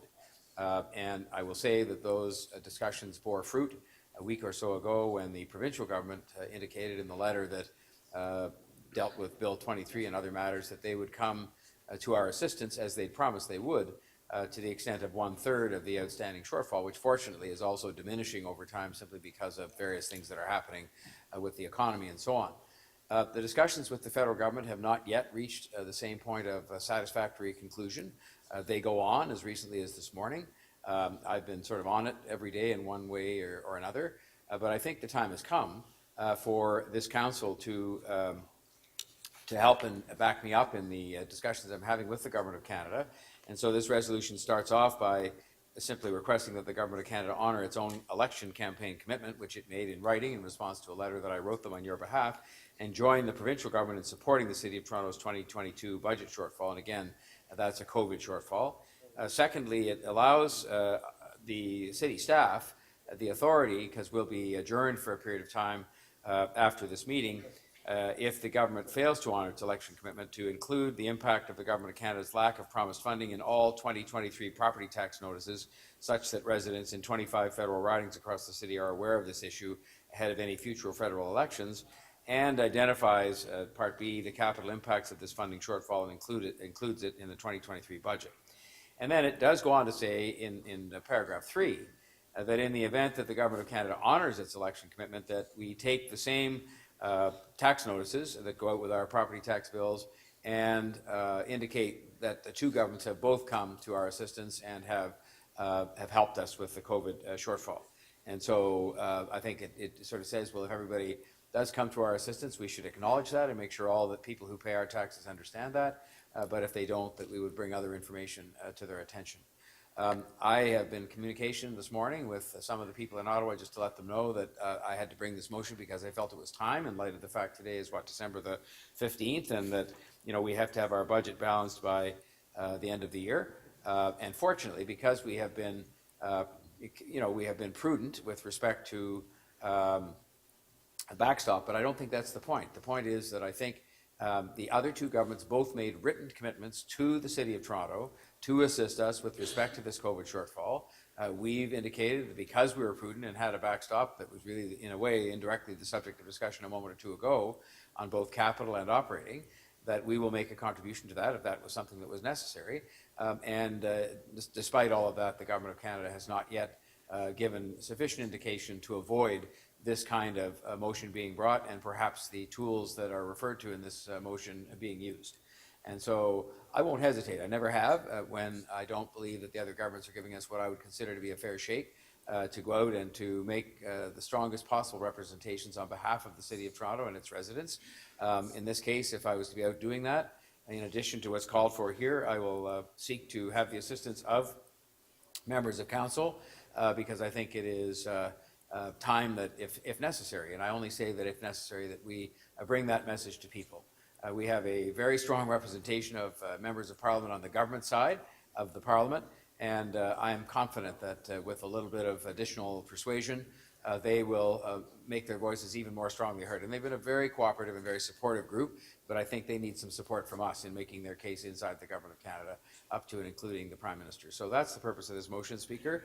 I think it is time, I think it is appropriate, I think it is measured but firm, and I think the actions taken under it, if necessary, will be firm, but I hope that won't be the case.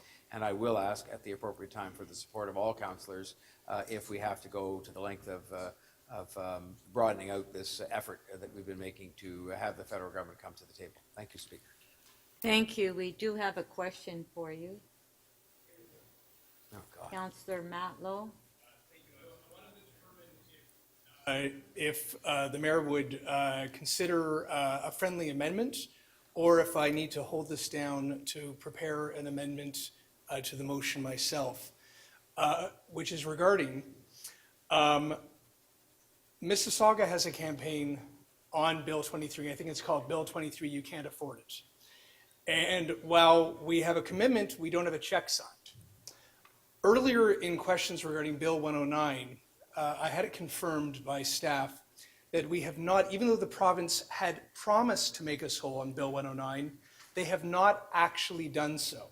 So in other words, we've had commitments, but we haven't had follow through.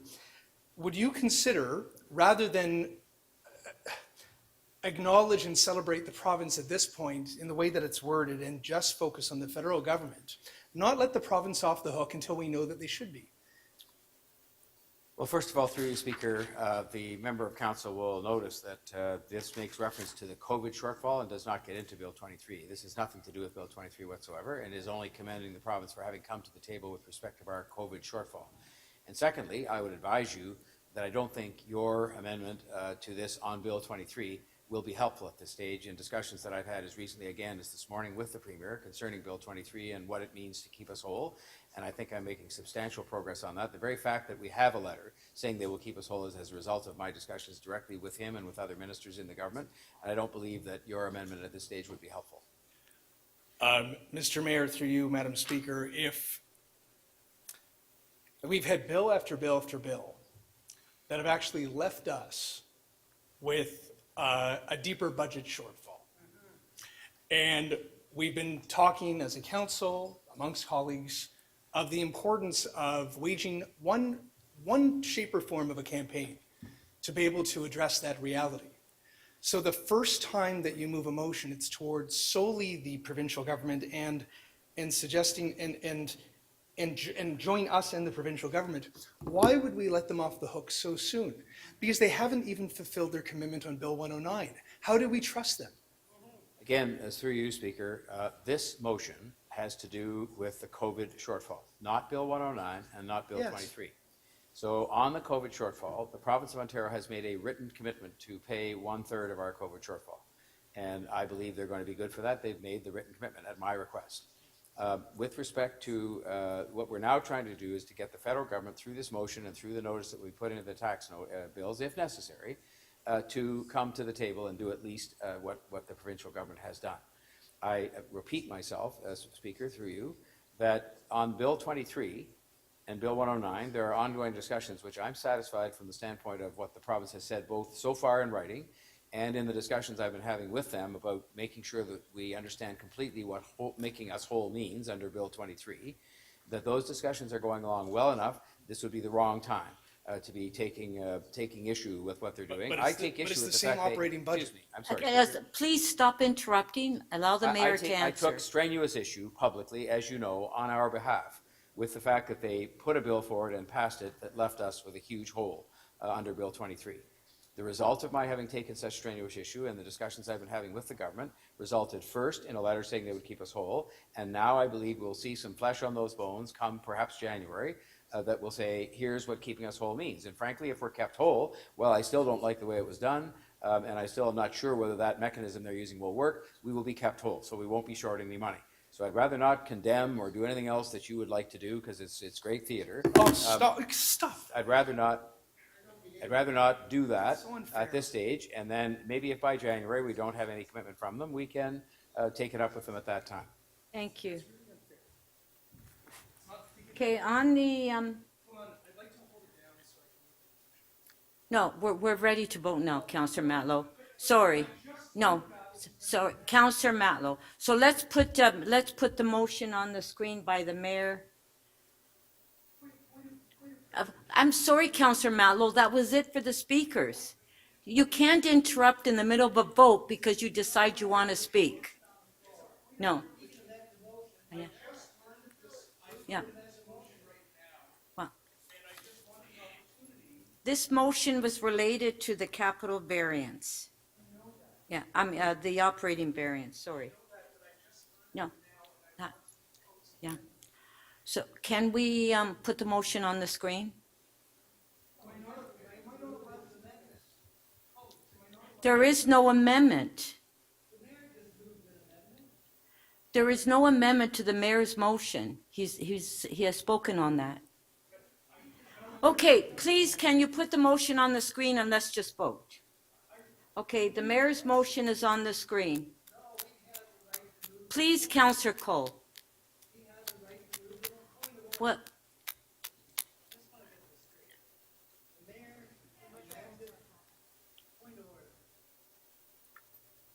The mayor amended a motion that was on the floor, right? Just on the item for capital, the operating variance, that's all he Okay, did. so therefore, why wouldn't Councillor Matlow have the right to also move an amendment to the capital item? He wants to move an amendment to the mayor's No, motion. no, to the capital item. Yeah. Can we ask the clerk for that clarification?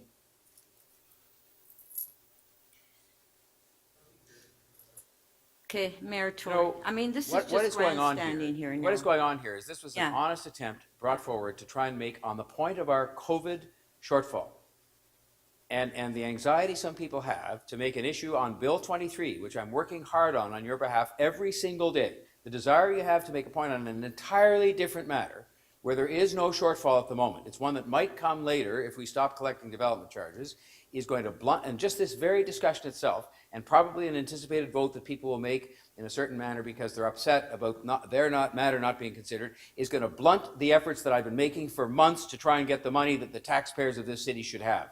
And I just wish for once people would take account of the city's broader interests and what is on the table here, which is a motion that has to do with the COVID shortfall and not Bill 23. People just can't resist getting up and trying to score a point against the provincial government as much as they might deserve it. But they don't on this one yet, because they've said they'll keep us whole, and I'm working hard to get that to be the satisfactory definition that will keep us whole on that matter, which is not this matter. And for that matter, the operating variance report has nothing to do with development charges or Bill 23. That will cause a shortfall on the capital side if it comes about at all. And so I just urge members to support this and stand behind me when I try to get what we need from the Government of Canada to make sure we don't have to cut capital and don't have to raise taxes any more than we're already going to raise them. Thank you. On the motion by Mayor Tory. Recorded vote. Councillor Cole, I'm ruling that we're voting on the motion. Recorded vote. Yeah, no. Recorded vote.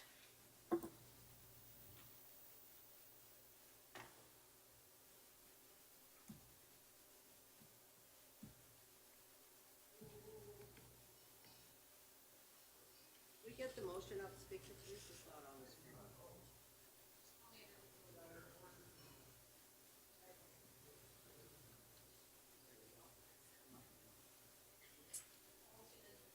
It's on the screen, Councillor Fletcher.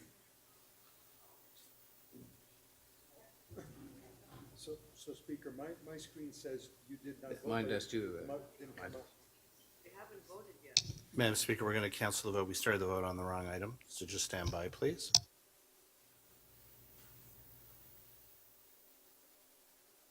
Speaker, the correct vote is now on the screen.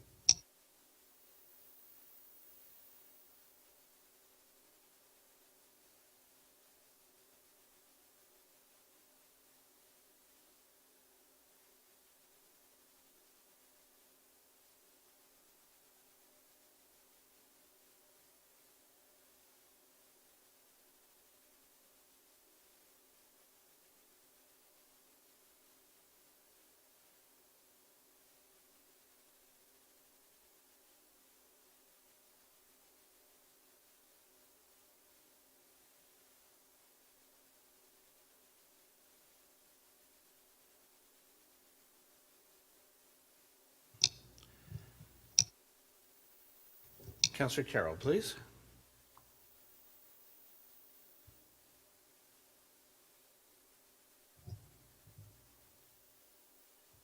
Affirmative. Councillor Carroll in the affirmative. Speaker, motion 1 carries. The vote is 23-2. Item is amended. All in favor, show of hands, opposed if any, carried. We'll go back to the capital. Councillor, do we have Councillor Crawford's motion? Okay, Councillor Crawford, if you can put your name up and just, and if you my name's- introduce your motion? Yeah. Thank you. Quickly, Madam Speaker, this is just the motion I received from legal staff. It's just to mitigate some of the financial impacts of Bill 23. Again, just technical in nature. And I'll be moving that. Okay, the Councillor Crawford's motion, did you want to speak on it, Councillor Crawford? No, it's okay. You just, okay, so we have Councillor Crawford's motion on the screen. This is with the capital variance. On favor, show of hands, opposed if any, carried. Item is amended. On favor, show of hands, opposed if any, carried. Thank you. All right, so we will now go to CC.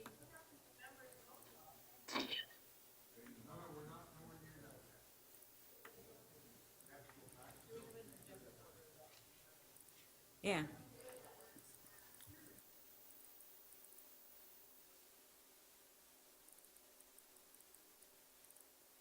Okay.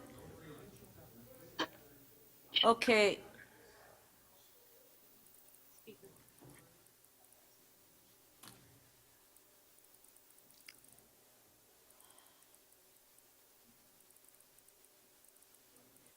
Okay, we're going to CC 2.3, which we started yesterday with questions.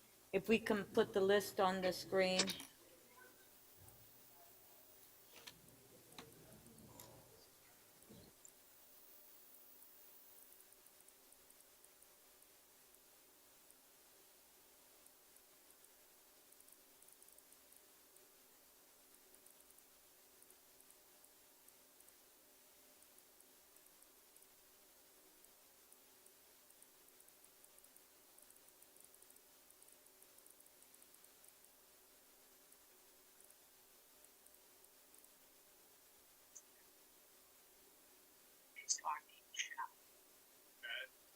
Is this the list that's on the screen? Okay, our last question is Councillor Matlow.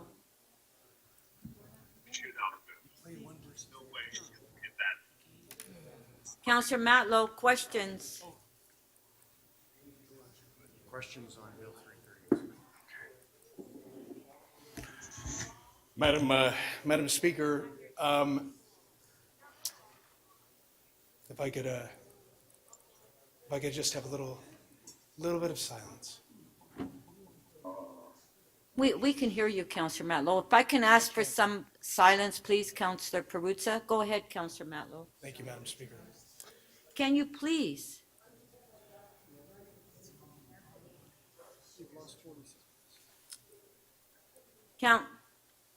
Okay, Councillor, can you please start?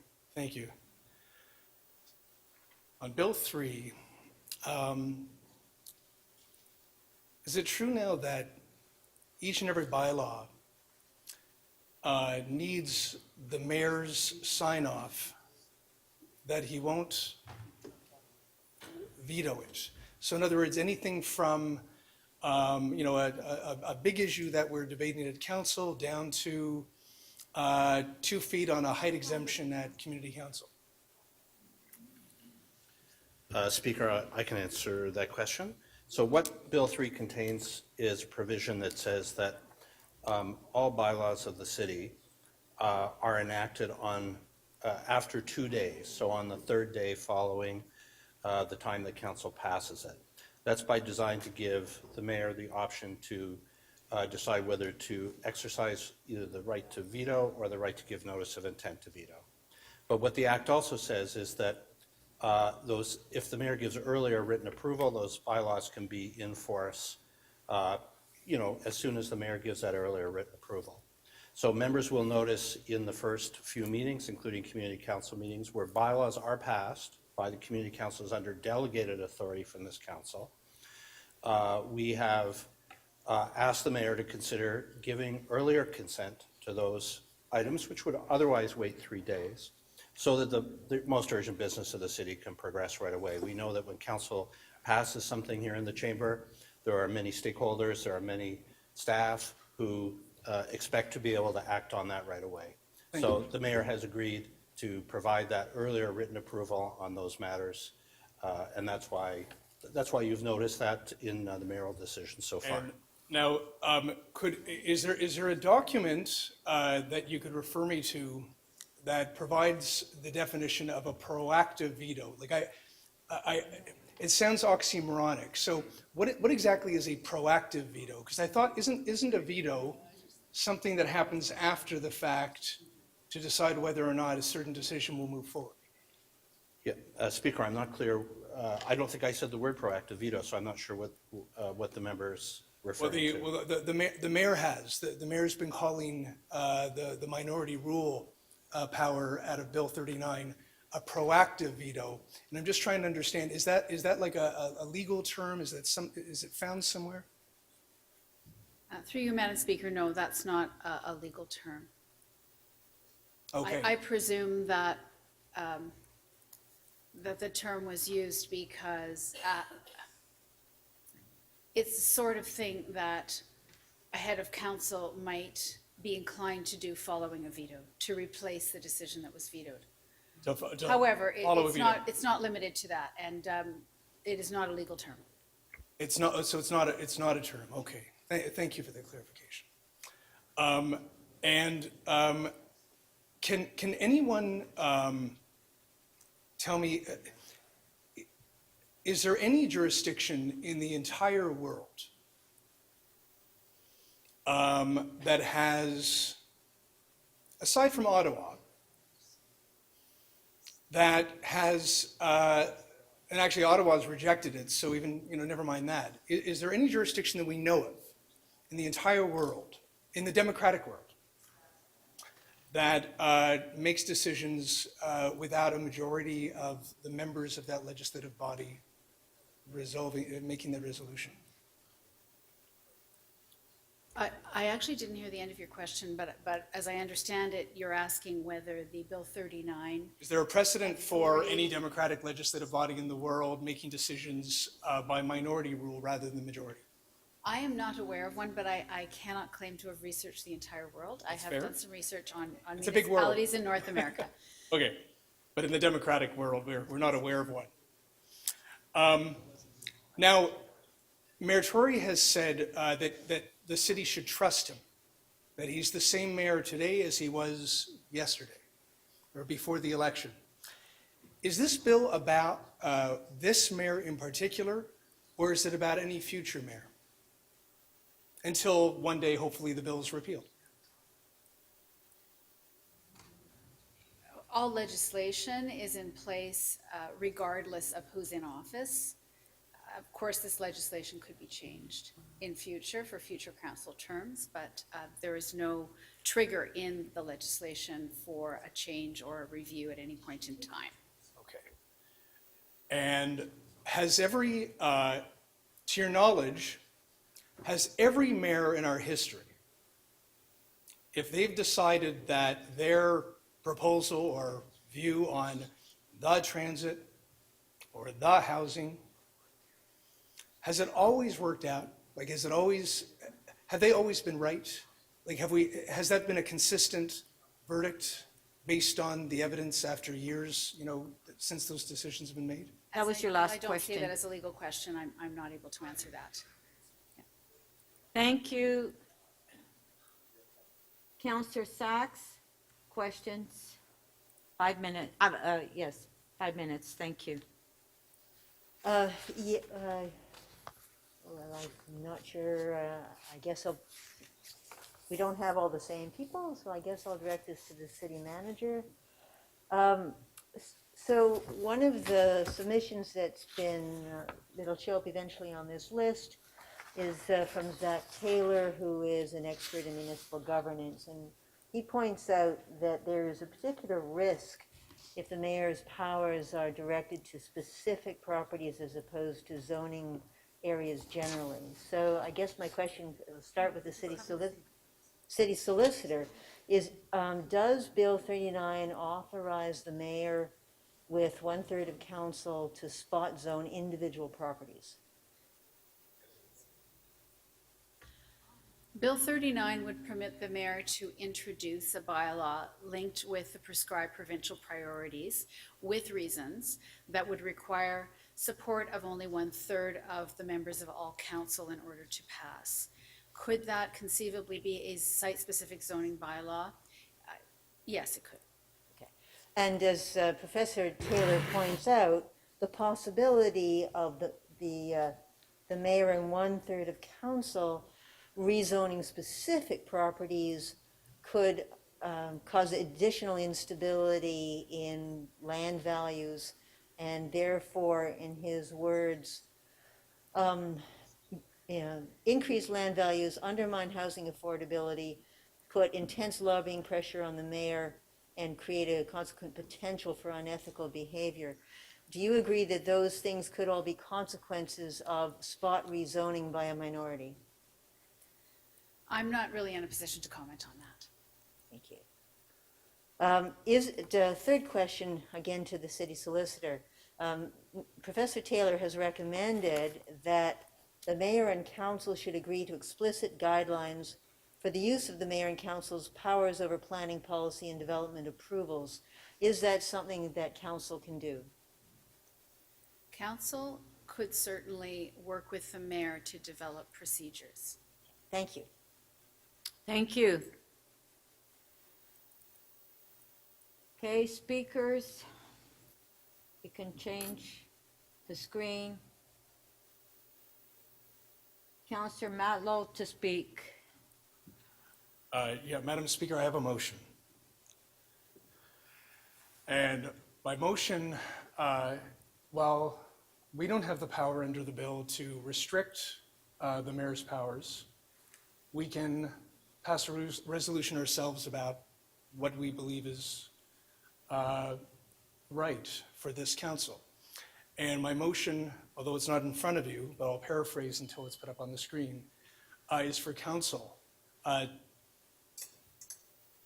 we request that the Mayor of Toronto and all future mayors not exercise any power that allows for motions to be passed with less than 50% plus one majority of council.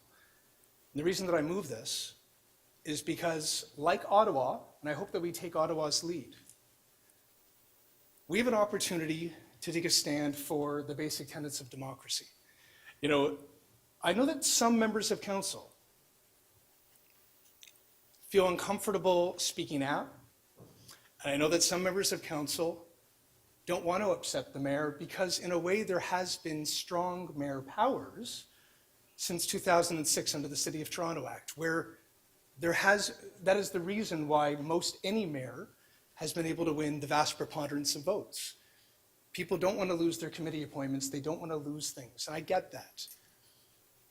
But I have seen that the majority of councillors here have taken a stand for democracy. And the reason they've done that is because even though this mayor may think it's about this mayor, it's actually about any mayor. It's about the framework of our democracy. It's about assuring our communities, our public, that we stand behind the tenets of democracy that every other legislative body in the world shares.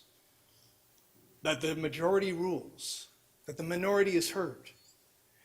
And when this mayor or any mayor says, well, but I want to do it because I want to get the transit built or the housing built, why is that one individual mayor always correct about their idea of what that is?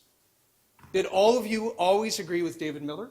Did you always agree with Mel Lastman? Did you always agree with Rob Ford? I mean, just think about this. It's not about one mayor or another mayor. It's about our democracy. And I believe so strongly that this council needs to take a strong position. And you know I'm not alone. There have been councillors like Councillor Bravo and Malak and Cheng and Perks and Myers and Cole and so many others, Perutz, so many others, that have said, this isn't about this mayor, it's about the mayor. But it's also not about the transit or the housing. It's about, like we said earlier, the iterative discussion, that debate that arrives at a better resolution. That's the beauty of democracy. So if this council can't support a motion like I just moved, then what are we? Like, who do we represent? What do we believe in? What are our basic values? We have to think about that. There will be other very good motions coming forward, asking you again for your commitment to our democracy. But I just think it was fundamentally wrong for this mayor in particular to make the request of the Ford government in the first place. And as upset as I am with his behavior on this, I want to say this in all sincerity. If Mayor Tory were to take a stand today and just say, I admit I was wrong, that it was too far, that I believe in things and I want to get them done, but I recognize that the way it works in a democracy is that I have to use the power of influence rather than some legislative tool that I ask for. That's strength, by the way. Strength is sometimes admitting when you're wrong. And if the mayor would do that, then all of us need to provide him that exit ramp, respectful and supportive. And I'd be the first to applaud. And I hope that will happen. Because what I always believed is that even if we disagreed on the Scarborough subway or disagreed on the Gardiner or had policy debates, that all of us believed in democracy. 5 minutes, 5 seconds. And I hope that our votes today will reflect that conviction that's shared. Because I believe... Thank you. Thank you. Councillor Pasternak, you have a question? 3 minutes. Clarification of the motion. There you go. Yeah, I'm just wondering, under our current rules, before any of the legislation, 8 votes is the lowest needed to carry an item, a motion in this council, as long as you have quorum, 8 to 7. Are you suggesting altering what we're currently working on? What the motion reads, Councillor Pasternak, and thank you for that question, is that we can't change what the provincial government does. We can't rewrite Bill 39. We legally can't restrict the powers of the mayor that the province awards him. But we can take a position ourselves as a council that we believe in majority rule, that we believe the majority rules, the minority is heard, like every other democracy in the world. So this is really a reformation of our commitment to democracy, like Ottawa did only a short while ago. I think there was a misunderstanding. Are you aware that a vote can carry here 8 to 7? No, it's 50% plus 1. There's not a number. No, if you have quorum, a vote can carry in this chamber 8 to 7. But it's Is that still not correct? But the majority, it still has to be the majority. Like if 7 out of 8. Yeah. Like, yeah. Okay, thank you. Fair question. I think you should articulate it. You got another question? Councillor Moyes, 3 minutes. Thank you. Through you, Madam Chair, a question to the mover. Speaking to Councillor Perks last week, he mentioned that speaking to staff, that even though this is brought forth and passed, this motion here, it has no weight in the sense that if it passed, the mayor can decide to use it or rescind it, and also to any future mayor beyond 2026 can also choose to not follow this. So my question is, what's the purpose? What's the point? What is the Yeah, purpose? what's the point? You're right. You're absolutely right. I mean, when you spend a little while in this place, what you learn, sadly, but very quickly, is actually the preponderance of items that we vote on, we have no power over. So much of it is, please will the province do this, please will the province do this, or that, or we make requests, et cetera, and we don't have a lot of power. What this does, though, just like, today we moved a motion, we want to do a campaign toward the federal government, or et cetera. We have the ability to state our position on things that are important to us. This council has done this repeatedly, over the last century. And on this one, while we can't compel the mayor, this mayor or any future mayor, to abide by the tenets of democracy, we as a council can make it very clear that that is our position, that is our expectation. And I expect that any mayor that would be asking for our trust would want to work with the position of the council. And I think it's really important that we take a stand. But it's not just for us, right, Councillor Moyes? Our public, right, the people that we represent. Mayor Tory just yesterday said that nobody ever says to him that they care about Bill 39. I just couldn't disagree more. I hear from people, as you have. I mean, think of the petitions that all of us put forward. Thousands and thousands of Torontonians want us to take a position. They want us to take a stand. And I think that this is something that we can do to demonstrate that we recognize what they're saying to us, that this council believes in democracy, and that we are going to be making the request of the mayor. And again, this isn't about Mayor Tory. It's about any mayor in the future, that they should be committed to the basic tenets of democracy. That's what this is about. Thank you. Thank you. Yeah. Councillor Holiday, 3 minutes. Thank you, Speaker. I think Councillor Pasternak asked an important question, and I think it's worth clarifying because the words are fine. In questioning on this item, someone asked the clerk, does that mean 8 out of the people that are in the chamber at the time? And I'm going to paraphrase, the clerk's response was, no, it's 8 out of council, out of the entire, body of council, no matter who's in the room. Do I understand that your motion is more akin to the procedure bylaw that we've got? So if we have just over quorum in the room, it's not It's the majority. 50% of council, so it's not 14 council members, no matter who's in the room. It's 50% of the people that are in the room at the time. Thank you that I don't think I heard Councillor Pasternak well enough, and I appreciate, council is who is in the room, who is part of quorum at that time. So no, it doesn't mean that literally, it doesn't change that everyone has to be in their seat at that exact moment. Council is the congregation that is there as part of quorum at that time. Thank you. Thank you, that was Appreciate it. very helpful.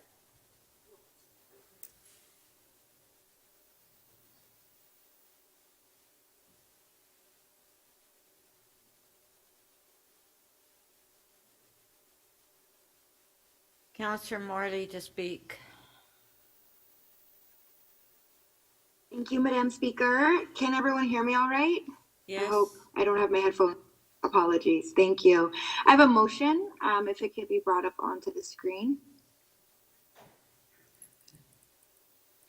So we've been talking a lot today about symbolic stances that we can take on issues that don't particularly fall under our purview, but that council of importance, that we do still take a stand, and we do, share our feelings and opinions. I was joined by many members of council and my colleague, Councillor Bravo, to submit our objection and concerns to this bill directly to the province as part of the initial process.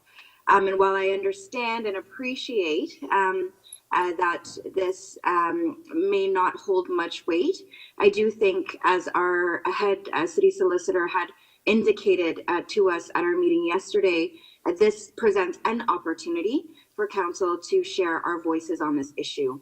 And so my motion is simple. It's that City Council requests the Province of Ontario to repeal repeal Bill 39.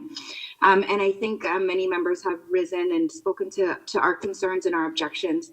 And for me, fundamentally, you know, when we look at folks in positions of power, using that power to disenfranchise voices, especially those voices that have been on the margins, that deserve equity, and that are still fighting, you know, to have representation.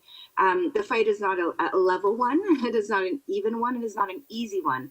And so I think it is important for us as individuals, as leaders in our society, to stand against abuses of power or overreaches of power, which we've heard time and again. This is unprecedented.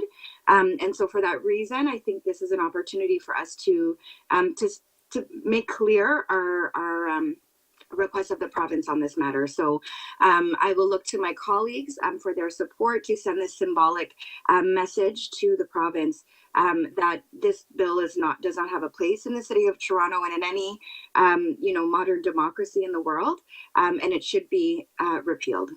Those are my comments. Thank you, Madam Speaker. Thank you. Thank you.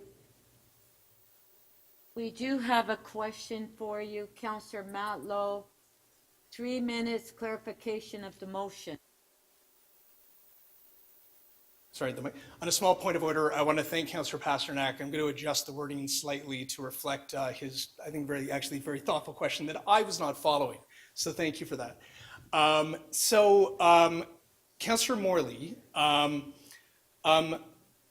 is it not true that not only have many thousands of Torontonians asked for council to take the very position that you are requesting through your motion, along with the motion that I've moved as well? But moreover, is it not true that every living former mayor of Toronto has also requested the mayor to rescind the support for Bill 39 and for this decision to be reversed? That's my understanding. And why, could you just expand a little bit about why do you believe it's so important for council to take a very clear position toward the province that Bill 39 is wrong for democracy and wrong for our city? I think I covered a little bit in my comments around sort of an abuse of power and an overreach by the provincial government.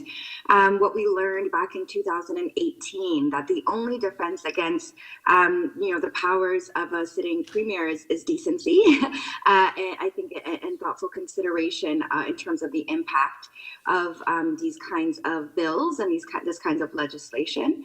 And so, unfortunately, we've seen time and again a lack of consideration, a lack of consultation, I think, and frankly, a lack of appreciation for the real impact that this kind of legislation is having on Torontonians. And, you know, it's been, in fact, we're going on, you know, quite a number of years. And I would argue that many of the pieces of legislation have been quite detrimental, specifically as it relates to equity deserving groups. And beyond scrambling to make a deputation at Queen's Park, and however, you know, you and other colleagues have been expressing our opposition to this, do you recall any consultation at all by the Ford government with members of council or the public at all at any time, and in particular before the municipal election date?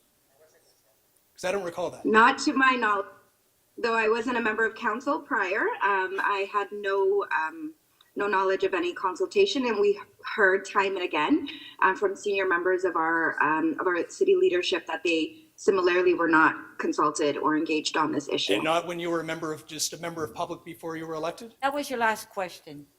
Thank you. Definitely not. Okay. Thank you, Councillor. Thank you. Councillor McKelvey? Thank you, Madam Speaker. Councillor Morley, there are 3 schedules that are included with Bill 39. Schedule 1, City of Toronto Act 2006. Schedule 2, Duffins Rouge Agricultural Preserve Repeal Act 2022. And Schedule 3, Municipal Act 2001. Would you take it as a friendly amendment to vote on these 3 or to include these 3 schedules as separate items that we could vote on? I would. Thank you. Okay, thank you.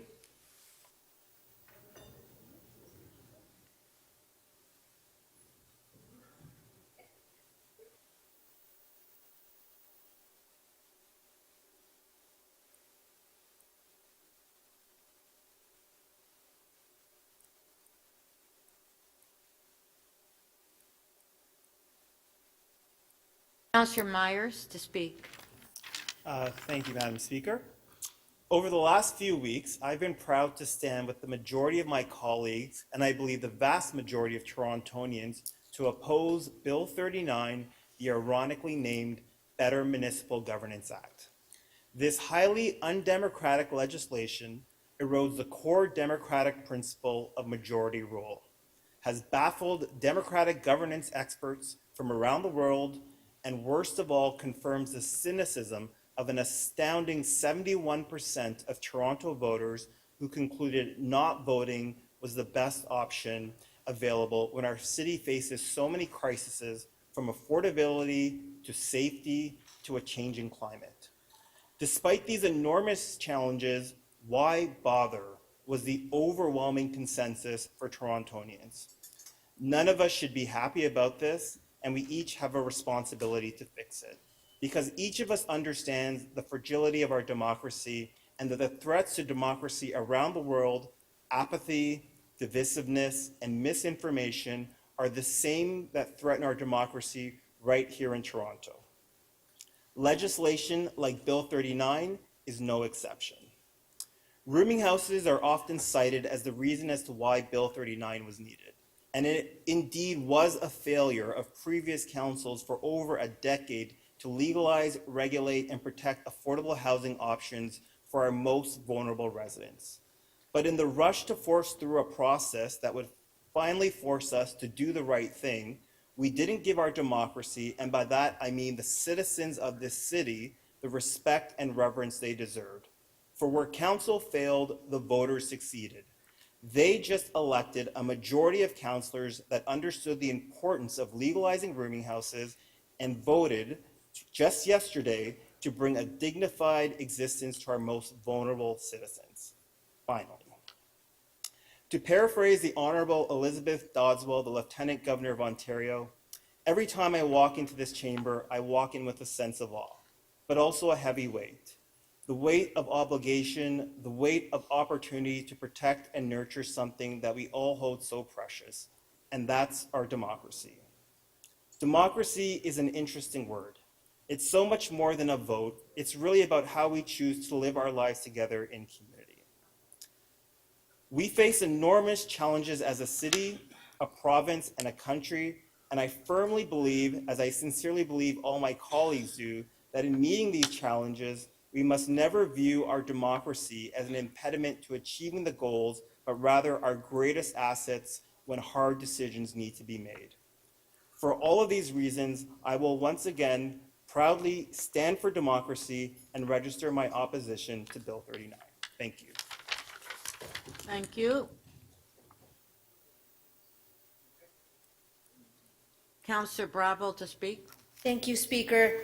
I have a motion. While it's displayed, I'll read it out. That Toronto City Council reaffirm its commitment to the principles of democracy on which our procedures bylaw is based. That, quote, the majority of members have the right to decide and the minority of members have the right to be heard, according to Section 2.2 of the Toronto Municipal Code, Chapter 27. So what does it say? It talks about members' rights, that once a meeting is duly constituted here at Council, i.e. quorum, that one, the majority of members have the right to decide, that two, the minority of members have the right to be heard, and that three, all members have the right to information to help make decisions unless otherwise prevented by law. We heard yesterday from the city solicitor that we would be in a better position to make a decision with more information. There's a lot that we don't know, and that was clear on questions yesterday and today. I'm actually really sad. I'm sad that we have to have this debate here at all, because we're not talking about policy. We're talking about fundamental freedoms that are guaranteed in international covenants. That's political rights.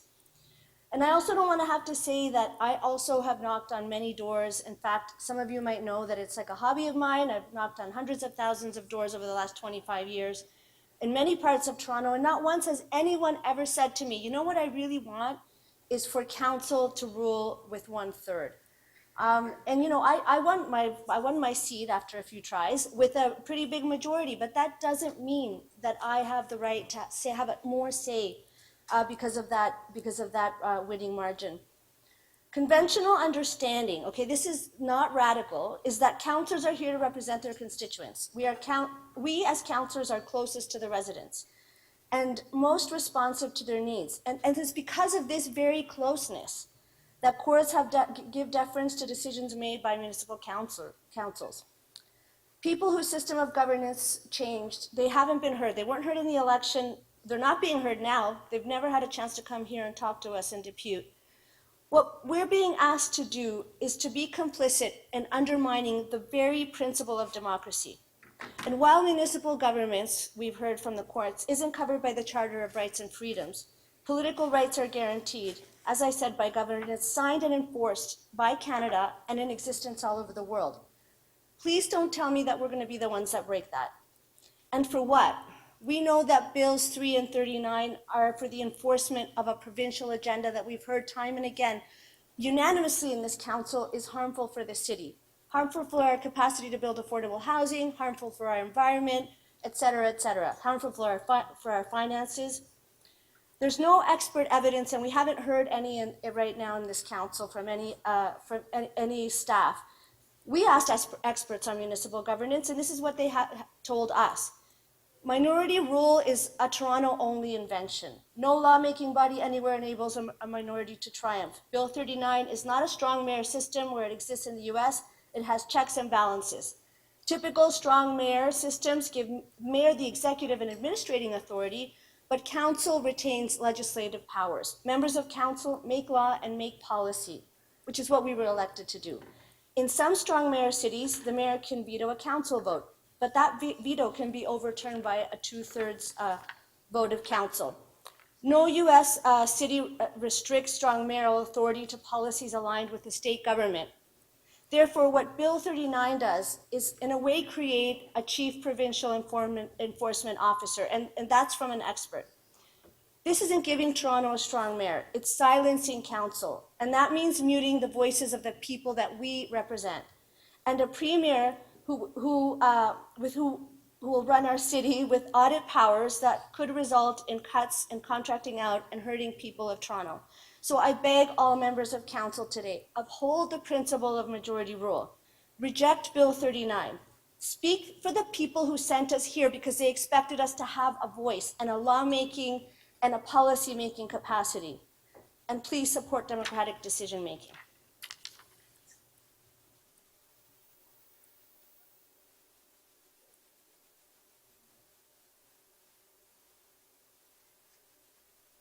Councillor Malik? Thank you very much. What I'm going to say will not be new to many of you. I'm saying it from the very start, and it's actually, the reason why me and so many of us are here today, and it is the principle of democracy, right? All the different reasons and the journeys that we have been on to actually make it here, to be able to change lives for the better in our city and in our communities. And allowing for the approval of new bylaws by only 1/3 of members of council is fundamentally undemocratic. It flies in the face of what so many of us came here to do. A majority of this body has affirmed this, and I am very proud to stand with all of you. From boardrooms to Parliament Hill to Queen's Park itself, having decisions made with less than a majority is out of the question. We heard from the city solicitor yesterday and today that there is no precedent for this type of minority rule in any other democratic jurisdiction in North America. Oh my gosh, I'm so sorry. There's something about this council chamber and this awful sinus infection that I have. I'm very sorry. You got this. Yes, thank you. It's just embarrassing more than anything else. Thank you, appreciate it. We have an affordability crisis in Toronto. That's what we spent our time talking about yesterday, and I welcome the urgency to address it from all different levels. However, we know that Bill 39 is not about housing. It's about an attack on democracy. What we did yesterday, collectively, collaboratively, and as a majority, voting in favor of the future of housing in our city, that is about housing. That is about addressing the urgency that we know exists. We cannot break the fundamental rules of democracy to ensure that the Premier's agenda is pushed through the city. We must uphold the principle of majority rule in our words and in our actions. Bill 39 needs to be repealed, and Council needs to make that absolutely clear to our provincial government. Thank you so much, and thank you for your patience with me and everything.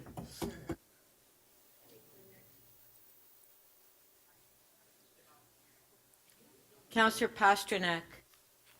Yes, thank you, Madam Speaker. I have a motion.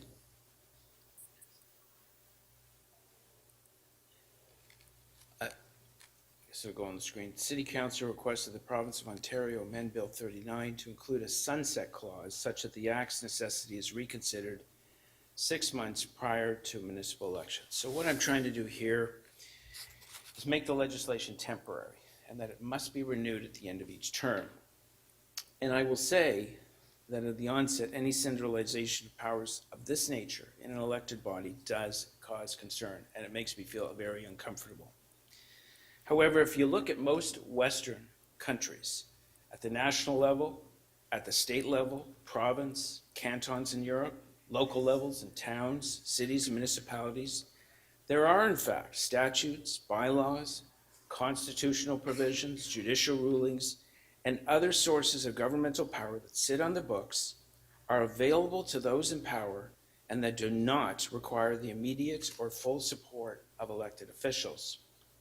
As we saw during the pandemic, there were laws that centralized power in the Prime Minister's office, with our provincial premiers and our mayors in our towns and villages, and are on the books in Canada.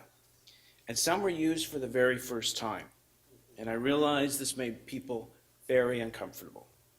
But the checks on them are always fluid. The court of public opinion, the courts themselves, the provisions of use in the laws themselves. The mayor is bound by these same constraints as the provisions in Bill 39. Court of public opinion, the courts themselves, and the power themselves. And the power themselves, while giving pause to our democratic values and traditions, are in fact provisions that will sit on the books, tightly prescribed, and can be used rarely, maybe even never, by a person, this mayor, who is both thoughtful and responsible. And my motion seems to address some of the fears that what happens with the next mayor. This legislation will end at the end of this term. It can only be enacted again by action of Parliament. We as a council do not ask for these powers, nor do we want this debate, as it distracts us from the important work the people of Toronto sent us here to do. And yet these are on the books now, and the worry is that they will fall into the hands of the future mayor. And that is why we're asking for this motion. Can this solve many of the problems facing Toronto? It might, but I think not. Can it help along the way? It might. If you feel our homeless crisis is solved, then maybe the mayor doesn't need or want these powers. If you feel that our housing crisis is solved, then maybe they are redundant. And if you feel affordability is under control in our city, then let's send a message to the province that these great challenges are solved and that the powers are not needed. But these are not the cases. It seems like just yesterday that some of the same persons who are calling Bill 29 undemocratic were calling for the activation of the Emergency Management and Civil Protection Act to tackle the homeless crisis in our city, particularly in 2019. This state of emergency, a provision of the City of Toronto Act, is designed to deal with events such as natural disasters or disease outbreaks that allows the mayor to act with delegated authority without council approval. Although you do have to come back after 30 days and delegate that authority. Now this sounds like the mayor would not need a third of council support, but zero support of council under this emergency measures. And they're on the books right now, and they were advocated for very strongly back in 2019. In the end, we're facing legislation that is passed and is law. It is our responsibility here not to polarize council or demonize our mayor or the premier, but move forward cautiously, responsibly, in trust that the goals of the powers are modest, the usage will be rare, and together we will solve the great problems that we face. It is not ideal, it is not our first choice, and it may not work.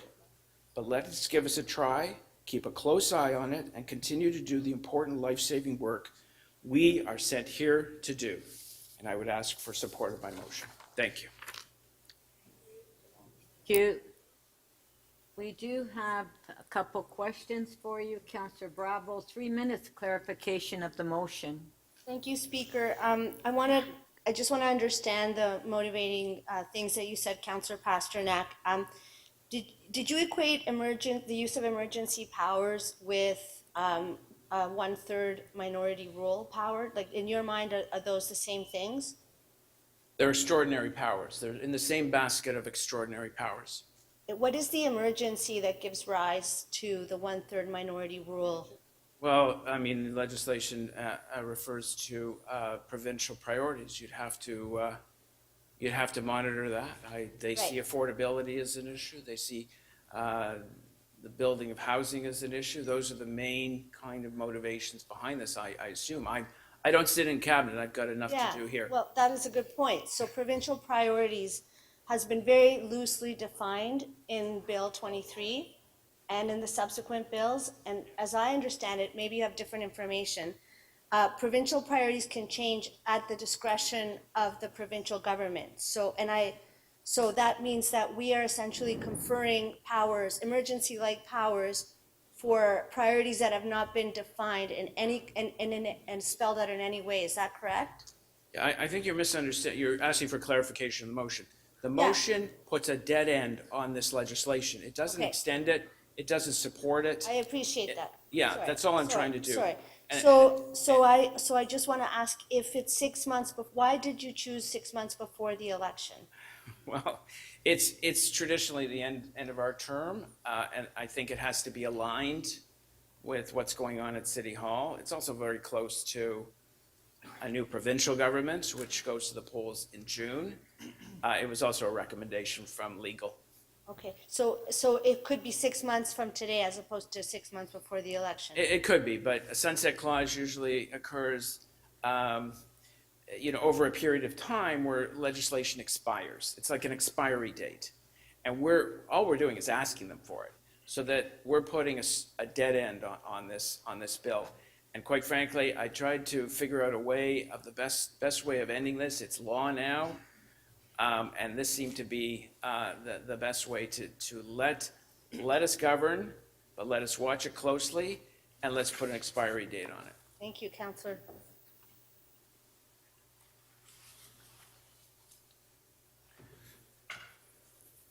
Councillor Matlow, 3 minutes. Yeah, I'm trying to understand this motion, Councillor Pasternak. So you're suggesting that we as a council request, I mean, I'm paraphrasing, but the way I read it is that we'd essentially we would support having the majority rule, the democratic principles suspended until 6 months prior to the municipal elections. Is that not a fair summary? Well, I feel my role here is to do what's possible and what's logical, and we are here governing under the art of the possible. So this is what I came up as the best way of managing this situation. It is neither supportive of the legislation, against the legislation. It puts a dead end on the legislation. But doesn't it capitulate? Well, I'm not running an army here, and crossing swords with the other levels of government is not the philosophy of this mayor or a cooperative federal system. I think and I spoke to legal in the mayor's office and took this idea to them, and they agreed that if it has a dead end, then that's the safest way of dealing with this, the best way of dealing with this. Sorry, the mayor's office agrees that this is the safest way? I'm counting on their votes, so. But you're going to the very source anyway. I mean, what's the bar though? Like, when we talk about an emergency declaration, typically it's like, a natural disaster, a pandemic as we just experienced. Would really a provincial priority, an extension of a transit line, does that really meet the test of suspending democracy for the next, 3.5 years? Clarification of the motion. No, please. that is the motion. No, if you'd like to get into an esoteric debate. No, I mean, it's the motion. I'd be happy to accommodate.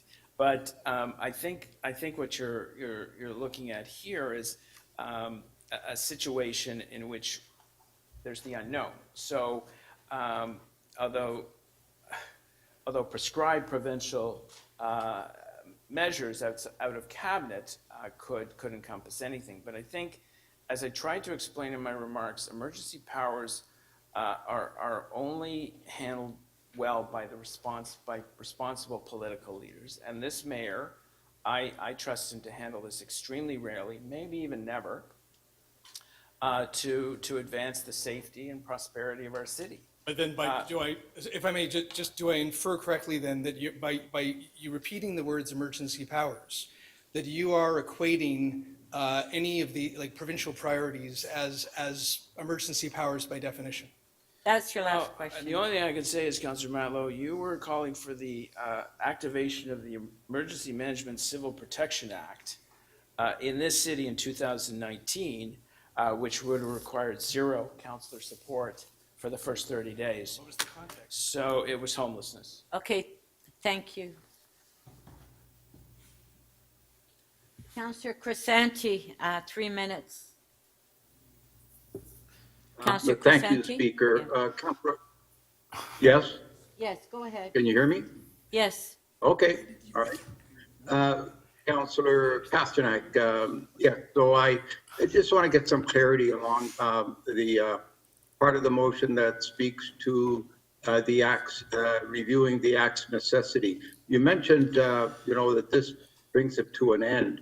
I read this as saying that it's the opportunity for the province to review what's transpired over the last 4 years at that time, and then decide on whether or not this act, Bill 39, is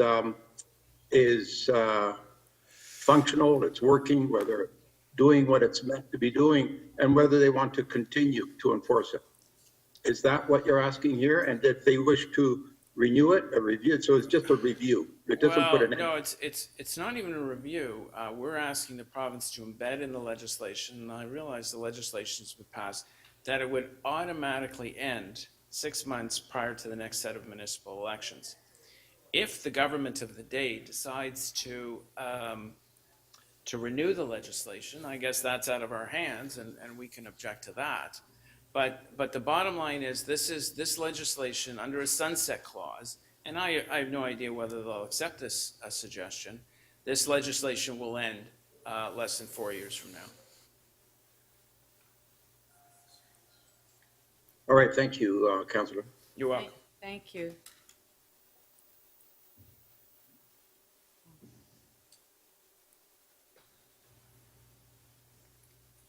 Councillor Sachs, 3 minutes, clarification of the motion.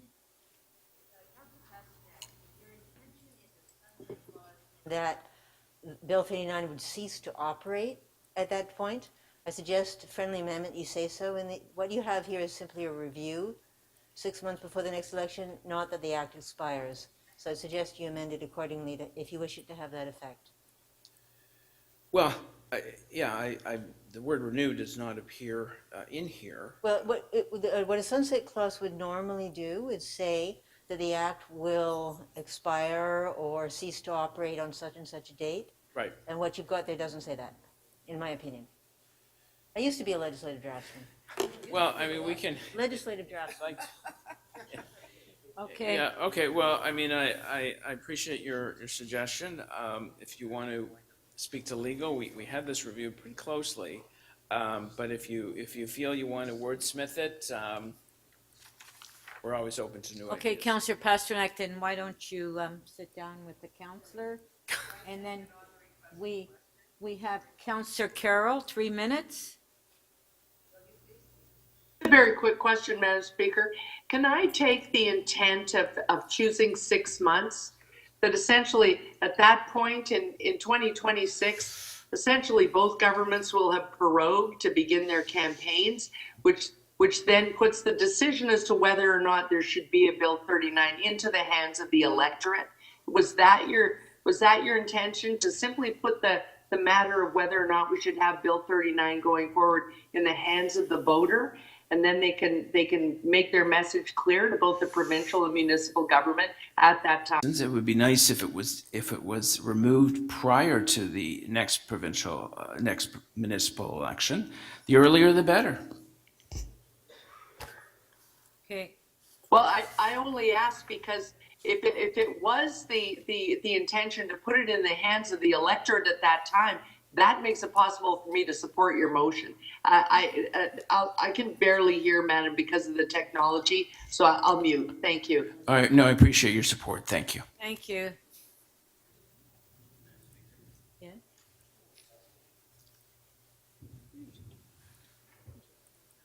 Oh, it's back, John. John, it's back.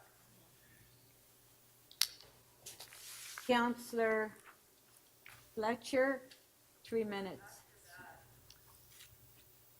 After that, I rest my case about the online consultations, that we need to have much better job. So I guess I'm just being clear that I can vote to repeal Bill 39, but I can, assuming that that doesn't happen, I can vote that the government would, within 6 months, we could request them to do that. You're not intending this to replace the vote to repeal, are you, Councillor? No, I'm certainly not the speaker, and No, I'm asking and you. don't want to be. But I believe both motions would be in order, and if It's one not in carries. order. I'm asking your intent, I'm sorry. Yeah, it would not, if one carries, the other would not be redundant, but I'll leave that up to the speaker. But it would not preclude motions that ask for its immediate repeal. So But I'll leave this, that- you're I'm not the- intending for this No, bill this to is- supplant, yeah, your no. motion to supplant a repeal motion? It's a companion. Based on what I've seen that's on the floor for voting, I would say, I would describe this as a pretty important stopgate because it's reasonable, it's sensible, and it's a compromise. But. compromise for But what? those motions, look, I can't speak to the order of the motions and what will be declared redundant. I'm assuming all the motions put on the floor so I'm far. not asking you to be the speaker, I'm can- asking what you're doing. No, I would put all those motions to a vote. So I'm This is not to asking you, undermine your any- intent is not to No, supplant a vote to repeal, No. but your intent would be this is a companion Yeah, piece so, I mean, I to would- repeal. Right, well, yes, so this puts a dead end, this isn't even repealing, the legislation, if they agree to this, the legislation will die. And it will be up to the government of the day on whether to renew it. I meant to go on the speakers list a little earlier, this was not Right. some kind of poison pill. No, I In understand. the middle of the debate, so. So I'm basically asking, this could be seen as a companion piece to repeal. Obviously, that's a request, and this is a second request to also kill it 6 months ahead of time. It's not intended to supplant that motion. That's not your intention. No, this was just another idea on how to handle the situation. And could you say it is a companion piece to a repeal motion? I'm sure what a companion piece. Companion meaning It'll be- they help one another. Well, it's not done to replace, it's. No, an they alter- help one another. I would say this is a more pragmatic way of getting the job done. So in other words, that sounds to me like replacing the repeal motion, Councillor. No, I'm not In your trying intention. to, I'm not trying to undermine anyone else's motion. I think this has a much more likely outcome, a much more likely positive outcome. Thank you. That was your last question.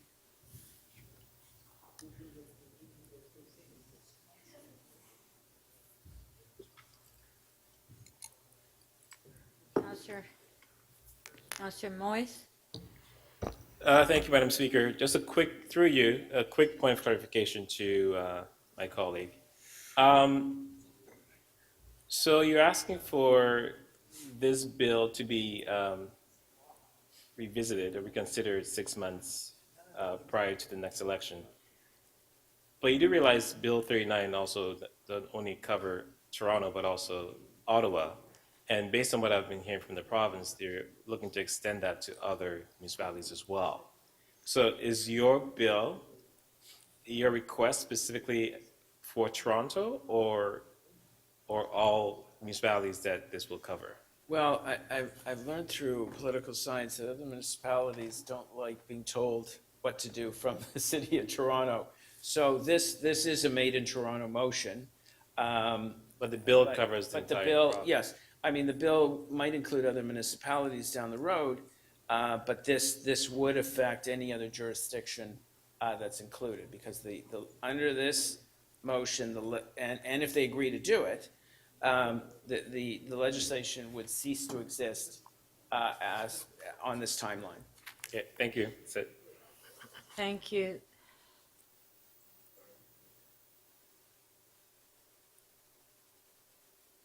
Councillor Chang to speak. Thank you, Madam Speaker. I stand before you today as not just a fellow councillor, but also a mom raising a 9- and 7-year-old. Like many other parents here, I'm worried about the future of our children. Many of us remember riding our bikes freely in our neighborhoods without sunscreen and without fear. Young people today do not have these luxuries. Instead, they live with climate anxiety, which studies have shown affects their mental health, and the pressure of not knowing if they'll ever be able to afford a home and raise a family.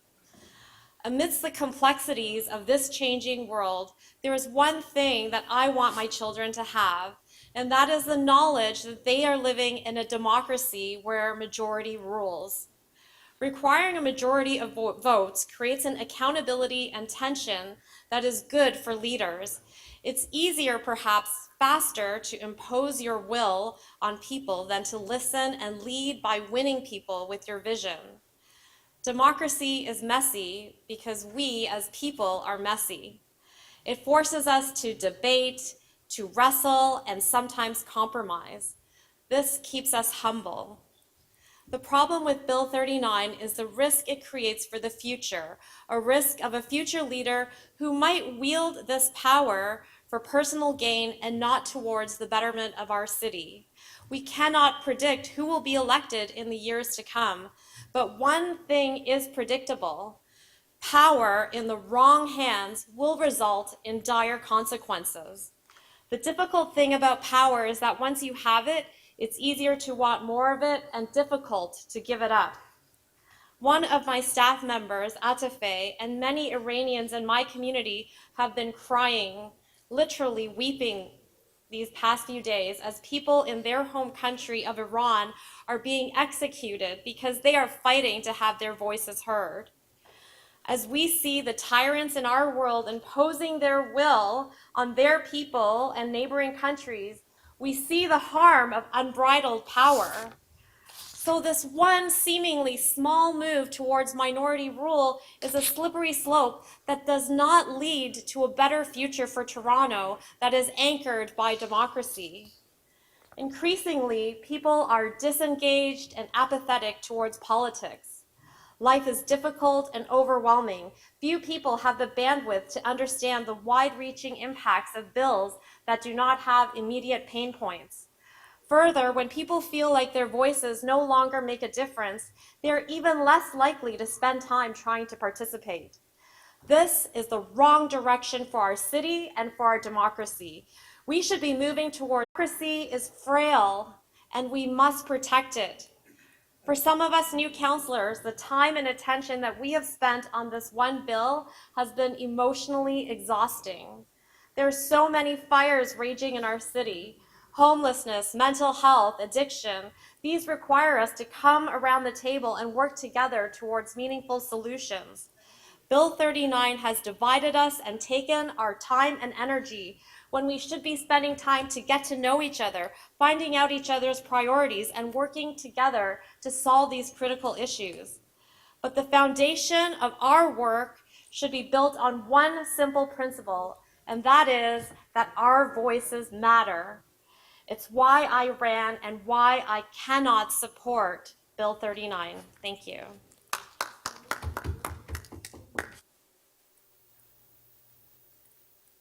Councillor Perruzza, I don't see at your desk. Are you speaking? Well, I'm not inviting you. Your name's on the list.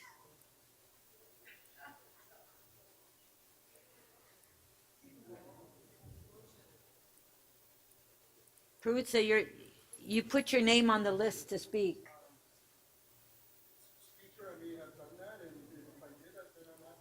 Words. Well, you don't have to if you don't want to. No, I'm happy to. I'm happy to. So Speaker, let me just take a second to catch my breath here, because this is an important one, okay? And maybe if I can just sort of collect my thoughts a sec, okay? Let me start off by saying this, that I've always loved this place. I've always loved it. I don't know what you want to call it. You want to call it a legislature? You want to call it a council chamber? You want to call it a meeting room? It doesn't matter, and I don't care. I love it, and I've always loved it. Let me tell you why. This is, from my perspective, the cradle of democracy locally. Without a doubt. Without a doubt, it's the closest thing that we will ever have to old Greece, old Athens, right? It's the place where the citizenry gets to come to and gets to have a conversation. Granted, they no longer get to speak, not here, but they have their elected representatives here be able to speak for them, right? The to and fro, and then you have a vote, and the majority wins, right? The majority carries the moment. And the Torontonians look at that and they say, some will agree, some will disagree, but they all, for as long as I've been there, irrespective of what mayor, I've been here since Mel Lastman, Miller, Ford, Tory now, or the next one, always kind of been the same. The mayor's always exerted a tremendous influence over council, and I've never seen a mayor lose a vote, ever. Yes, you did. No, well, Ford. Land transfer tax. Councillor Fletcher, please stop interrupting. I did vote against the land transfer tax the first time, and then we got a better deal, and that's the way democracy should work. In fact, I was here when we had the Gardner debate, and that was the first one was a very, very close vote. It carried, but to the credit of the mayor, he went away and he said, you know what, I think I can make this plan better. I can strengthen it. And he did. He made the plan better, brought it back, and he even got my vote on the second one. That's the way I've always seen it work. And, you know, and that's how Torontonians sort of accept it. They've always accepted that. You know, you get more votes, you win, you carry the day. You know, you play a game, right? In sports, you score more goals, the team wins. Right? Imagine the King of England last week decreeing that England playing France lost 2-1, but saying, boys, don't worry about it. You won just the same. Go douse yourself in champagne, and you're moving on, and France is going home. Who would have accepted that verdict? Who would have accepted that verdict or that decree? Not a single person. You see, because what happens if you do that, then it's not about winning or losing or carrying the moment. It's about justice. It's about the losing side, the majority group, seeking justice because they feel that they have been cheated. I agree. The mayor should have executive authority. I've never disagreed with that. He should. Why? He runs citywide. You spend $2 million, you get 400,000 votes. You know what? There should be a system in place that gives you You know, you get the microphone in your face every day by the public and the media and everyone else. I get that. But there has to be another way. They've invented other ways in other jurisdictions that work just fine. Maybe we should have a presidential system or a gubernatorial system of some kind where the mayor has that executive authority. But 1/3, I never, ever, ever want to be with 8 people, 9 people carrying the day on an issue because I can't go home and say to myself, Thank you. Thank you, Councillor Perruzza. Councillor Perks to speak. I mean, who can top that? Speaker, I have a motion. I move that City Council refer the item to the Executive Committee for consideration. Speaker, yesterday we asked questions of the clerk, of the city solicitor, and other members of the staff about some of the particulars of how this would work. We asked, for example, if a mayor uses these powers and somebody feels that it's outside the mandate given by the province, can anyone on council do anything about that? And we were told no. We were told your only relief would be to seek court action, but that would be very, very unlikely. We asked about what happens if someone tries to amend a bylaw brought by the mayor, and would that be a majority vote or not a majority vote? And frankly, I've been getting conflicting answers because we don't know. I asked, what about the fact that it spells out that the mayor can bring a bylaw when we don't actually debate bylaws, we debate items and later confirm them through bills. And the clerk said, well, that's something we're in discussion with the province about. There are many areas of this legislation that we simply don't understand. We don't know how it's going to work. And despite the best efforts of Toronto's professional public service, there's no information they can give us. And the city solicitor, I asked her as my final question, would council be better off voting on this item after we get that information? And the city solicitor, and I just went over and confirmed it, said council would be well advised to wait to make decisions on this until they have full information. That is what your lawyer told you. Your lawyer told you you need more information before you make decisions on this. So we should not be directing the city clerk and the city solicitor to amend our bylaws, to amend the procedure bylaw, when we don't know what the consequences will be. That's what your lawyer told you. The second thing that I think is very important for us to keep in mind about this debate is nowhere ever did anyone ask a single voter in the city of Toronto what they thought about this. In July, this council approved a motion, voted on unanimously, I think. The mayor supported it, deputy mayor moved it, saying city council endorses the idea that this government has to be consulted and the people of Toronto have to be consulted before there are changes to our governance. That's what the deputy mayor and the mayor voted for. Here we are.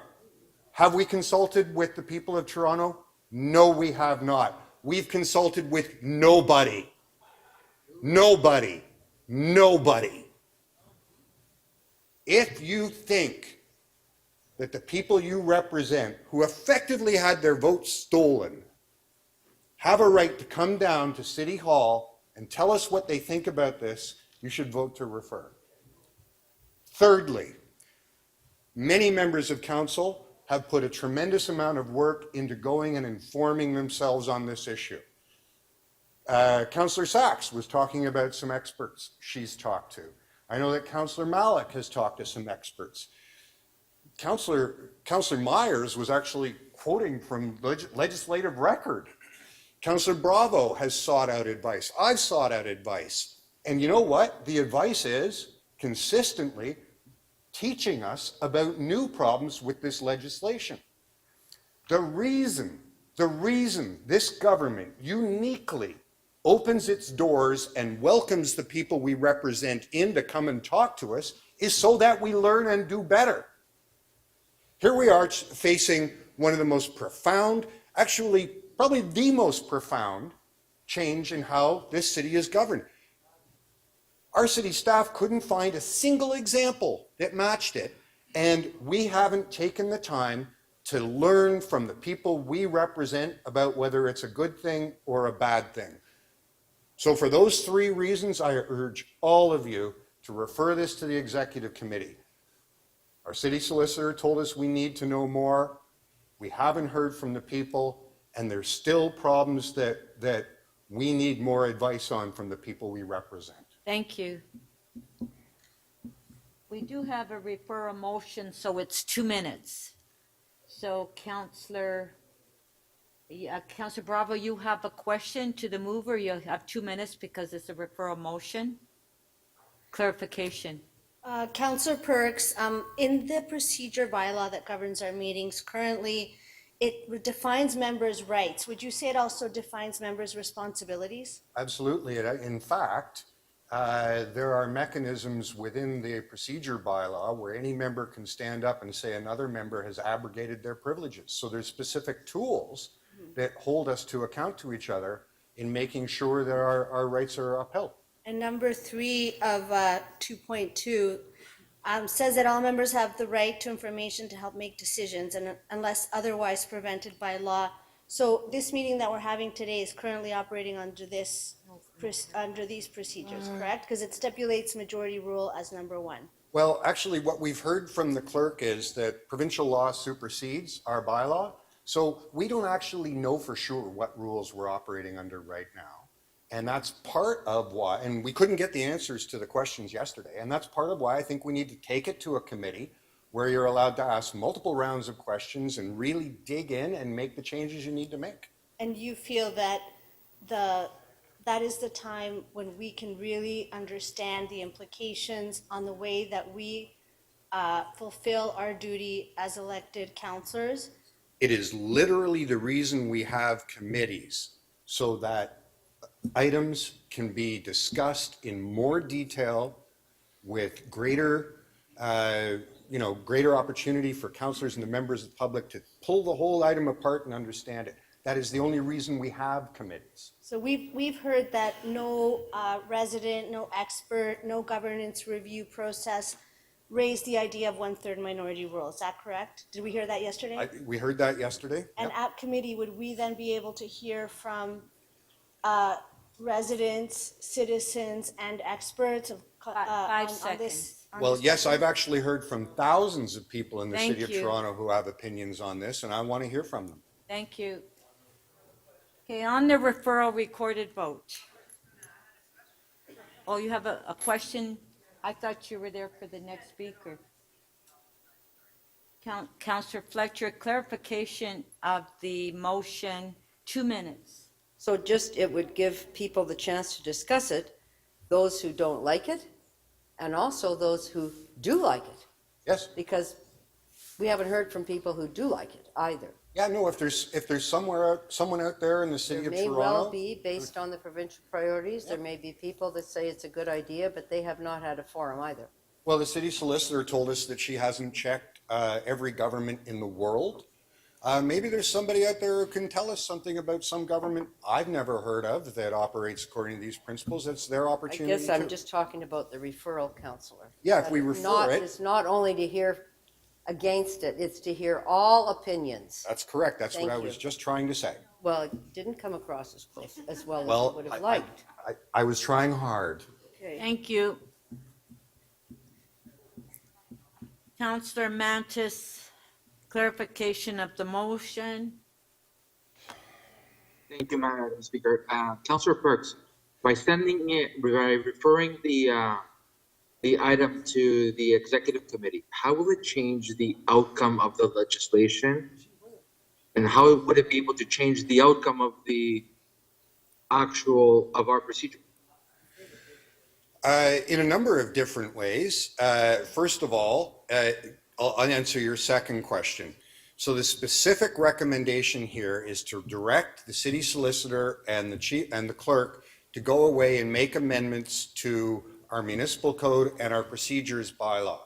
If we open the front doors of City Hall to the public, many people who have expertise in these kinds of things have the opportunity to come down and explain to us 5 minutes, listen, your clerk should do it this way, or your city solicitor should do it that way.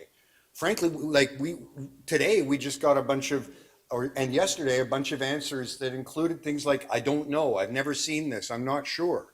This would open, and I will tell you, I spent some time on Sunday morning on a conference call with a couple of Canada's leading experts on municipal governance structures, and they had questions that, I don't have answers to, and I want them to come down and talk to you all so that you can have the benefit of their advice before the clerk and the city solicitor amend our municipal code and our procedures bylaw, because we might be able to give them better instructions when we've had the benefit of that advice. Okay. Thank you. Councillor Moyes, 2 minutes. Thank you, Madam Speaker, and through you to Councillor Perks. So as you know, myself and a few others in here were affected by Bill 5 back in 2018. And the council took a different stance or process when it came to getting public input. My question is, and in my mind, is very similar. So why the change of process here? Why are we going through the executive committee rather than perhaps? There's a very simple practical reason. In 2018, we were literally out of time, right? Remember that the province made the changes to how we were going to conduct the election just before the election, and council was at the end of its term. So we didn't have time to debate it at council, send it to committee for an opportunity, bring it back to council, and vote on it with better information. We literally had to decide that day. Because now we're at the beginning of the term, we have the opportunity to bring in additional expertise and advice and comments from the people we represent before we make a final disposition on this issue. All of the motions that we have been moved today, we can, they can come back when executive committee is finished with this. So we can do everything that we were hoping to do at this meeting, but perhaps do even more when we've had a chance to learn more. Okay, thank you. Okay, if you have a question, if you can please put your name up earlier so it doesn't just pop up the last second. Councillor Myers, question. Sorry about that, Madam Speaker. Yeah, because it's hard to manage when you just put it on a second before. Got it. Councillor Perks, just a question. If we refer the item to executive committee, would this be the only opportunity for the people of the city to actually speak directly to this item? Yes. Do you think that is important?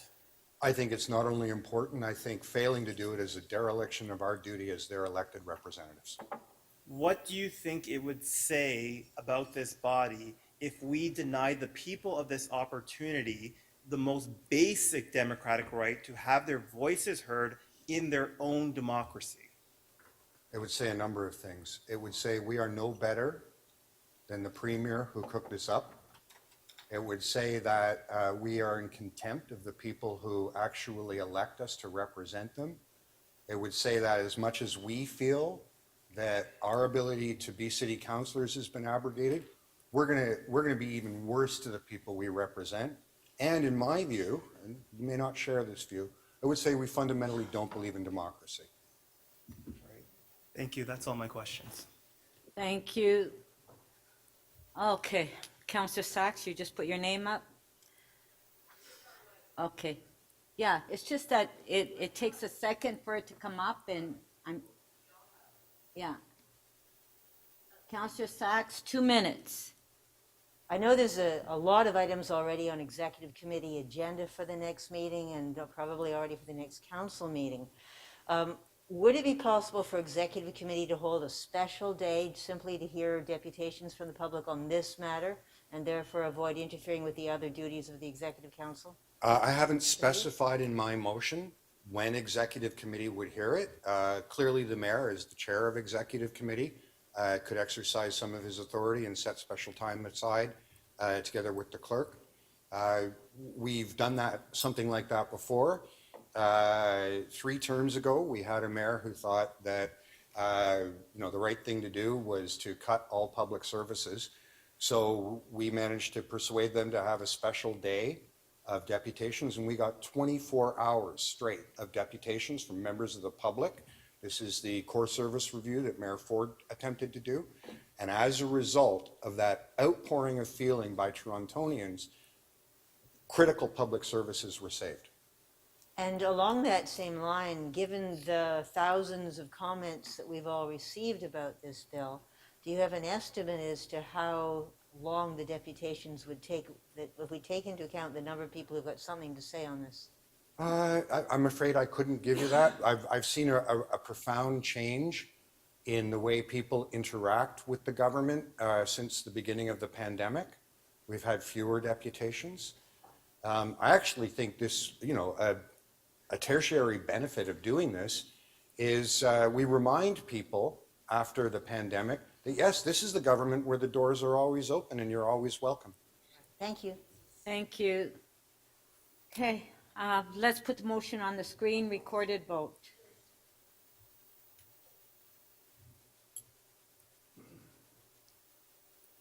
Okay, the motion is on the screen, recorded vote.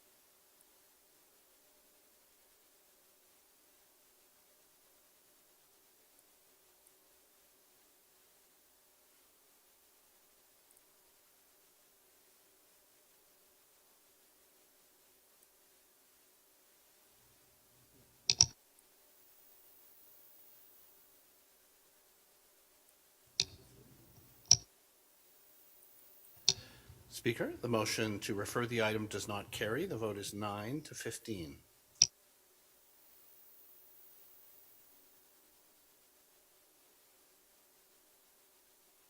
Thank you. Let's go back to the speakers list.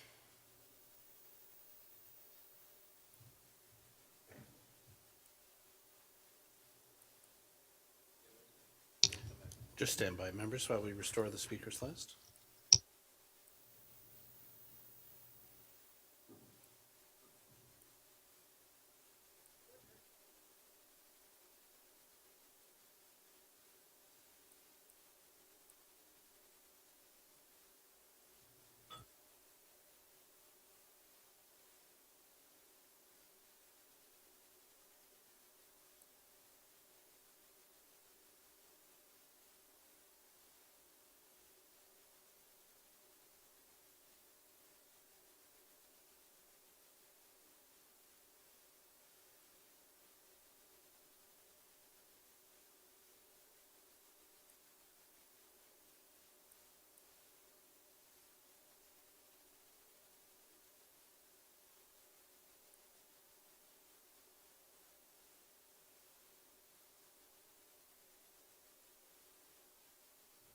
Okay,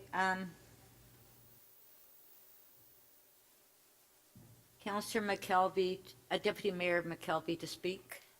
Thank you, Madam Speaker. I have a motion. This is the same motion from the last term. City Council requests the Province of Ontario to provide strong city powers that give the City of Toronto greater autonomy and decision-making authority, including but not limited to traffic safety, planning and housing, cannabis and liquor license application approvals, and I think what we've all been talking about a lot lately, revenue-raising measures and budgeting measures, in particular revenue tools that grow with the economy and are used in every municipal system that include a strong mayor model.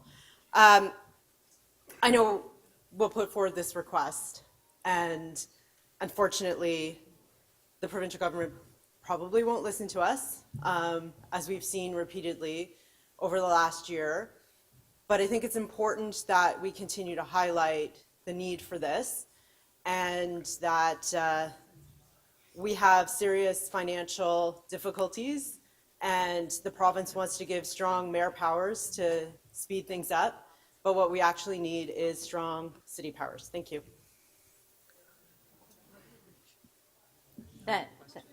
Thank you. Just a sec. We do have a question for you. Councillor Holiday, clarification of the motion, 3 minutes. Thank you, Speaker. Through you to the Deputy Mayor. Is the intent of your motion to weave these into the regulations so any of these items become passed on a 1/3 vote? No, this is a separate request of the government asking that they look at giving us legislation or passing legislation that does this. You appreciate my confusion. We're talking about Bill 39. So this is completely separate from Bill 39. Maybe I'll rephrase it. Would you support passing resolutions or bylaws in any of these categories on a 1/3 vote? Well, I mean, I think that the 1/3 vote would only pertain to a very small subset of this. And in fact, some of the things that were covered in Bill 3 are already pertaining to budget, already have strong mayor powers. But what we don't have is strong city powers, and that's the part that I'm asking to add. So you would agree that traffic safety measures should be a 50+1? It's not included in Bill 39, to my knowledge. None of it is. Yeah. None of it is, but you're okay with 50+1% on cannabis and liquor license approvals? Sure. And you're okay with 50+1% on revenue raising measures and budgeting measures and revenue tools? So I'm asking the provincial government to give us the ability to bring that in through council and through our budget process. I didn't hear a yes or a no. So would I, sorry, which? So in the last one is revenue raising measures, in particular revenue tools. Would you advocate for 50+1% to approve those? I would advocate for them to come through the budget of the City of Toronto. And as we know, we will be having a big learning curve this year going through a new process for that, and it would follow that process. So that's a no, I take it. I am asking the province of Ontario to give us strong city powers commensurate with what other cities have that have strong mayor powers. Is your intent to encourage Part D to be added to the regulations? Part B, planning and housing matters? They're already covered right here, under revenue the measures. Are regulations. you Those trying would to be covered under encourage these those to regulations. be That's added to correct. the regulations? Yeah, so we've seen Yes, through Bill. okay, got it.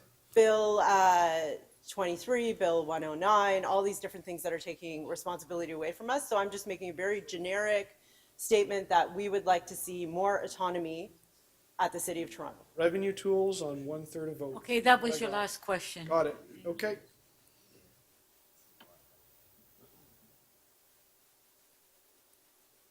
Councillor Fletcher, 3 minutes, clarification of the She just motion. admitted that she wants to. Oh, sorry, Mike? sorry. Yes, you are. Thank you. I'm just following up on a couple of questions from Councillor Holiday. Currently, we have a lot of control over liquor license application approvals. They took some of that away from us, as you know. We don't have cannabis approvals. Traffic safety, there's things like automatic speed enforcement that we've asked for already. And revenue measures and budgeting now are the purview of the mayor. I'm really having trouble with the planning and housing because those are going to be in the regulations for Bill 39. They're very prescribed already. So Yeah, so that is a fair point because I am pulling the same motion from last time, and this was written before Bill 39, so I'd actually even take it as a friendly amendment to remove that section because this is exactly what we passed in June. We And passed you're right this that in I didn't June. update it with Bill 39 or that thought, so I'm happy to delete that clause. The point I'm making is that we've asked for this, we haven't seen it, and I'm just trying to ask again. So we've asked for these in June, and instead we got Bill 39. Would I be right to say that? Yes. We asked for these in June when we talked about the strong mayor, and instead of getting this, the province gave us 1/3 vote, a minority vote. Do you agree? Correct. Yeah. And that would cover one of the matters here. So Yes, so perhaps we they can think actually, they've we can already delete done that matter because That's your that is a motion. fair point about Bill 39, and this is the same language we used in June. So I'm happy to omit B, because I think you're right that Bill 39 covered that.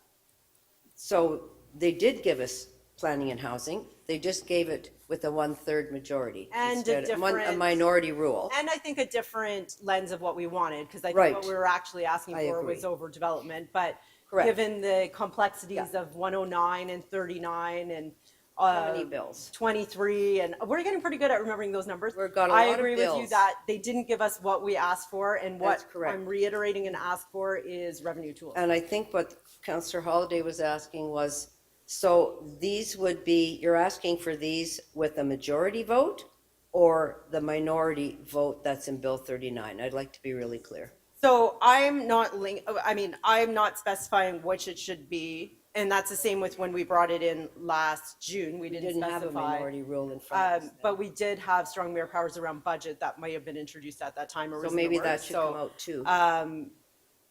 Well, I think we budget need to belongs to reiterate the our mayor. ask for, I think we have to reiterate our ask for revenue tools, and we're not getting revenue tools. Cities like New York, Chicago, all the ones that they want to cite for strong mayor powers have strong city powers and have additional revenue tools, which we do not have available for us, and that is the focus of my request. I think our problem is Councillor which vote you're Fletcher, expecting. Councillor Fletcher, yeah, Thank you. Thank you.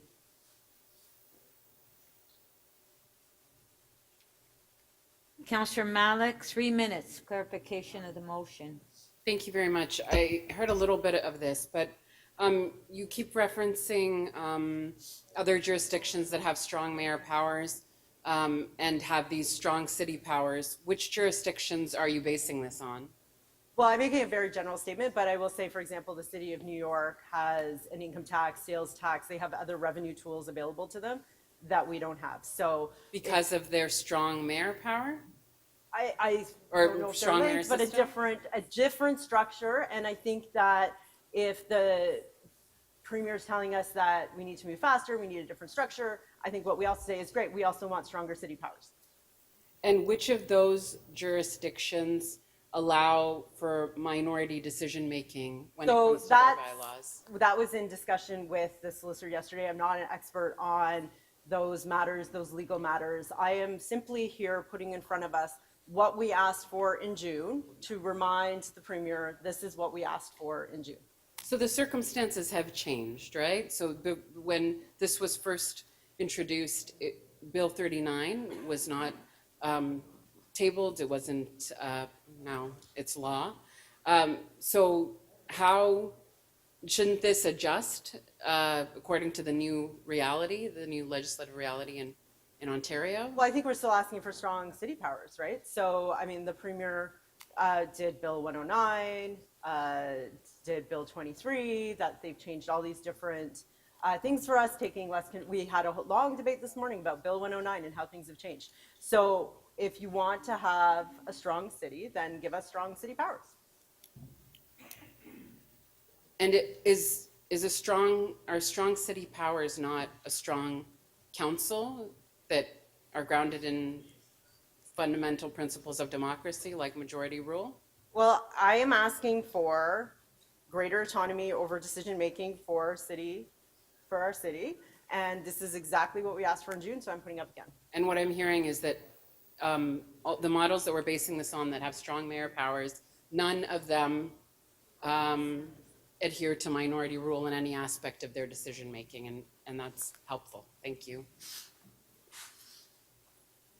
Thank you.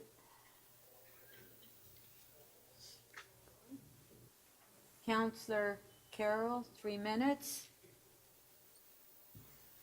Thanks, Madam Speaker. I'm hoping I can sort of set context in the process of getting to some clarification here.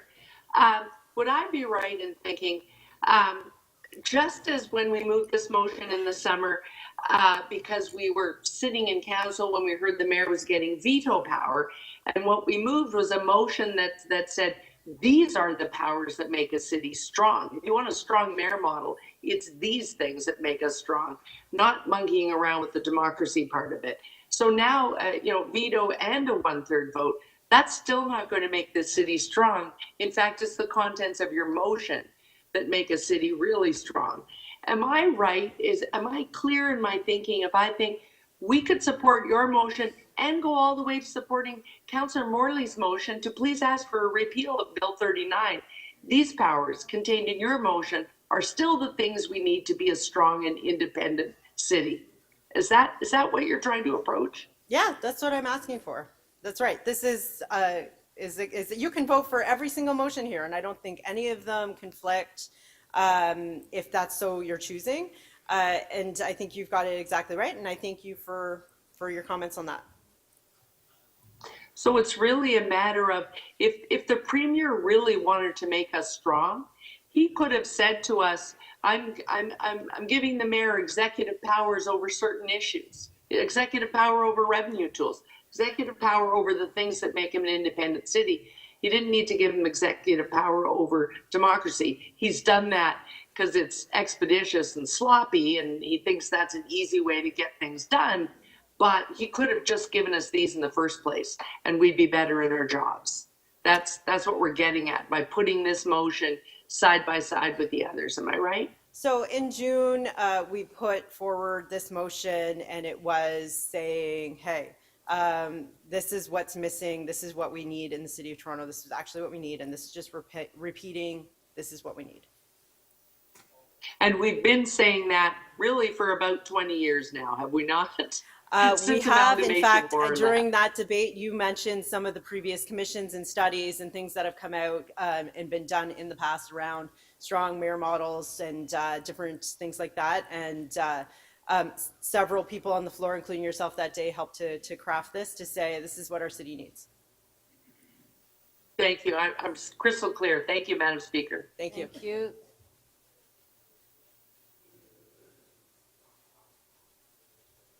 Councillor Perks, clarification of the motion, 3 minutes. Thank you. To help me understand your motion, I went back and looked at the motion that you moved in July, and I note that there's a significant difference. In the motion that you moved in July, it says City Council requests the Province of Ontario to consult with the City of Toronto on governance prior to granting additional authorities to the City of Toronto commensurate with a strong mayor governance model, and that City Council requests greater autonomy and decision-making authority. Yep. I was just wondering why you've changed what you think the province should do in that way. Because they've passed the legislation. So the fact that they've passed it means that what you wanted before is now invalid? It's not good? They passed the legislation at the time when we were talking about Bill 3. It's passed. They've passed Bill 39. They still have not spoken to this issue or passed any legislation on this issue, so I'm bringing this one up again. Do you think that they should? They should, which? Consult with the City of Toronto on governance prior to granting additional authorities to the city commensurate with a strong mayor governance model. Sure, ask them to do that again. We've asked them, and they keep not doing it. So if I amended your motion Sure. to put that back in, you'd be... Ask them again, yeah. Okay. Well, actually, I've spoken. I'll find someone else to do it.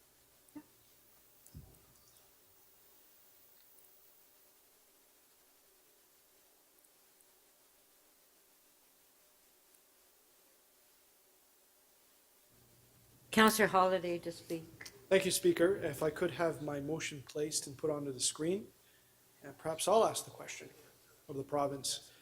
My motion is quite simple. Ask the province to consult with Toronto City Council prior to setting the provincial priorities. And those would be in the regulations, and if they want to change them thereafter, that they talk to us.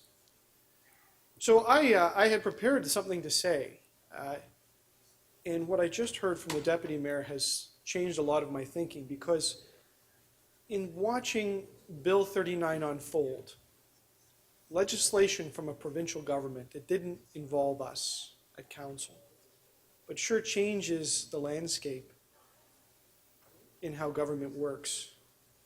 I tried to think, like, what good could come out of this? Why is this an advantage? What member of council, besides the mayor, and understandably why, what single member of council would be thrilled about this coming forward? What's broken? What votes were so close that they didn't pass council, that this suddenly would have tilted the table on? I couldn't think of any. I couldn't think of what the broken thing was or what the problem that was trying to be solved. So what good is it? What good is it having the sword of Damocles hanging by a horsehair above your head, knowing that if it isn't right, it's under threat to be overturned? But now I understand. That last motion alluded to the fact that the regulations are still fluid, they're not in place, could be changed. And perhaps those could include something like revenue tools that grow with the economy, because you see the link? There's the link to the housing and the infrastructure. Raise taxes to pay for those. Perhaps I'm stretching, but it had me stop and think, what else could be brought in? And I asked some questions about that the other day, because we don't have the regulations in place. How does it work? How do you know what something that is proposed to be brought forward to council and could be passed with 1/3 actually fits those regulations? How do you interpret them? Some would be obvious, maybe some are not obvious. We don't know how that process works, but what we do know is it could be fluid and it could be subject to interpretation.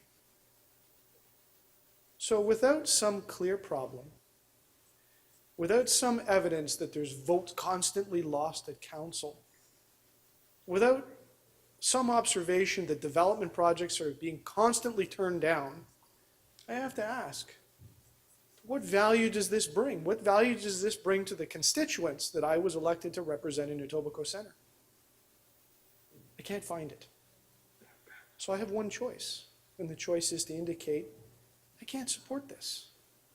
If we can find the problem we're trying to fix, that's what I'm here for. I'm here to work on that. I'm here to try to fix problems. I hope members consider this carefully. I hope we do what we can to make this the best that we can and to find ways that we can put checks and balances into the system that we've got. That's good governance. Good governance is, if there's regulations coming forward to prescribe priorities, talk to the council that they would be associated with. Talk to the people that they would be associated with. Hopefully the province is listening to this and they'll give some consideration to what I think are some helpful motions. Thank you.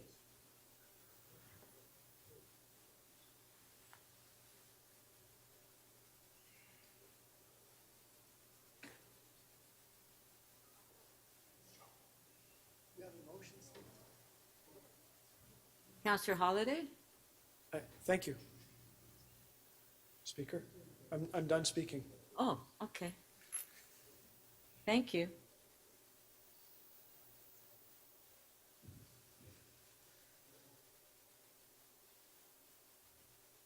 Councillor Fletcher, you're up.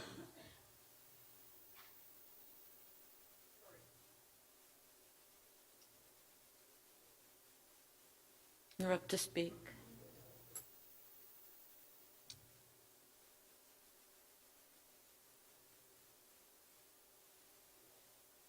Okay, just one sec. Okay, Councillor Fletcher to speak. I have a motion. Coming up. Thank you. And this is, and I've spoken to the mayor about this, and he's asked already to the province, but this would be to ask the mayor to delegate his authority regarding the city solicitor. So technically she's not on the list, but it would be a council decision rather than a mayor-only decision, because there's a list of officials in Bill 3, and I know we're talking about Bill 39, but there's a Bill 3 list that, is it Bill 3? Yes? Yes, I didn't get that hand signal. Oh, okay. Bill 3, chief building official, medical officer of health, that are standalone independent positions. And this would be, and I'm glad the mayor agreed, in order to have the city solicitor have that relationship with council under the Bill 3. So that's the first thing.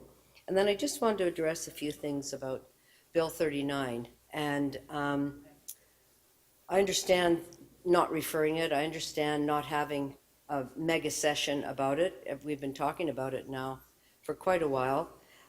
It's unfortunate, but that's okay. We do, though, I think, really have to go on the record here today, those of us who think this is an egregious piece of legislation. And I will always put an asterisk there and say, I know that the mayor has said he's not going to use that willy-nilly. He would be very careful. We'll put belts and suspenders.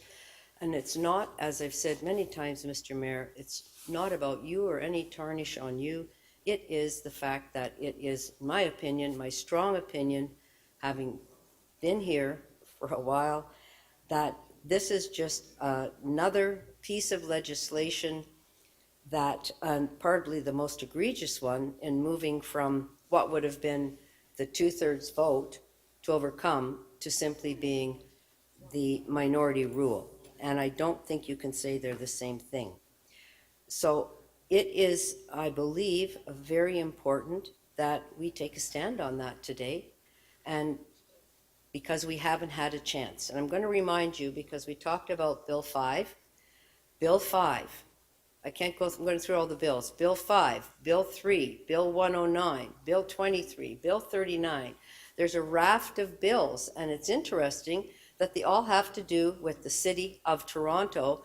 Curtail power, curtail power, curtail power. So Councillor Moyes, Councillor Cheng, Councillor Malik, Councillor Bravo, I think Councillor Myers, they were all on the ballot in 2018.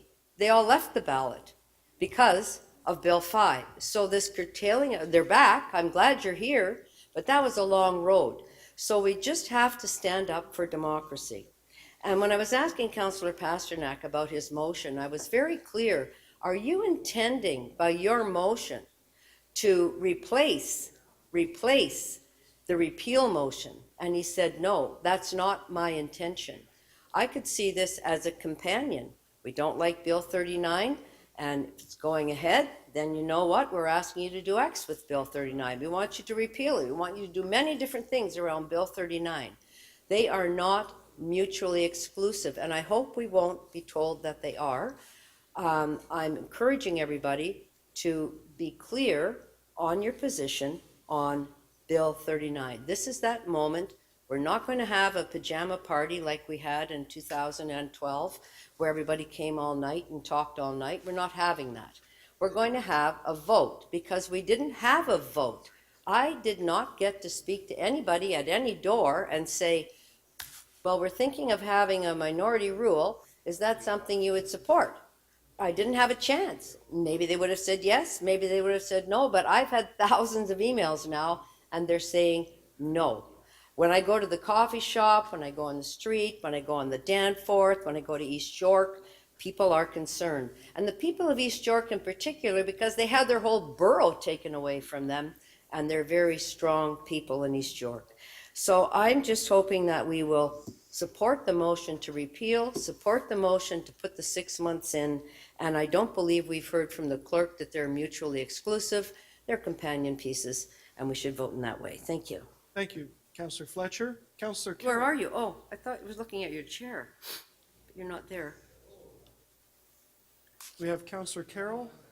Please go ahead. Thank you, Deputy Speaker. I've been in and out of connection, so I hope I'm not repeating things that have happened in the last two speakers. I cut out halfway through your own remarks. I rise only to say that I really think that it's important that we don't get sidelined by the democracy threat that is before us, and not use this opportunity to remind the community as well as the province by moving Councillor McKelvey's motion what a strong city really is. I find it amazing that our Premier Ford, especially when he was councillor, but a couple of times since as he's been moving, these, meddlesome municipal motions in Queen's Park, always harkens back to having lived in a strong mayor city, having lived in, it's just a great way, and that would be the solution to everything here. I hope we don't ever go all the way to that model. It's actually quite extreme, and it seems to lend itself to corruption somehow. But the strong mayor model that he talks about actually has democracy. It lifts certain things out of the hands of councillors and puts them in the mayor's office. Same is true in New York City. In New York City, the mayor only meets with council once a year to say to them, here's my budget. But he does give them discretionary funds. They know exactly what matters are under their influence, but they also have the suite of things that make it possible for them to stop being a nuisance to the province, and certainly made them a little more resilient during COVID times, having the revenue tools at their disposal to use strong economies to build reserves. They had a reserve when they needed it. We don't have that luxury. Those are the things that make a strong city. And that was the statement we made that night in July when we realized, oh, here we are in an election and Doug Ford's messing with municipalities again. We simply and calmly reminded him what actually makes a strong city, what makes a financially viable and sustainable city. That's what we really need, sustainability. Messing around with democracy won't get you there. Most of the motions tonight, I'll be supporting. Of course, I'd like them to repeal it. I think it's really fundamental because I've been thinking all along. Hopefully, we never need to use these powers, but certainly it should be at the heart of the electorate discussion in 2026. That is the moment at which the whole community can make their wishes known. And so I would very much like Bill 39 to be at the center of both the provincial election and the municipal election discussions. And so Councillor Pasternak's motion is the fail-safe to make sure that at last they can vote with their feet on how they feel about democracy. And so that one is perhaps the most important one moved tonight. But I just hope that people will understand that Councillor McKelvey's motion, Deputy Mayor McKelvey's motion, really is the statement on, we know what a strong city is, we'd like to be one, but meddling with our procedural bylaws and democratic principles isn't how you make us strong. Thank you. Those are my comments, Deputy Speaker. Thank you. Before I go to the next speaker, I just want to say, and I should have mentioned it earlier, members, the city clerk has advised me that additional materials are now available for members' review in the clerk's meeting portal.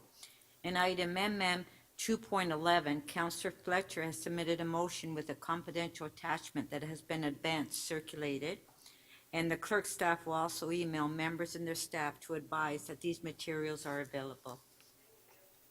Thank you. Councillor Robinson to speak. Thank you, Madam Speaker. I just want to say for the last few weeks, I've kept a really close, and I always do, but even closer eye on my inbox.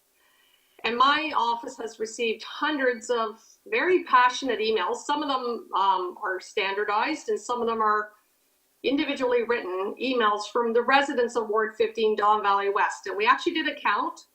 And there's 605 just from the local residents in my ward. So if anybody wants to challenge me on that, you're welcome to come visit my database.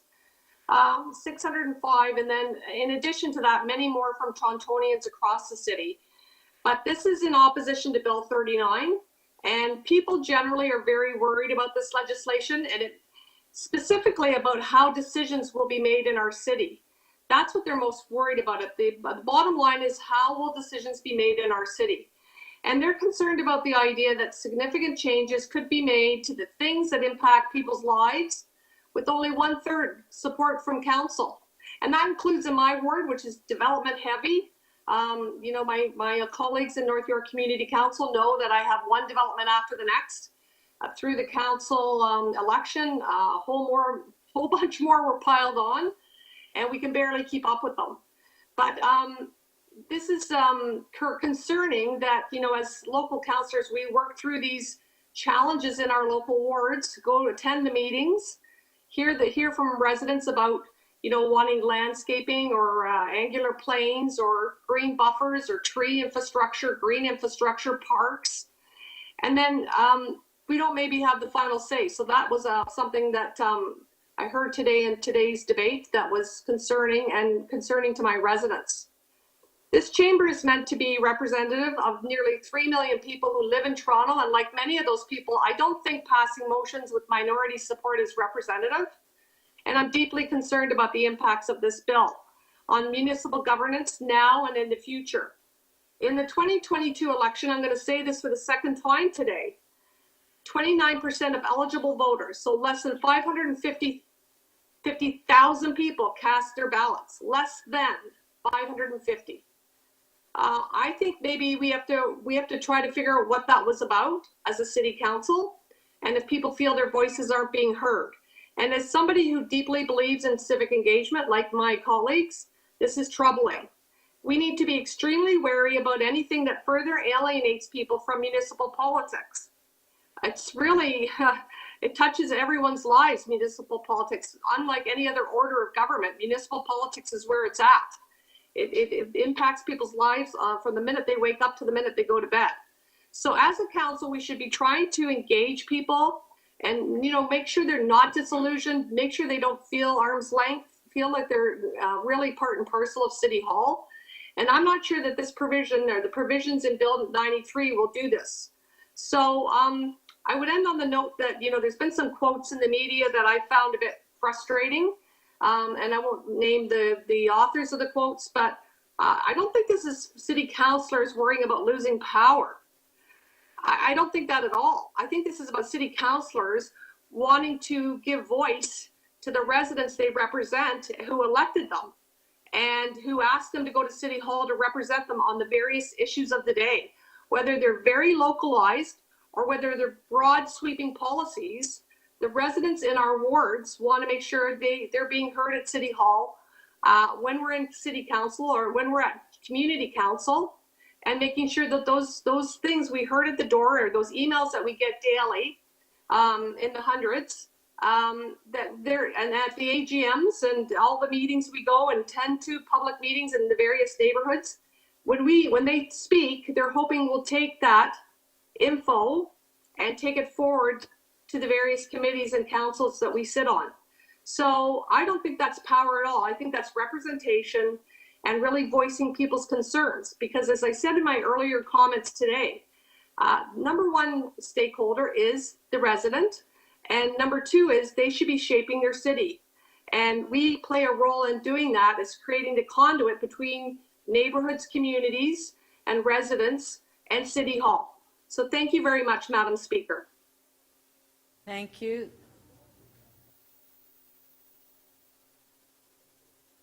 Councillor Cole to speak.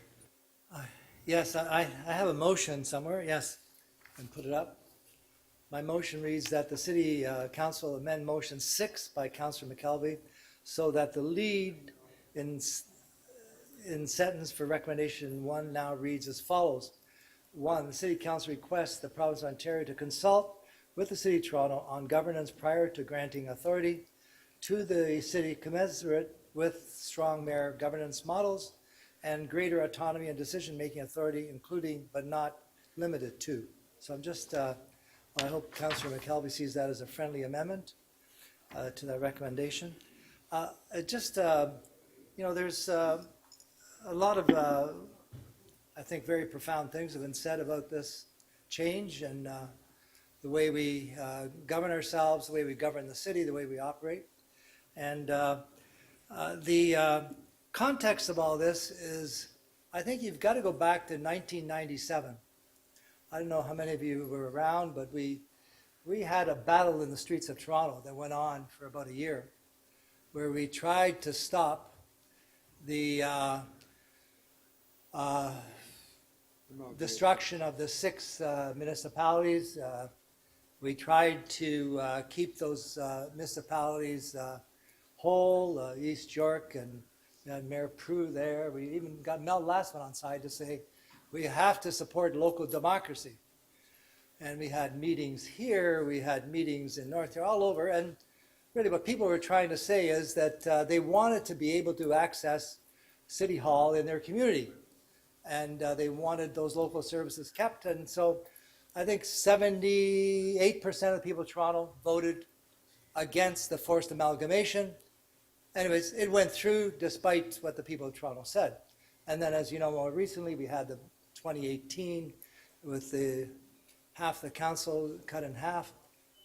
But you know, I think the province, whether it be then or now, what they see is that a lot of voters really don't give a damn about democracy. Sad to say. Because what they do is, I know I have people come to me and say, you know, it's great that you only have 25 councillors, right? Because you don't argue as much. The councils don't go on forever, and that's good. So I like the fact he got rid of 25. So I try to say to them, well, listen, your voice has just been reduced by half. Aren't you upset by that? Not really, just as long as you guys don't spend too much time there arguing all the time. So a lot of people still have that view that, you know, just get these things done. We don't care whether there's a councillor or not or how many. They don't really understand the impact it has in their life. And that's the trend that's growing. So in the provincial government, what they want is they want to deal with something that's very simple. They don't want to deal with all us councillors. They don't want to deal with the complexities of the local government because they're dealing with all these governments all across the province. They want to talk to one person. And when they have legislation or something, they don't want to deal with all of us. So that's one of the reasons they have in favor of this type of change that they want. So they can talk to the mayor directly and get things done. That's their mindset. I've seen it happen over and over again. Then the other thing is that's really unusual about this is that this change that's taking place really, I don't see how it really helps anything. I really don't get any things done. Like I've got a very practical example. I had a proposal for a housing project. Mayor Tory knows this well. He helped on this, where the Arena Foundation wanted to build supportive housing for people with developmental disabilities. And our own planning department said, no, keep it at 8 stories. And I said, no. They're asking for 19. I want 19. And the planning department says, no, but we need angular planes, we need this. And then the developer's lawyer said, I'm going for an MZO. And I said, please don't go for an MZO. We're going to work this out. I've got the mayor on side. I've got the housing secretary on side. We're convincing the planning department that we don't need angular planes here. And, you know, we got that done.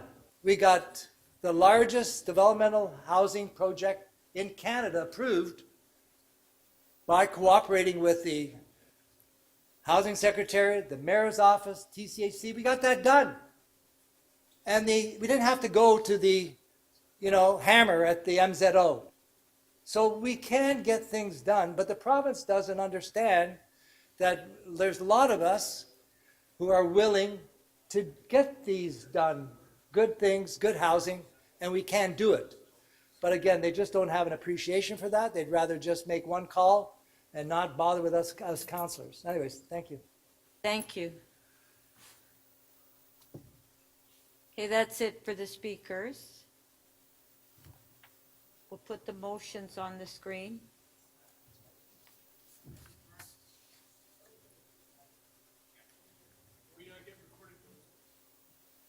Yes, recorded votes.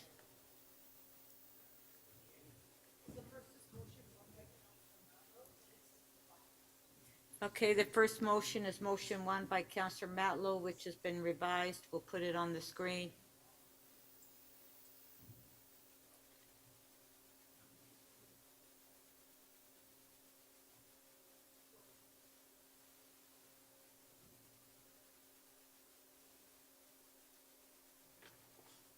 Okay, recorded vote.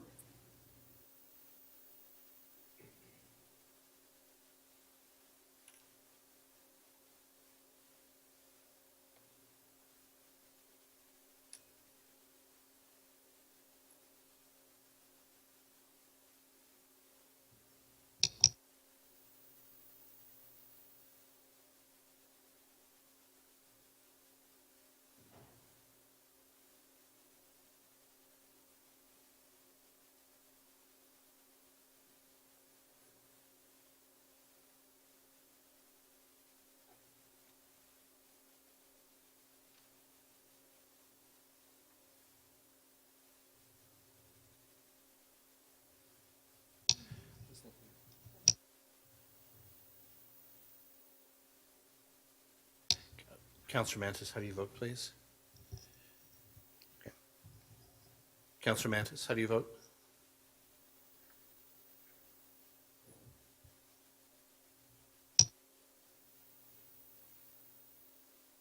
He's there.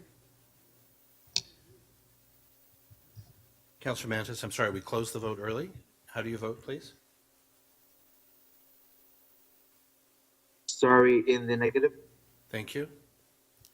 Speaker, the motion 1 carries. The vote is 14-11. The results will display as 14-10 without Councillor Mantis, but it will be revised immediately following.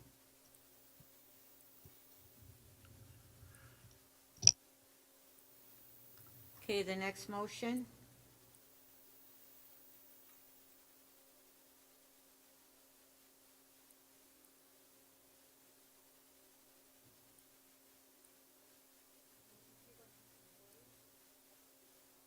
Okay, motion 2 by Councillor Morley, and it's also been advised. Recorded vote.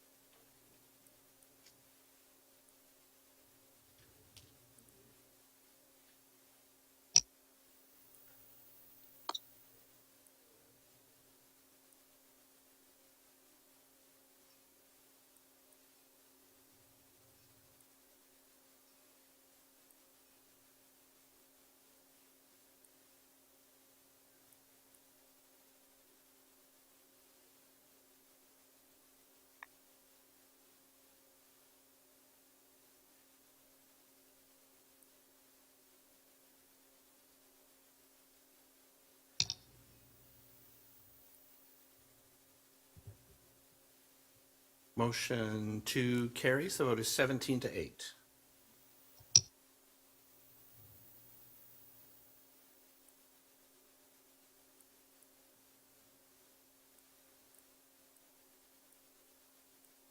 Motion 3 by Councillor Bravo.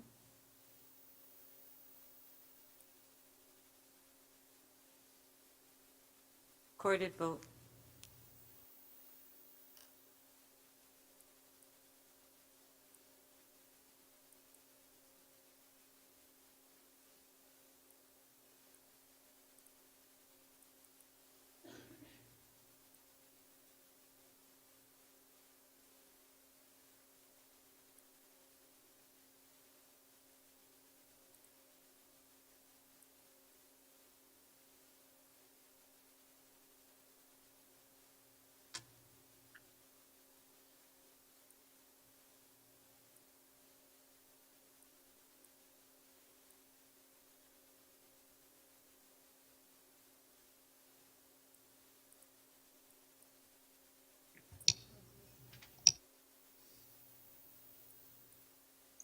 Councillor Crisati, please.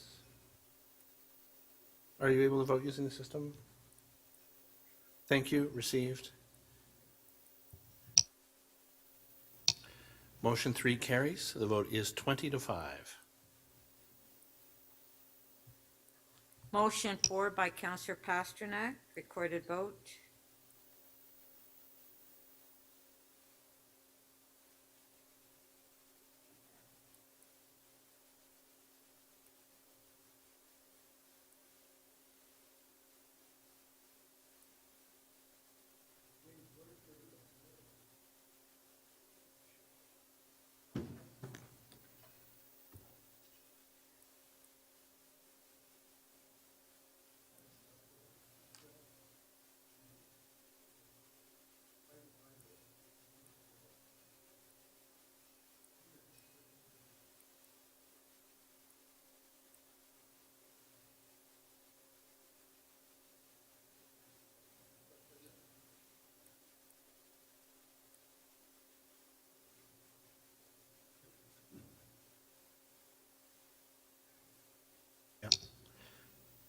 Motion 4 carries. The vote is 24-1.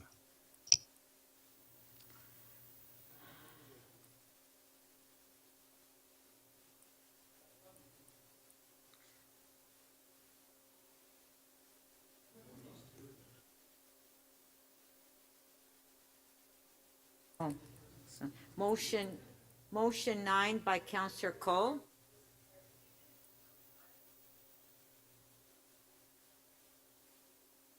That's an amendment to Councillor Deputy Mayor McKelvey's motion.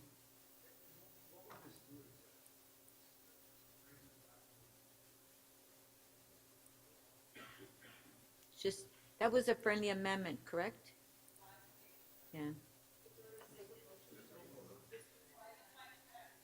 Yeah, I thought it was an amendment to, oh, okay, I thought she accepted it as a friendly amendment. Yeah, no, all in favor? Opposed, if any, carry. Okay. Motion 6 by Councillor McKelvey, as amended, recorded. And Speaker, I'll just remind you, and especially the new members of council, that when an amendment is made, as it just was, it's not reflected immediately in the motion. So this is the motion as amended. Sure, okay, thank you.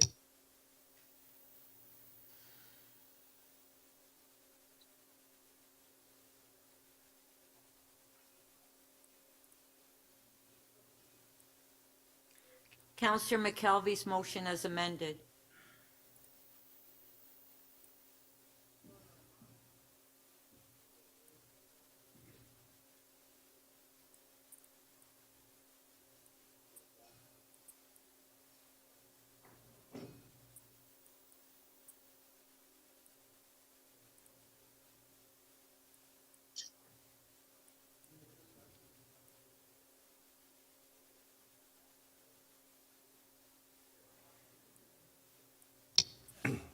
Motion 6 as amended carries. The vote is 24-2.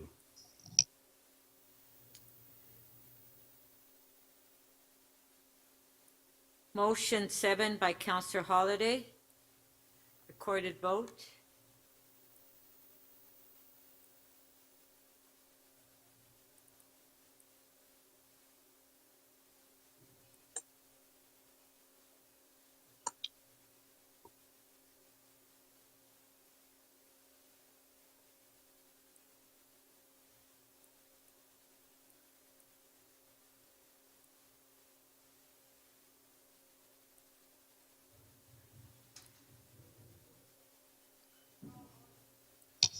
Madam Speaker, I just observed that the vote is being delivered a bit slowly to members, so if members just be patient, it should arrive on their device.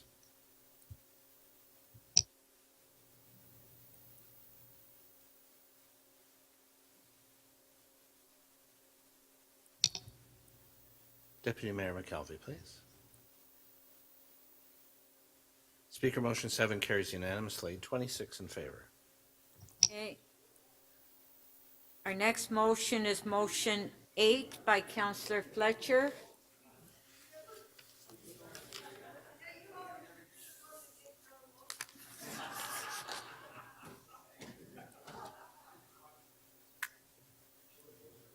Okay, motion 8 by Councillor Fletcher, recorded vote.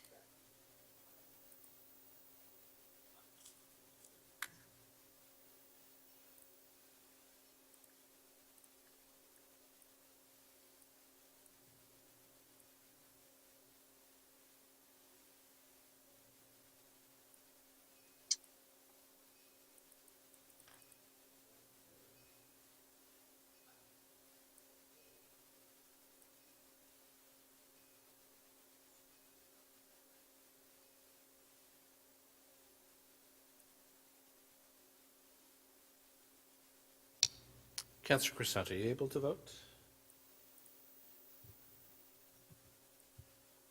Thank you. Motion 8 carries. The vote is 25-1.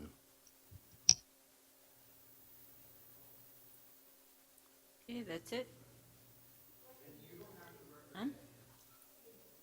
Item is amended. On favor, show of hands, carried. Okay, members. Oh.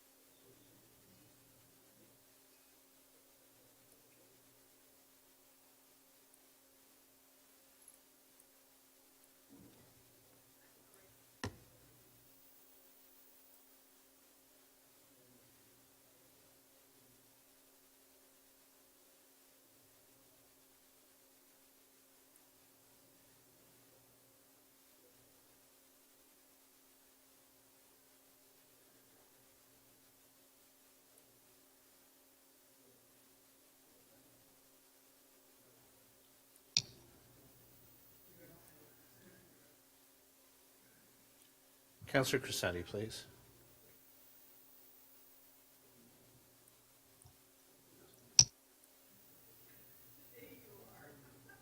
Councillor Morley, please, are you able to vote? Pat. Speaker, the item is amended as adopted. The vote is 16-10.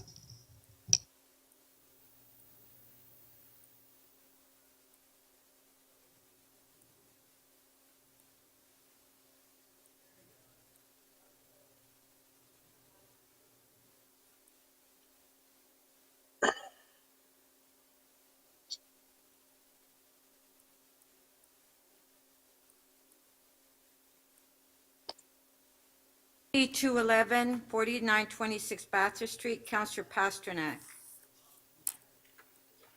4926 Bathurst. CC 211. Councillor Pasternak's ward. Okay, Councillor Pasternak. Isn't there a lineup of speakers? No? So thank you, Madam Speaker. I just wanted to speak for a minute about what happened with this application. I realize it's very ward-centric and it doesn't really affect the city in a major way, but I just wanted to sort of let you know what's happening under the new CBC. So a Section 37 agreement, CBC agreement, formerly Section 37, was negotiated for this. And remember, there's a confidential attachment to settlement, so I can't go into a lot of details. But I just wanted to say that it was about half of what we normally get for an application of this nature. Also, in the past, we had negotiated very hard for affordable units within towers of these sizes. We got 0 this time. The other thing I noticed was that although our office has always been informed along the way in the negotiations, and they go back and forth, we found out about this being on the agenda by reading the agenda, and that we were not given a heads up on the final settlement to see whether it aligned with the neighborhood. So I just wanted to let you know I'm going to move the staff recommendations and the confidential attachment, because I think, you know, in defensive planning, I think it's probably the best deal we were going to get. But this is the landscape that we're going to be working in the future. where our community benefits derived from major developments is going to be extremely small, maybe half of what it used to be. And the ability to negotiate for affordable units. And I can't remember an application that came into my ward where we didn't fight hard for affordable units, either affordable ownership or affordable rental. And the developers, they played ball with us. And very, very few of our applications went to the OMB or the OLT. We always settled it at the local level. We got very good Section 37 agreements and very strong rental agreements, affordable rental and ownership agreements. And under the current regime, that is increasingly difficult and increasingly remote. With that, I think this is probably the best deal we're going to get. I thank staff for working on it, and I'll move the staff recommendations.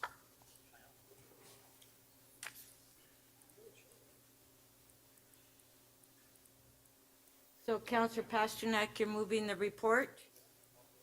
On favor? Carried.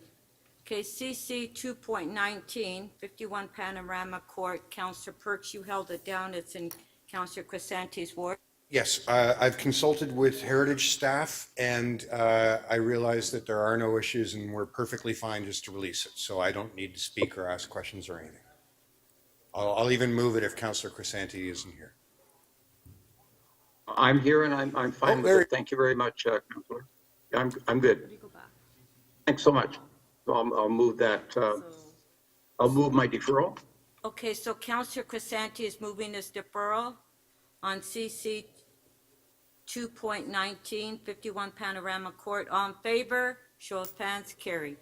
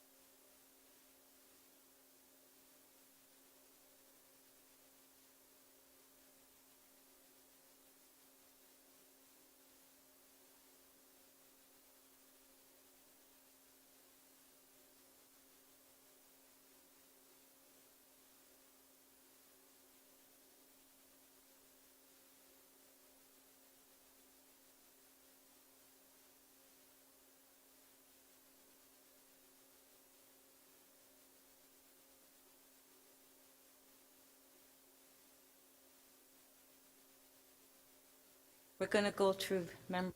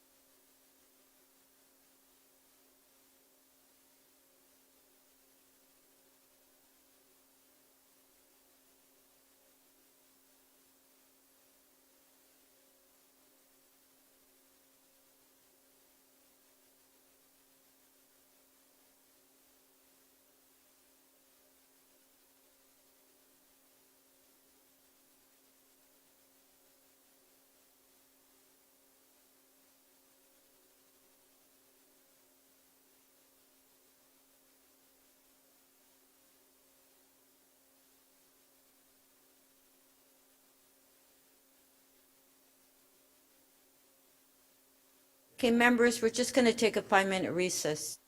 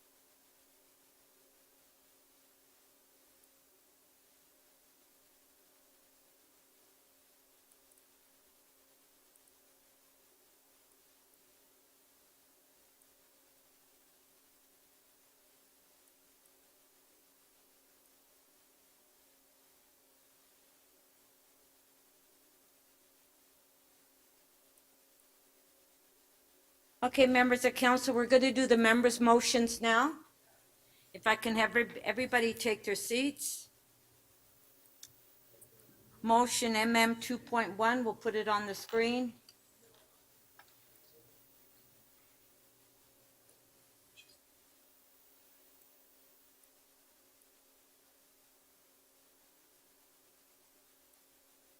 Okay, MM 2.1, I believe, okay, notice of this motion has been given.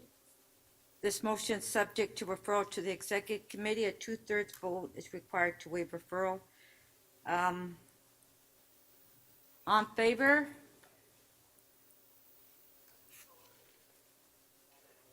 On favor of waiving referral?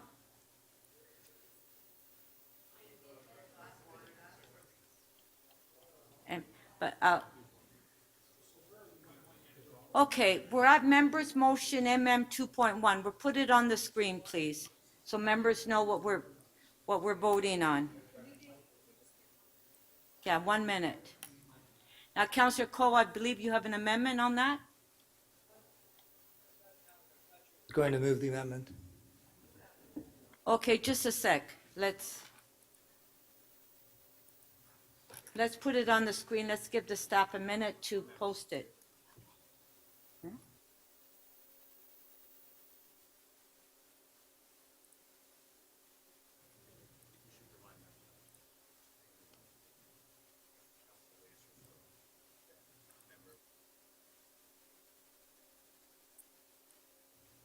No, we're going to hold it. So, to members of council, for the new councillors, if we vote to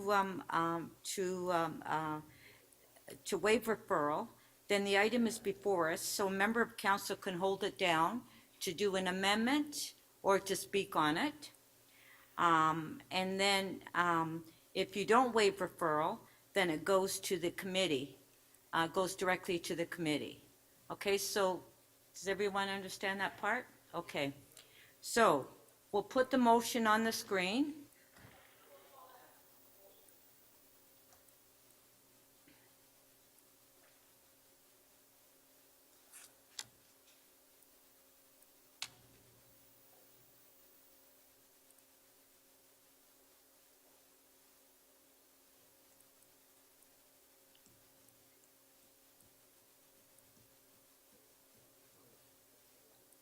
Okay, MM 2.1 is before you. Notice that this motion has been given. This motion is subject to referral to the executive committee. A 2/3 vote is required to waive referral. All in favor of waiving referral? Recorded.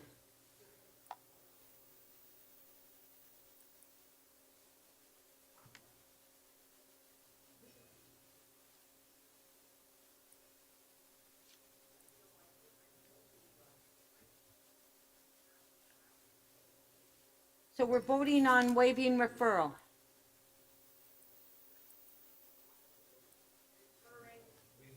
Waiving referral on this motion, MM 2.1.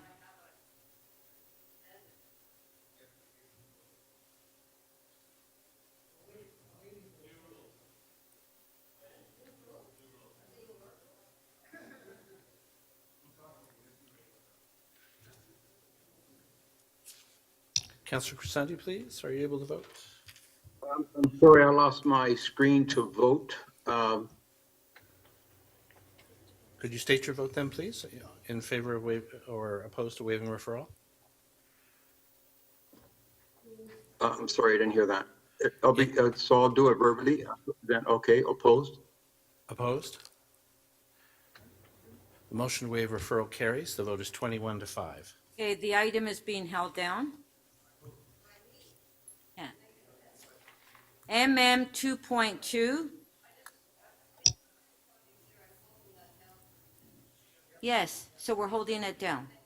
MM 2.2, notice of this motion has been given. This motion is subject to referral to the executive committee. A 2/3 vote is required to waive referral. All in favor of waiving referral? Carried. Opposed, if any? On the item, all in favor? Carried.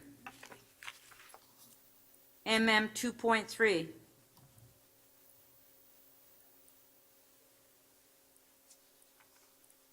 on the screen.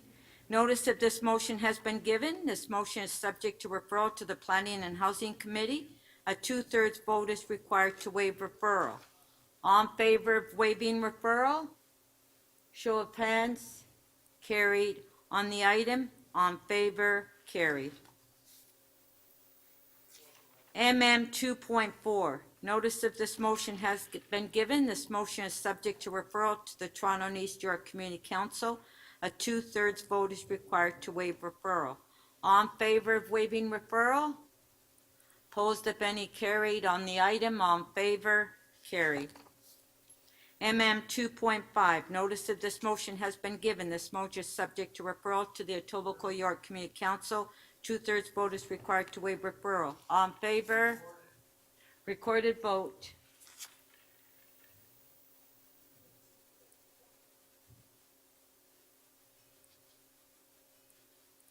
The motion is on the screen.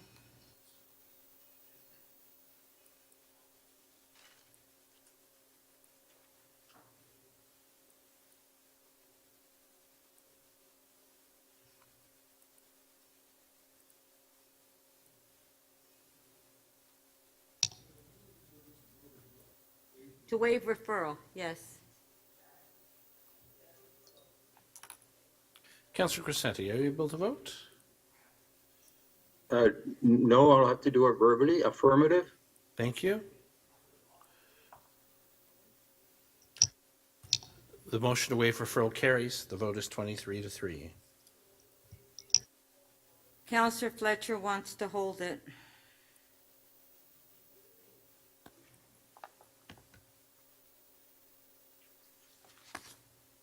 MM 2.6.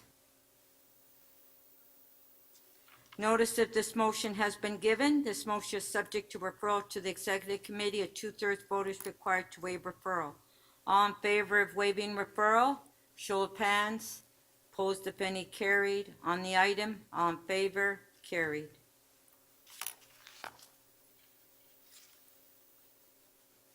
MM 2.7. Notice of this motion has been given. This motion is subject to referral to the Executive Committee. A 2/3 vote is required to waive referral. All in favor of waiving referral? Show of hands. Opposed, if any, carried. On the item, all in favor? Carried. MM 2.8. Notice of this motion has been given. This motion...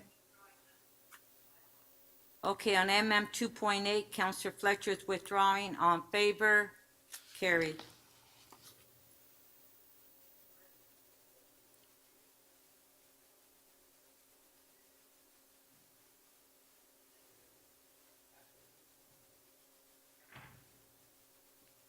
MM 2.9. Notice of this motion has been given. This motion is subject to referral to the Toronto and East York Community Council. A 2/3 vote is required to waive referral. All in favor of waiving referral? Show of hands. Carried. On the item, all in favor? Carried. MM 2.10.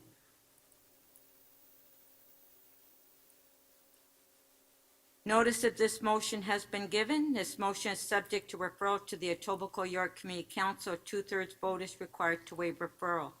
All in favor of waiving referral?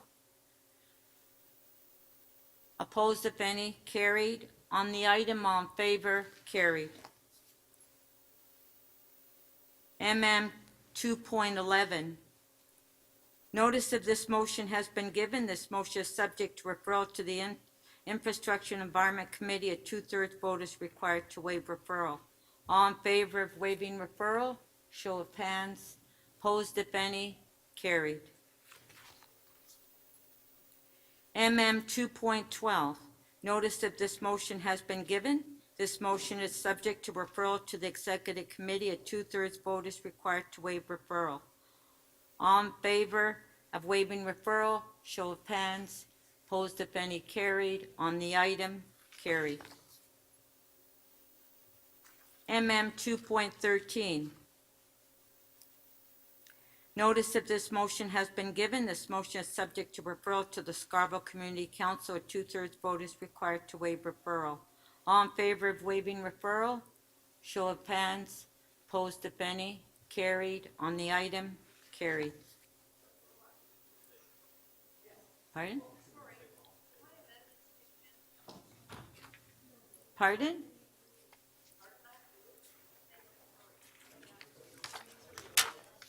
Which item? MM 2.13?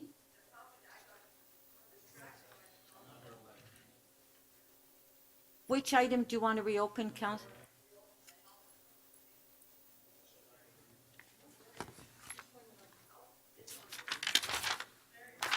Okay, on MM 211, Councillor Fletcher would like to open. All in favor?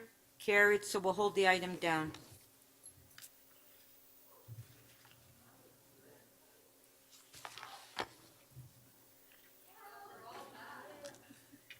MM 214. Notice if this motion has been given. This motion is subject to referral to the Infrastructure and Environment Committee. A 2/3 vote is required to waive referral. On waiving referral? Okay, recorded vote on waiving referral.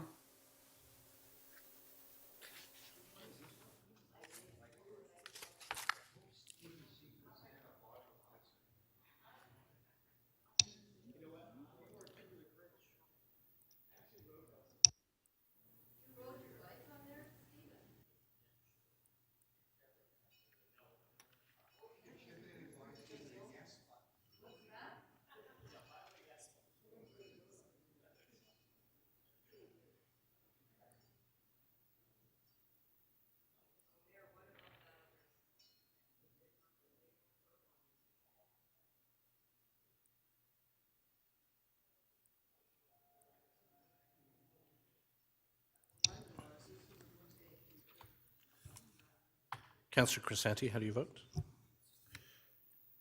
Affirmative. The motion to waive referral carries. The vote is 24-2. Okay, on the item, recorded vote.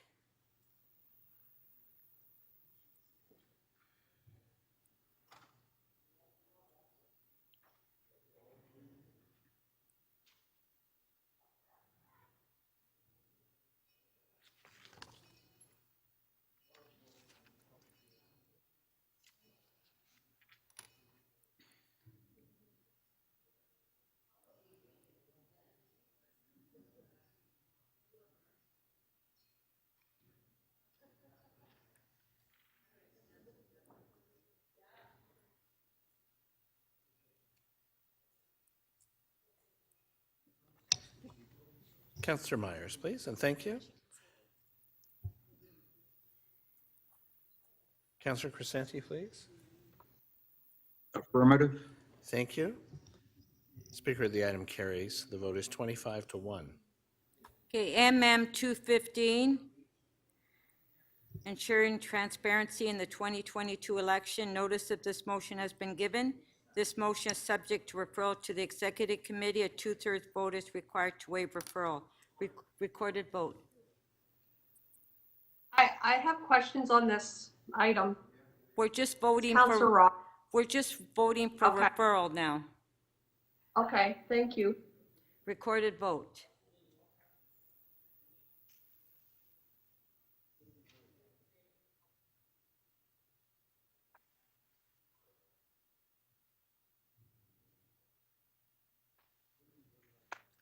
We're voting on MM 215. To waive referral.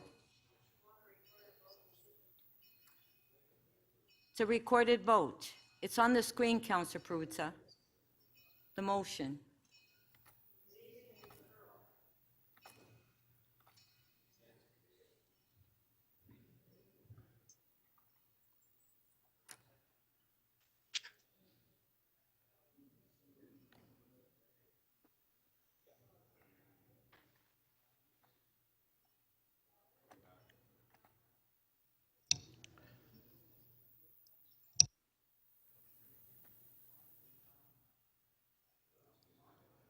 Councillor Sachs, please.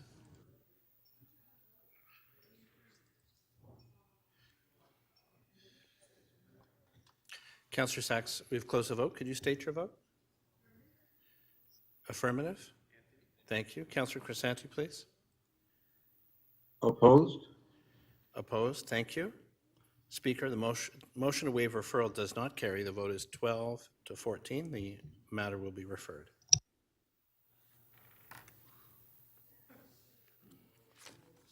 MM 216.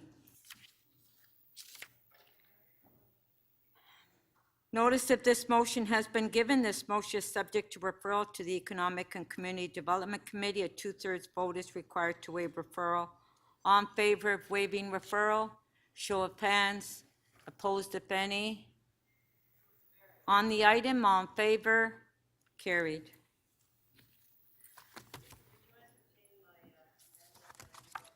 Okay, just a sec. We're going to go through the motions. Okay, on MM 2.1 that was held down, I believe there's an amendment. Okay. Councillor Fletcher?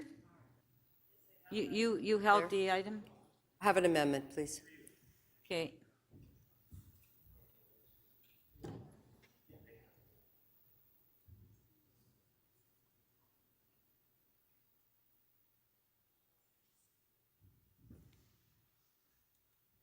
Okay, the amendment, Councillor Fletcher, do you want to Yes, read out? it's instead of a public inquiry to have an independent third-party review. Okay, so the amendment is on the screen. Okay. Councillor Holliday, you want to speak on it? Can you put your name on, okay, Councillor Holliday to speak.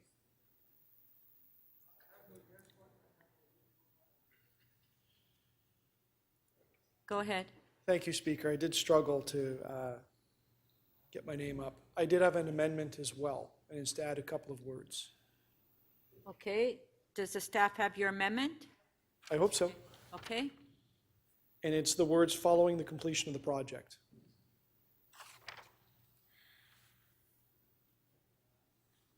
okay, Thank you, Speaker. 50 years. thank you.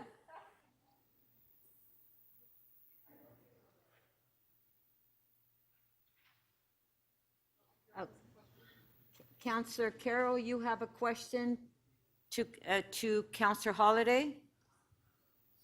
Just want to clarify with Councillor Holiday, your amendment can still go hand in hand with Councillor Fletcher's amendment, can it not? You'd be happy that if there was a third-party review instead of a full-on public inquiry that might cost $25 million, a third-party review should also happen upon completion? Yes, that is my intent. Okay, thank you. Thanks for that clarification. Thank you.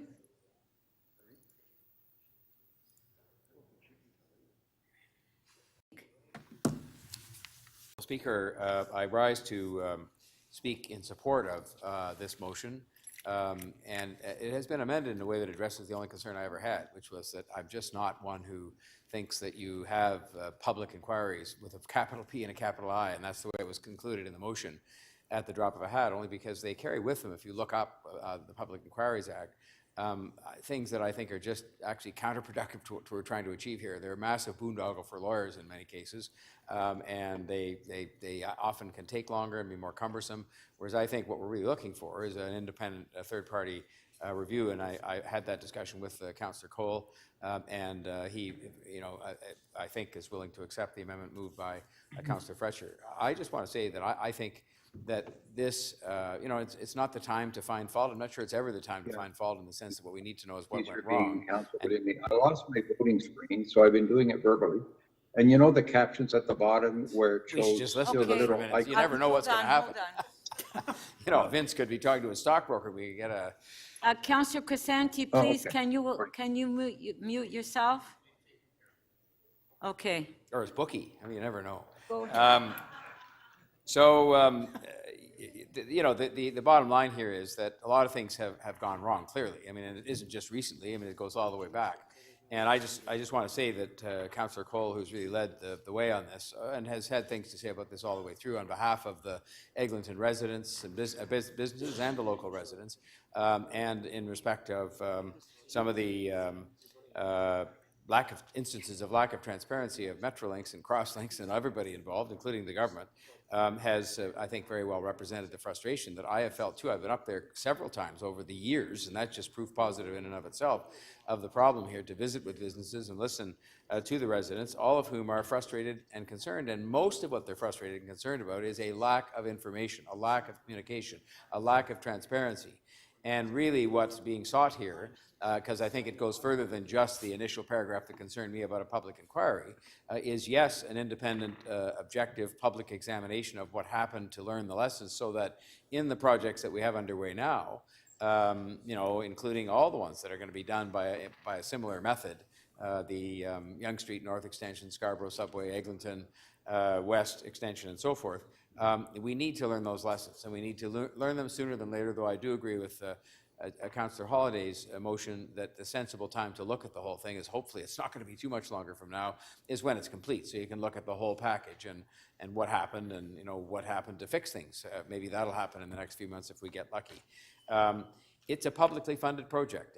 Yes, it's a provincial project. Yes, it's been paid for by the provincial government's dollars, but nonetheless, it is a project that has a profound impact in many different ways on city residents, both the businesses up there all the way along Eglinton, but particularly on the sort of the Midwest part, on the residents who suffered through years more of construction than I think might have otherwise been the case. But I'm prepared to look at this and say that anybody who's renovated their house, and that includes many of us and it includes many of the people we represent, understand that stuff happens when you're doing a renovation or when you're building something.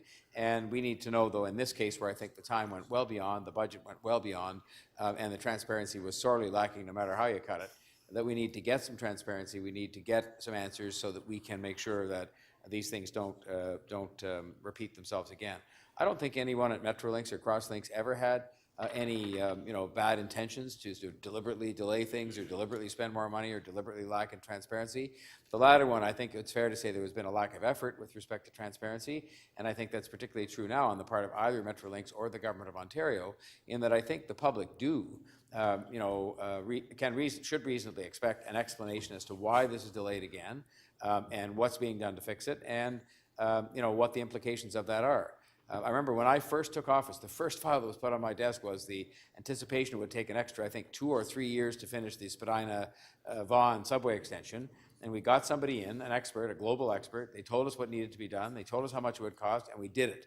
And we got it open a lot sooner than they told us, because we just said we're cracking the whip. We're getting the experts in here that are good at fixing things. So I commend Councillor Cole for his initiative on this. He really has his ear to the ground on these kinds of things and knows how much people care about that. I support the amendments because I think it's important that we you know, make sure we don't delay things further, and so I hope people will support this and we can get on with it. Or they can get on with it. I guess, unfortunately, it's them that has to get on with it. Thank you. Councillor Matlow to speak.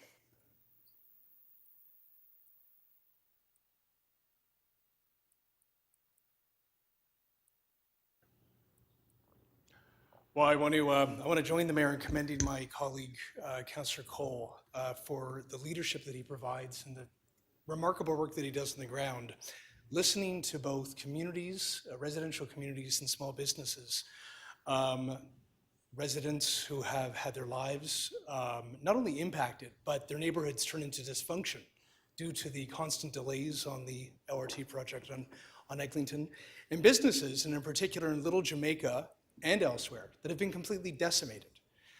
These people have lost their livelihoods in some cases, and the many businesses that remain on Eglinton are struggling simply to survive. We have entire neighborhoods such as Cedarvale and Upper Village, along with others, that experience every day. It's not just complaining about traffic. I'm talking about 3 hours in the morning, 3 hours in the afternoon, roughly 6 hours at a standstill, with block after block after block of traffic just creating this dysfunction in the neighborhood. That's not acceptable. That's not good enough. So I agree. I mean, it's one thing to have a major transit project, and we all know that there are going to be difficulties and challenges and serious inconveniences. But this was promised by Metrolinx to be concluded in 2020, and then 2021, and then 2022, now maybe 2023. In fact, Councillor Cole and I recently obtained a confidential document by a whistleblower, not by the provincial government or Metrolinx, by a whistleblower. And the content of that document demonstrated to us that not only has there been another $1 billion overrun from what the budget was that we knew of, but there's a litany of failures, literally the word failure throughout the document, with all sorts of different issues that they have not resolved. What's clear to us is that Metrolinx has spent more time in court losing to their own contractors than they've been able to successfully complete this project. Which begs the question, why has that happened? Why is Metrolinx in court losing all the time to the consortium? What's wrong with this agreement? Why has this ballooned by billions of dollars? Why have these delays happened year after year after year with such enormous consequences to the livelihoods of businesses and the quality of life of residents? Why has that happened? Well, if any of you ever try to ask Metrolinx, we've tried to ask Metrolinx, media representatives have tried to ask Metrolinx, you get stonewalled. You don't actually get answers. Nothing meaningful, nothing comprehensible. And that's why Councillor Cole and I believe that there needs to be, whether it be a public inquiry or a third-party investigation, some formal way to get some answers, some basic answers.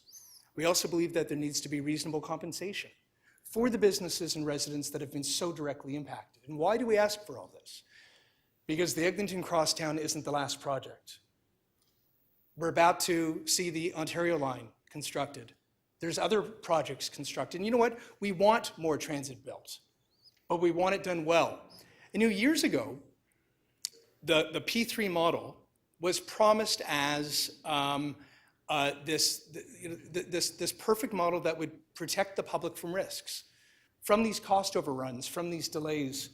And what we've seen evidence of is that it's quite the contrary, that this model that Metrolinx has used has not been successful.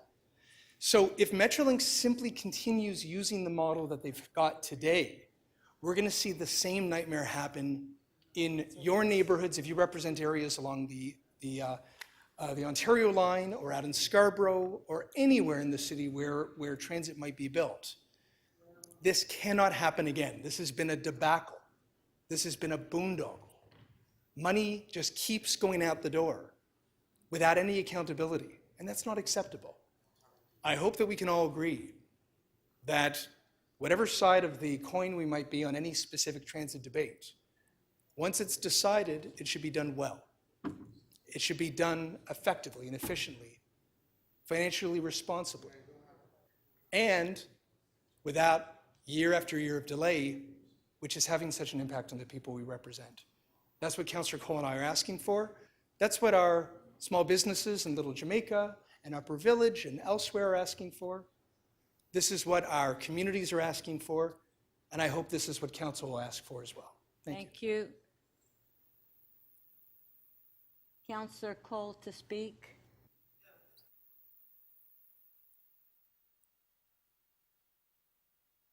I'll get my mic on now. As Councillor Matlow was saying, there was a brave person at Metrolinx that made available the internal Metrolinx document that basically said Metrolinx has no idea how to fix the problem, the problems that they've encountered on Eglinton. There's flooding problems they can't fix. One of the stations is sinking, they can't fix. Platform problems, they can't make them work with the TTC's platforms that are existing. They basically have no, as it says here, no credible plan for completion. There's no plan. They don't know because the engineering problems they've confronted are beyond Metrolinx's ability to fix. So if we wait for Metrolinx to fix this, well, we'll be waiting I don't know how many more years. I think 11 years of waiting for Metrolinx is enough for the residents in the middle of Toronto, in Councillor Bravo's ward, my ward, Councillor Matlow's ward, we've put up with construction and traffic hell for 11 years. Now Metrolinx tells people, oh, we can't complete the project and we don't know when we're going to complete it. They used to have an end date. In 2020, they said 2021 we'll do it. 21 comes, they said, oh, we can't fix it in 21. In 22, we're going to do it.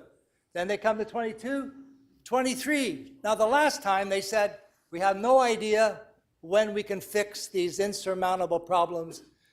And at the same time, they're in court with their contractors, debating about whose fault it is. So they're spending tens of millions of dollars. Talk about spending millions of dollars on lawyers and inquiry. Metrolinx is blowing, again, tens of millions of dollars suing their contractors.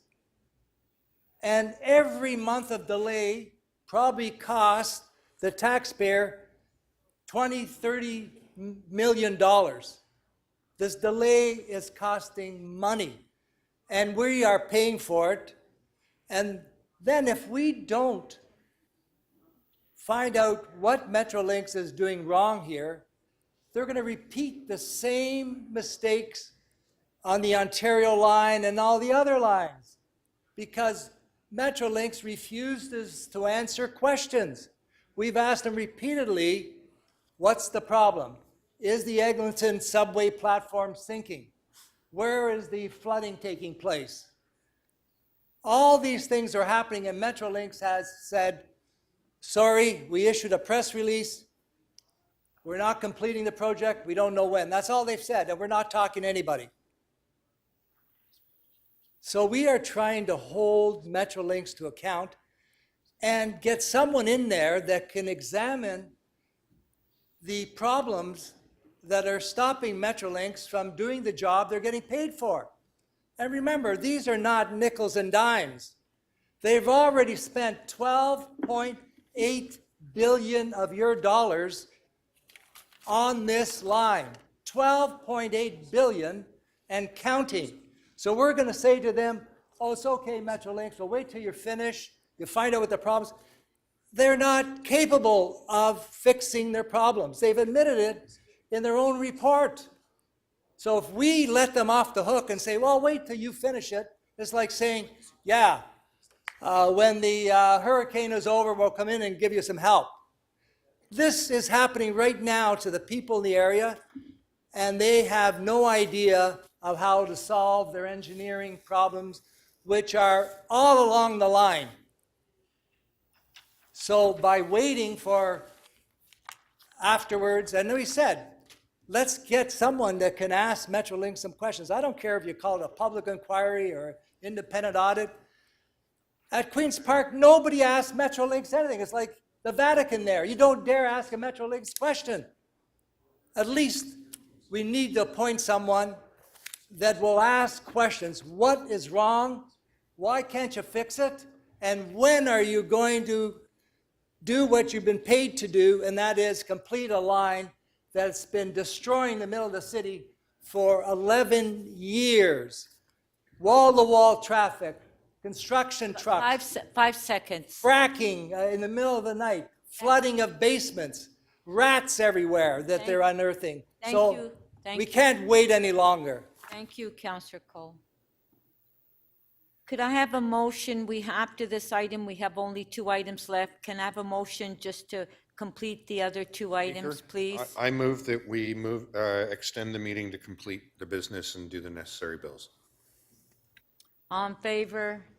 Okay, so after this, there's just two item, members' motions that were held down, and then we should be done. Councillor Bravo to speak? I have to speak to this because of the impact that it's had in my ward. And I want to join Mayor Tory and Councillor Matlow in congratulating and thanking Councillor Cole for the work that he's done and the leadership that he's shown. People in my ward have been hurt time and time again. People are losing their businesses. People are affected by the traffic, the rats, that's a real thing. And also, the streets are not safe, and there's no end in sight. It's Fairbank Village, it's Little Jamaica. And we said, yes, we wanted transit. We are a community that supports improvements in transit, and we are getting hurt by it. I think that it's really important to note the problems with public-private partnerships.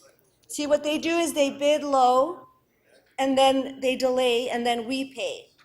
And we can't get guarantees because of the nature of these contracts. And these questions were raised at the time when Metrolinx went this route. I'm also concerned about governance at Metrolinx because there's no municipal voice there.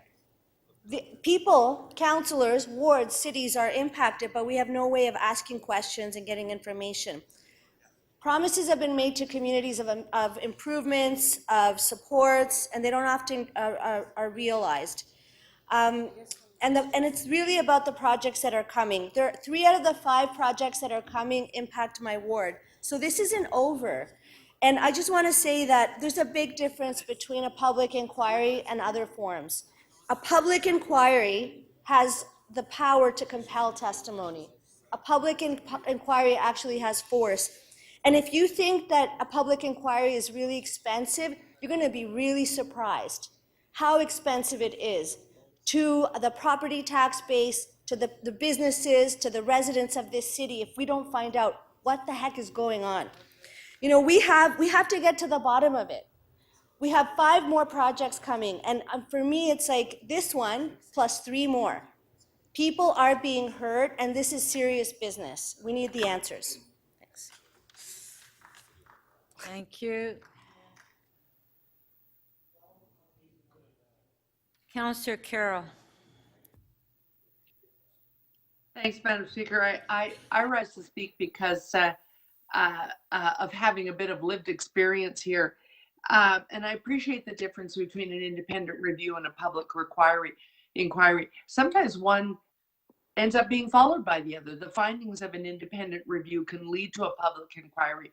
But one of the things that we learned way back in the days of MFP is you have to be careful about when you request it, because when you request it and as soon as it's agreed to, the scope is set.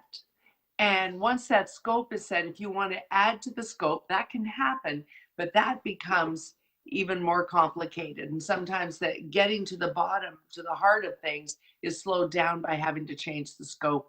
It's awkward because we're already on the floor now. Otherwise, I'd be asking staff some questions about that. That's why I was concerned that as painful as it is, we wait until the project is completed so that the scope includes how it was completed and whether or not, in fact, the operating agreement with the TTC is even gonna work. That we look at the entirety of it, and I think that would be worth it to those inconvenienced in the end. I also know that quite stubbornly, the old municipality of North York, lived its way through the construction of the Shepherd subway. It was always funny to me because construction started shortly after my second daughter was born, and she had a lot of services that she needed around North York General, an occupational therapist out at Yonge and Shepherd. All the way along that area, I kept needing to drive near that subway construction, and that subway finally opened when she was in junior high. It drove us insane. And when I became a counselor, I discovered that here we were a year after it was open. Then we were looking at the full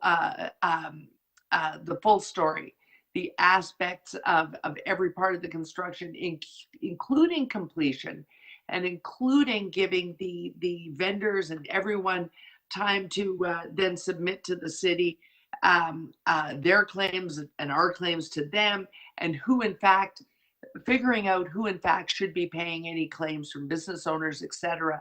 And that went on for another 5 years after. But it was good that it did, because it was very easy with the full scope of the project right up to completion to be able to see who is owed what and who should be paid what. And those were all matters of in-camera settlement, but they happened. They did happen in the end. And so I really welcome Councillor Fletcher's motion, or I think the first one was from Councillor Holiday, whichever is which. that starting with a third-party independent review the minute this thing is completed will let us know whether or not we need a full public inquiry pretty darn quickly. There's lots of expertise in Canada that can show by contracting someone to do an independent third-party review. The province should welcome that request. And by doing it upon completion, we look at all aspects of the entire scope. So I'll be supporting the motions of Councillor Fletcher and Councillor Holiday. And I just from experience with the Shepherd subway and its aftermath, it seems to me the best route to go for those who may have claims here. Thank you. Okay, if we can put the amendments on the screen, please, so we can vote. Okay, amendment by Councillor Fletcher. We can put that motion on the screen. Okay, there it is. On favor, show of hands, opposed if any, carried. Councillor Holiday's motion. Recorded vote.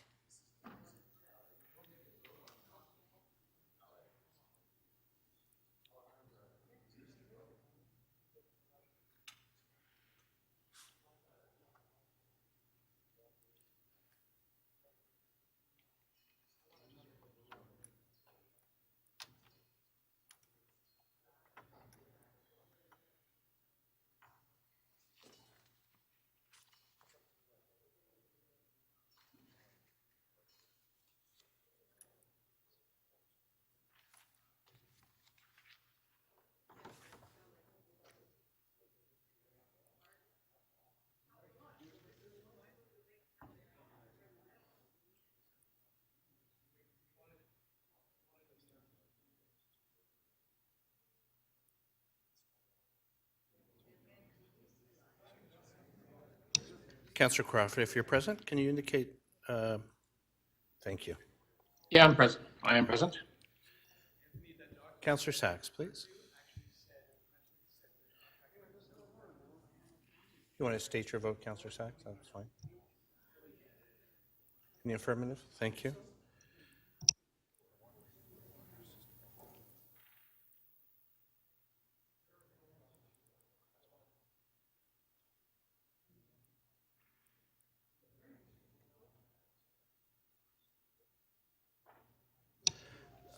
Motion to carry, so it is 14-12.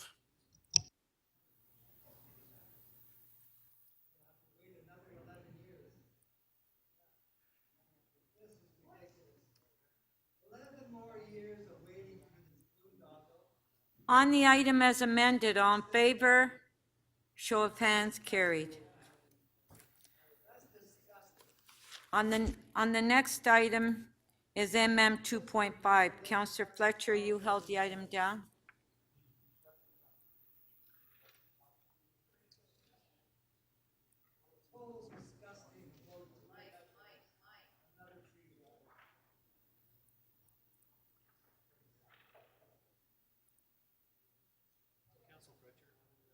Yeah, Councillor Fletcher? Yes. We're at the next item. You held it down. MM 2.5 in Councillor Morley's ward, 360 Evans.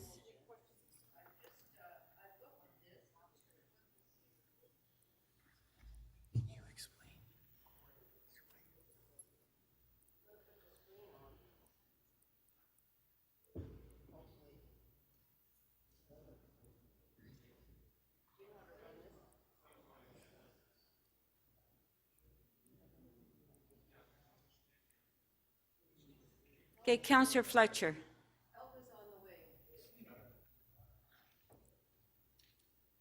Okay, this is questions to staff.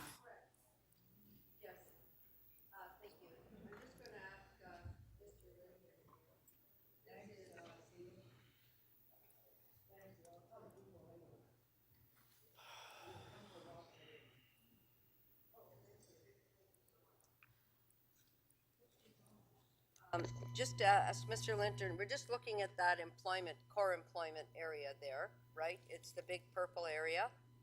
That's correct. Etobicoke South is one of the bread baskets of the cities for jobs. And that's right up by the QEW. There used to be, and I'm unclear if we still have that, where there was an edge condition where something that was, I'll call it ancillary or commercial or retail, could be along an edge, but it couldn't be in the middle of the core employment area. Did that get changed somewhere along the road? Through the speaker, yes, the city's employment policies now deal with both general and core, and that the mapping that's in the official plan. This is a core area, the entire area. So some sense of this, this is a core area. So the previous sense that in previous policy regimes, we articulated that there could be other uses on the edge, but this whole area is mapped as a core area. It's 43,000 jobs in this area. It's, as you point out, it's a large employment area. Yes, this is at the periphery, but we treat the whole thing as a contiguous employment area. Just how many acres is that? Do you have any idea? Or hectares, if you must? The site? Yeah, Counselor no, the Fletcher, big- can you please speak through the mic? We can't hear you. How many hectares is that employment area? Oh, it is quite extensive through portions of south of Etobicoke, including north and south of the Gardiner. There is a portion of it that is general, which is general employment, which is up along the Queensway, north of the Gardiner. But the area in that is south of the Gardiner, and I'm just getting told, is 833 hectares. So it's quite a large employment area. 1,600 acres or so, 1,700. In Imperial, I think you're right. Maybe 2,000. And so we changed that policy somewhere along the line. The even with core employment policies of the official plan were updated a few years ago, yes. 2 years ago. A few years ago, I A few think it years was. ago. So to accommodate that bingo hall, would there have to be a rezoning, or is that's what has been attempted? And just fill me in, You know, please. through the chair, there was an application at the Committee of Adjustment for the bingo hall use on those lands. A third of those lands where the parking is has older zoning and it actually permits the use. However, 2/3 of the site is newer zoning and it does not permit the bingo hall use. Generally speaking, when we're dealing with places of assembly in employment areas that bring in people and external visitors to employment areas, they tend to disrupt the activity, the core businesses that are in that area that we want to preserve. And therefore, we have policies that restrict these land uses in that area. If we want to change that, we have a 5-year annual or a 5-year municipal comprehensive review. I just want to find out, though, I'm really intrigued that that could be done in a core employment area at the Committee of Adjustment. Is there not something wrong with that? Under the legislation in Ontario, anyone's allowed to go to the Committee of Adjustment and change the land use, and we evaluate it against the 4 tests. In this case, it does not conform to the official plan. We wrote an objection. The committee still approved it, but we have a standing instruction that dates back a number of years to appeal any conversions, one-off conversions of employment lands. I understand, but I do think that going to because generally employment issues and conversions all come through planning and housing, but to be able to walk into the Committee of Adjustment and technically rezone to a non-employment use, that troubles me. Is there some way to change that in the future? I think that That was your last question. through the chair, that would be through legislative change. I'm sorry. Thank Councillor Peru, you. I couldn't hear that because Councillor Peruz Okay, is throwing around somebody's nameplate. Okay, just, the staff can answer that question, but that's your last question, I Councillor understand, but I'd Fletcher. like to hear the answer. Okay, can you please answer the question Yes, again? Through the chair, that would take provincial legislation to change that. Provincial? Yes. Okay, thank you, thank you. Thank you. Councillor Morley. Councillor Morley? Speaker, I'm down to question staff. I think Councillor Perks has a question of staff.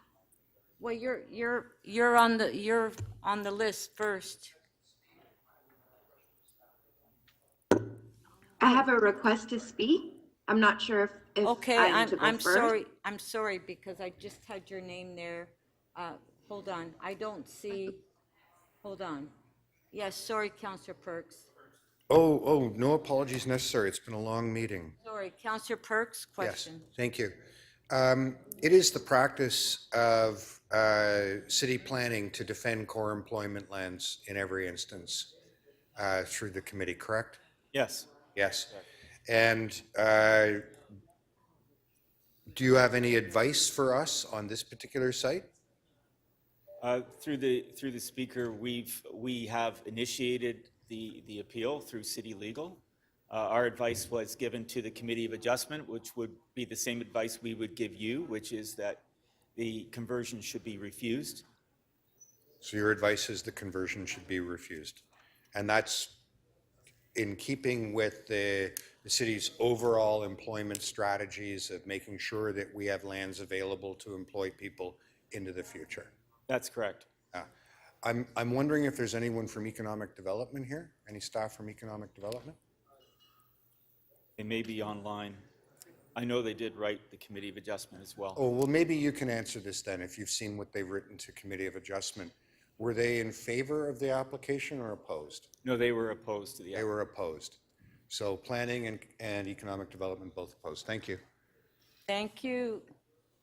Okay, Counselor Moise, do you have a question? Okay, go ahead. Thank you, through you, Madam Chair. Just one question. The land at 360 Evan Avenue, is it located within an IC.1 or IC.2 zone? And please elaborate what those mean. So through the speaker, Councillor, a portion of the land is zoned IC.1, which permits bingo halls or places of assembly, about 1/3 of the site. And it's the former Etobicoke zoning. It has not been harmonized.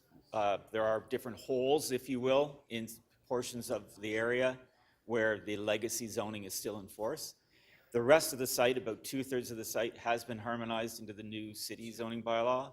It's zoned E1, I believe, and it does not permit bingo halls. So this site, which is not unusual to have split zoning, if you will, has a big building on it, parking area. The big building sits where the use is not permitted, and the parking is where the use is permitted. It's an unusual situation. Okay, so it's grandfathered in according to your response. Pardon me? It's grandfathered in according to your response. A portion of the site is grandfathered, yes. A portion of the site would permit the bingo hall where the parking area is. Okay. So just to make sense of all this, so why did staff recommend? So through the chair, the recommendation also looks at the official plan. There are 4 tests at the Committee of Adjustment. One of the tests is, does it conform to the official plan? The official plan is core employment. It does not permit the use. So it fails that test at the Committee of Adjustment, and that is the reason why the staff wrote in opposition. Okay, thank you.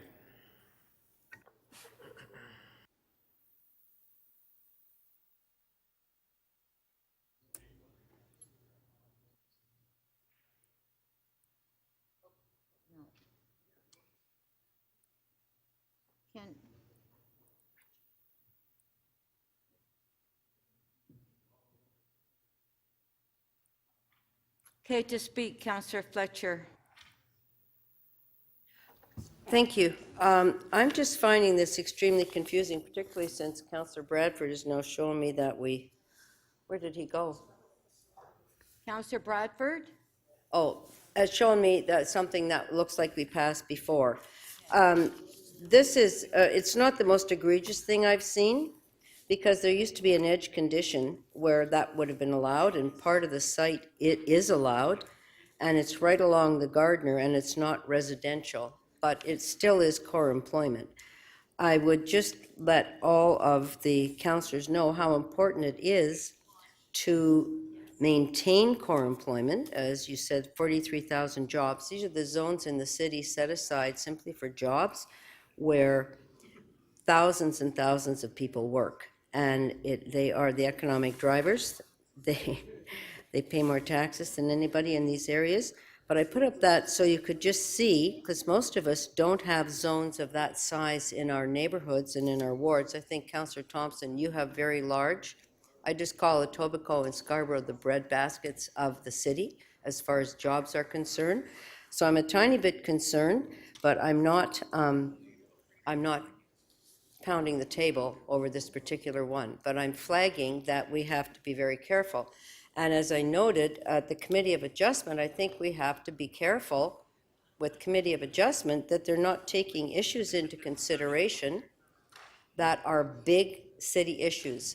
Normally, any conversions or any big employment changes have to go through the Planning and Housing Committee. They don't even go to the councils anymore. They used to go to the community councils. That's no longer set because community councils perhaps didn't have the higher, what I'm going to call the higher task of ensuring the marrying up of zoning and planning and the economy. And those things, we don't do that enough in looking and saying, how do these lands contribute to the economy? Residential lands, by the way, cost money to support. Employment lands help the city because of the tax base and the revenue, the jobs revenue there. So it's quite complicated. It's a good thing that we're just having this conversation on this today. And I understand that part of the site's already zoned in that way, and I think Councillor Bradford's somewhere getting something done, doing something. Are you doing something? Well, I'm going to support it. He's going to tell us why he's supporting it, and I'm having an issue with it, but normally I would stand up and give a very strong speech that nobody can support it. I'm not doing that. I'm just pointing out that these are core employment. We have to protect core employment. That is our job. You'll get lobbied very heavily not to protect core employment. But if you think jobs are important in the city, then we would protect our core employment areas. Go ahead, Councillor Bradford. Oh, before me. Can you turn off my mic? Thank you. Thank you, Councillor Fletcher. The next on the list I have is Councillor Morley. Thank you, Councillor Holiday, through you to my colleagues on this matter. I just wanted to speak on this as the local councillor. I do know my ward pretty well. One of the locations on site I have frequented as a customer is the McCarthy's Uniform Store. There's also basically a storage facility on the site as well. And so the organization that is sort of in limbo here as it relates to this particular application and file is an organization that supports millions of dollars of charitable contributions throughout the city, which is, in my mind, a really important social good and a really important community impact that we need to support as a council. Those of us who come from, the community sector, the nonprofit and charitable sector, we understand how limited and how challenging it is to get dollars in and to have stable funding for the kinds of work that is supporting, people who we've been standing up and talking about today in terms of our equity deserving groups and folks on the margins. So you will note on the communications related to this file, there are upwards of 75 different charities who stand to benefit and who have benefited over the years through the work, the good works of the organization that is currently out in the cold and looking to relocate their head office, which will represent quite a number of jobs on the site. I would just also draw to your attention some of the other conditions that were raised around some of the edge condition. This is not in the core of the employment. The most substantial of the job and employments that do exist in this very vast portion of our community. It is just off the highway. It is on a major transit line. There's an express bus to Kipling Station. And so, as we've heard as well, there is a portion of the site that is in fact zoned for the use. And so I would appeal to my colleagues to use our discernment on this individual and particular file. While I appreciate Councillor Fletcher's concerns and Councillor Perks's concerns as well around the very important need for us to protect and amplify employment lands within the city, I think this particular instance is deserving of an exception. And I would also just note that the land it was previously on was also zoned employment in the area where it's been demolished for, I believe, Crosstown or another transit use. And so again, I would appeal to my colleagues for their support on this matter. I think it would be a lovely opportunity for us to provide good news to this organization that's doing good work and allow them to continue that good work in Ward 3. Thank you. Those are my comments. Thank you, Councillor Morley. Next, I have Councillor Nunziata. Thank you. I'm a big supporter of charity. I've been supporting charity for years and years and years. And this item here in particular, Delta Bingo, they were located at St. Clair and Old Western Road. Now, their property, part of the property was expropriated, so they had to find a new site. So they bought this site on Evans Avenue. And Delta Bingo, and most of you know that we have hundreds and thousands of charities that run their bingos to raise money, and they've raised millions and millions of dollars. We have seniors, we have sports clubs, we have all these various charities raising money. Billions of dollars have been raised over the years. And if you remember, members of council, that in November 2021, when the report came through council, the phase 1 of the final report, that it was carried unanimously, and the mayor moved a motion for the staff to come back and look at places of worship and bingo halls in these areas, in these particular areas. We received hundreds and thousands of names of petitions from charity. And so, yes, they are to come back, but the problem is that Delta Bingo has to leave their site where they are now and relocate by September. So if they don't relocate, they will not be able to run the bingos. And you have all these charities that are going to be put out, and they won't be able to raise money. And so that's the reason why they did go to the Committee of Adjustment, because of the delays, and it was carried unanimously at the Committee of Adjustment. And okay, but that may be the problem, Councillor Fletcher, but how can we say no for charity and have these charities trying to raise funds, which they've been trying to raise funds for years and years? If they didn't raise funds through bingos, they would be coming to us at the city asking us to fund their charities. And actually, they're doing us a favor because they are able to raise their own funds and run their organization, especially the sports clubs. And I know there's charities throughout the city that run bingos.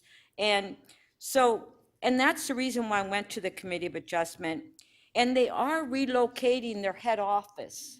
So you're going to have office space there. You're going to have hundreds of jobs that are created. Then you've got the staff. There's hundreds of jobs created there. And then you've got the bingo charities that they come and they run their bingos and they volunteer to run their charity.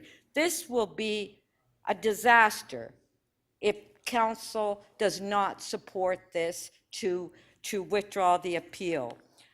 They won't have a place, and you're putting out all these charities, and I'm urging members of council, because it was brought up in November 2021, and we voted unanimously to support it. We don't want bingo halls in residential areas. We want them in these areas, because as you know, there's hundreds of people that come to play bingo, and as well, hundreds of people, charities, that are out there volunteering. So I ask you to support the motion that we have before us, because this report, when it does come back, the staff are going to recommend it. So all we're asking is, because we're running out of time, to approve it now so they're able to relocate, because they have to be out of their site on St. Clair Avenue by September of this year, and they won't have a place to go. So please, support our charities that do a lot for us in the city of Toronto. Thank you. Thank you, Councillor Nunziata. Next, I have Councillor Moyes.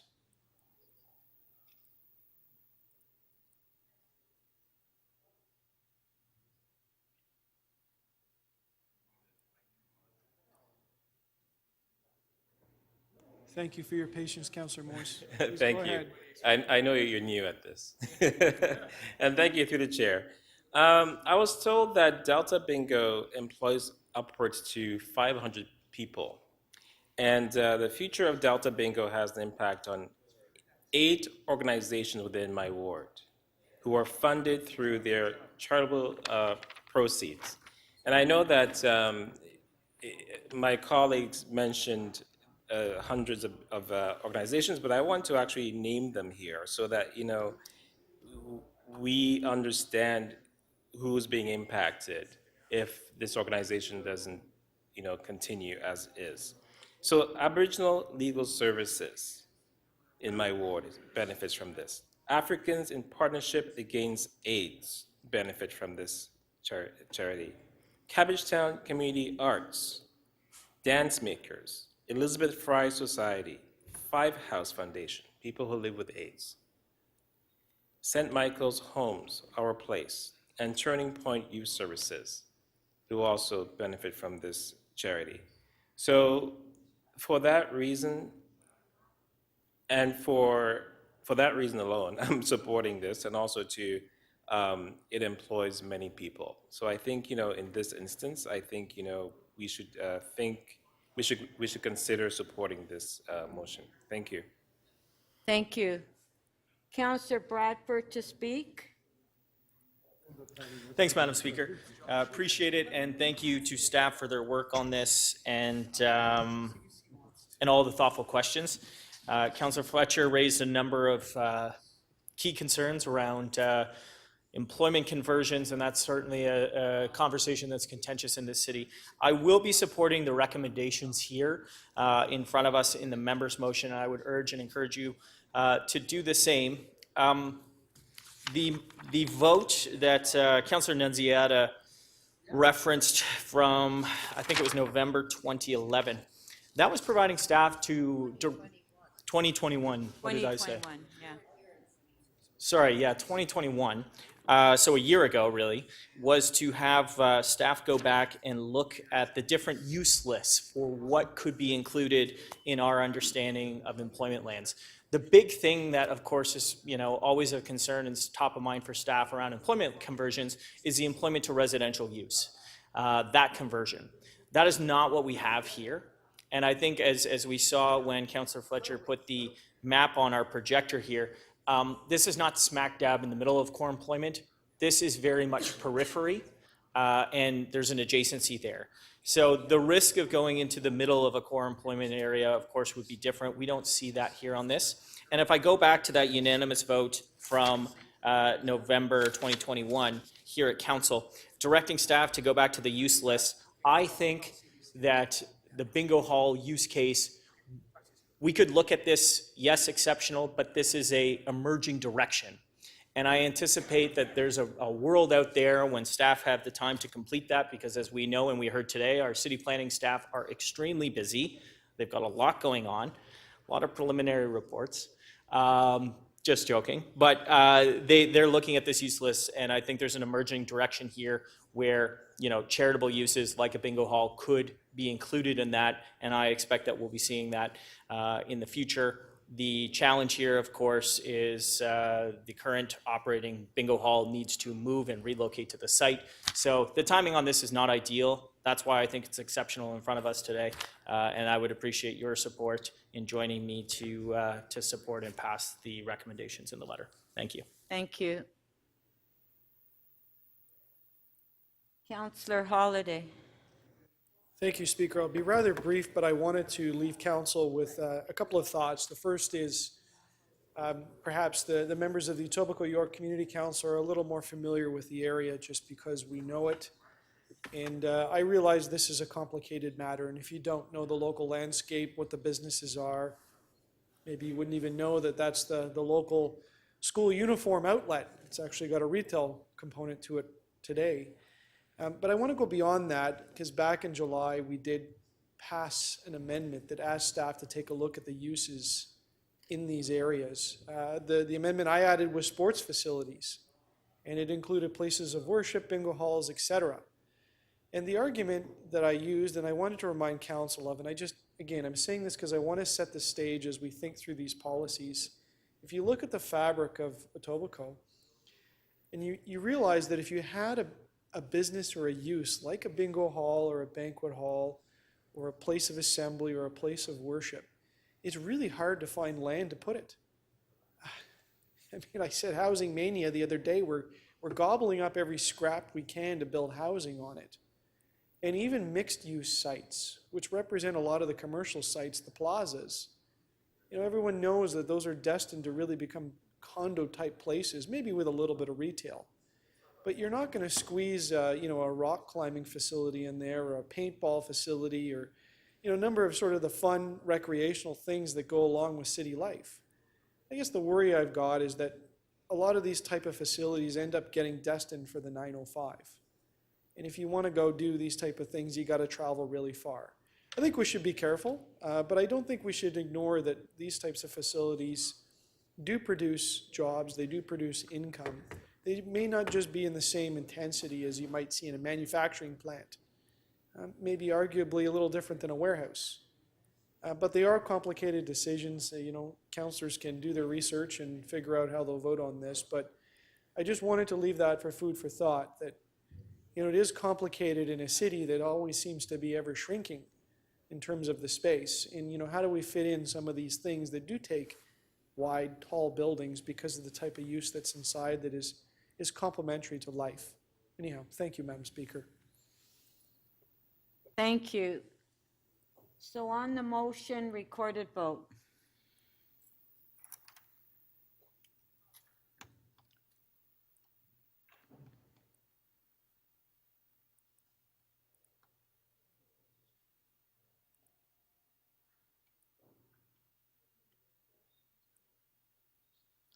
On the item, recorded vote.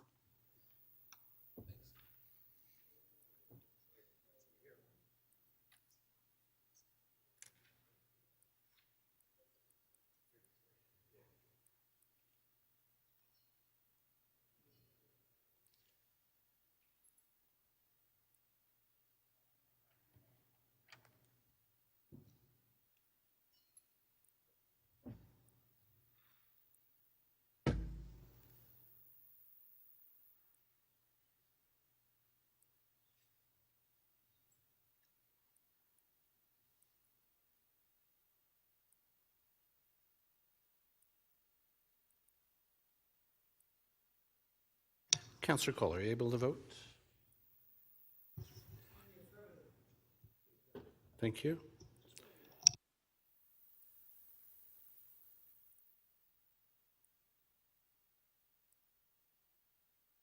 Councillor Perruzza, please.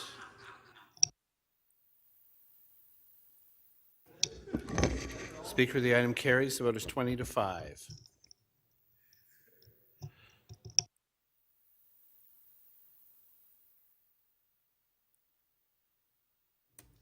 Our next item is MM 2.11. Councillor Fletcher, you reopen that item because you have an amendment? Yes,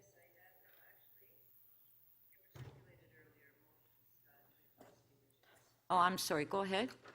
Yes, I'm moving the motions to replace the originals.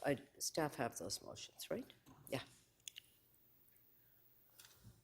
For the $2.62 that we probably spent about $5,000 fixing it, but anyway, we have. Okay. There they are there. So it's on the screen. All in favor? Show of hands. Thank you. Opposed, if any, carried. Okay, there's another one. There is? There you go, Yes. Counselor. This is for all of you, in case you have this in your neighborhood.